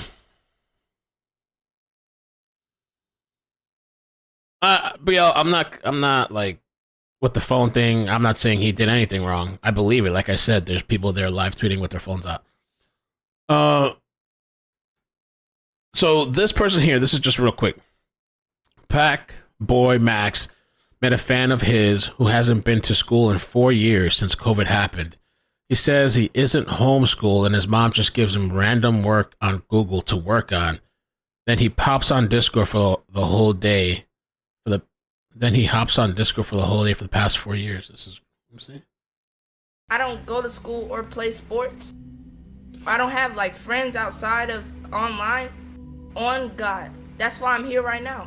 I usually would be in school, but after COVID, I was kind of stuck online. So these are the only people I have. Wait, you're literally not in high school. You gotta go to high school, gang. I don't know what state he's in, because I know in some places, like here in Florida, if your kid doesn't show up to school and they're getting like absences or whatever, they will report that. Some places will report that if you accumulate a certain amount of absences or whatever.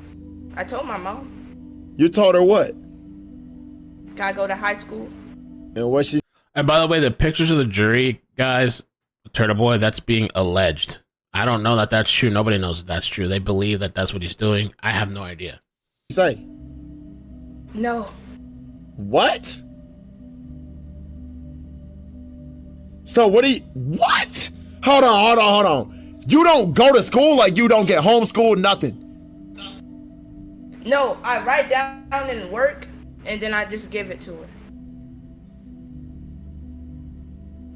So you just wake up and your mom like, here's a biscuit, and like you go about your day. You hop on Discord, you hop in the VCs and just say, fuck it. Yo, I'm not gonna lie, gang, you gotta go to school, bro. Oh, you're homeschooled. Well, I don't really like have a teacher. I just basically just write down work from Google.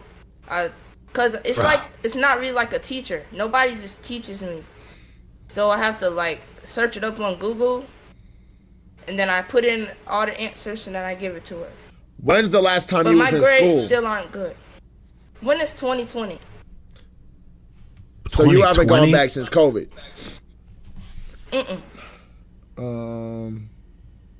Wow, holy shit. No, I lost all my friends. I haven't spoken to a woman except for my mom and my sister. When's the last 4 time you years. hung out with someone like? Wow. Bro.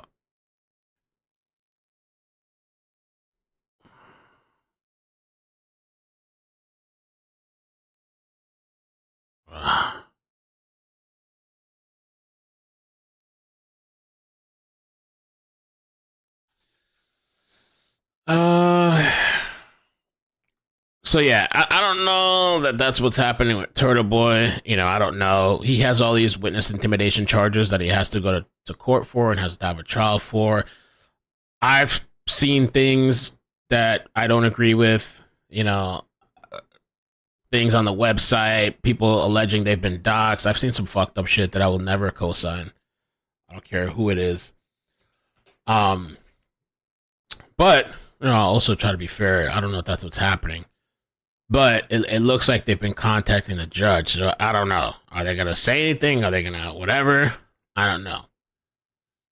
And at the end of this trial, too, once the verdict is in, I hope that none of these people go and harass the jurors.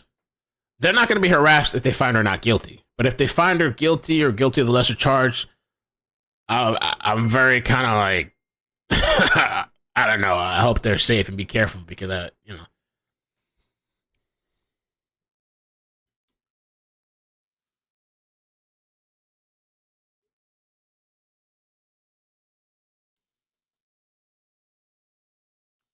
Thank you, Tyra. Appreciate that.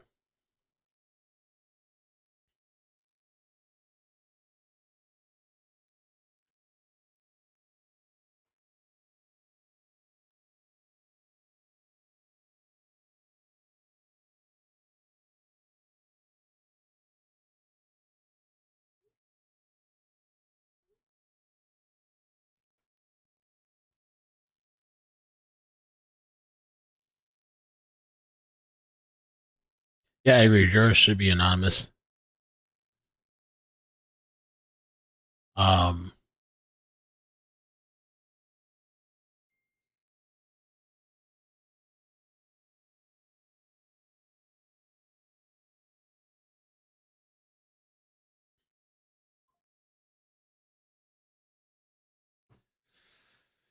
Oh, let me set up a new stream. So I guess what I'm gonna do is I'm gonna go walk the dogs, set up a new stream, come back in a bit. I hope that they get to the cross today, because if they do, that should be interesting. If they get to the cross.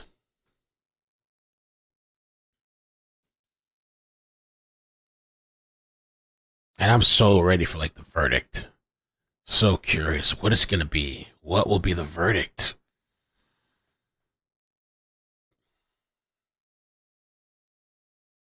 Do you guys like my thumbnail? I added myself in the thumbnail. Part 2.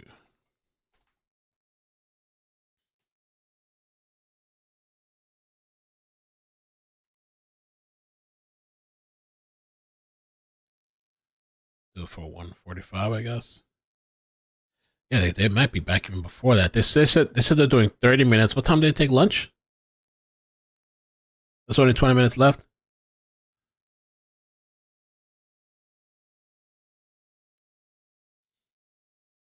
Into the Mystic says, I think mistrial or hung jury.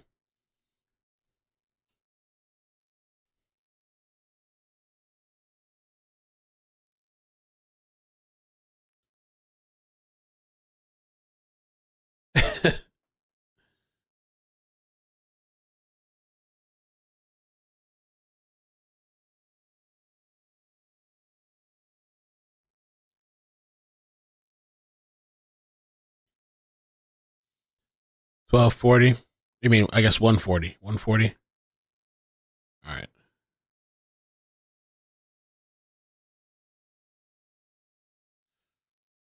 I'll put 140. Okay.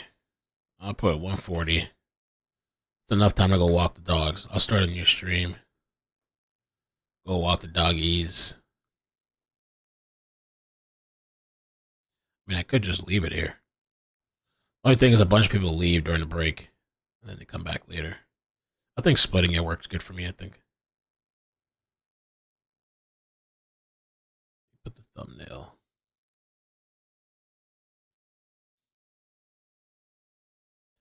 In the thumbnail, I don't know if you saw, I put myself in a little corner. The little bitty corner.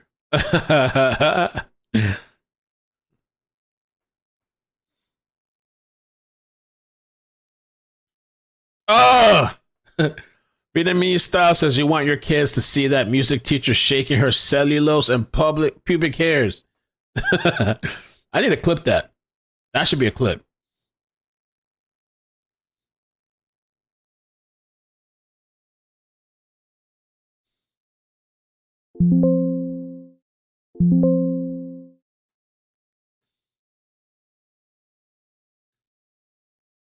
Yeah, to the no. Okay. So let me go walk these dogs before the time comes and I blink and it's already time to be back. That happened to me yesterday. I think it was yesterday. I took like an hour break, and by the time it was already time to be back, I was like, what the hell happened? People on Facebook will be back in an hour. Or not an hour, 20 minutes. Check out Data Seal. I should start doing the Data Seal at the beginning of the live streams.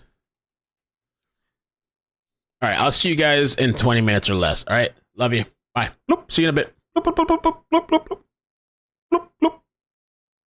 See you like public here in Bukake.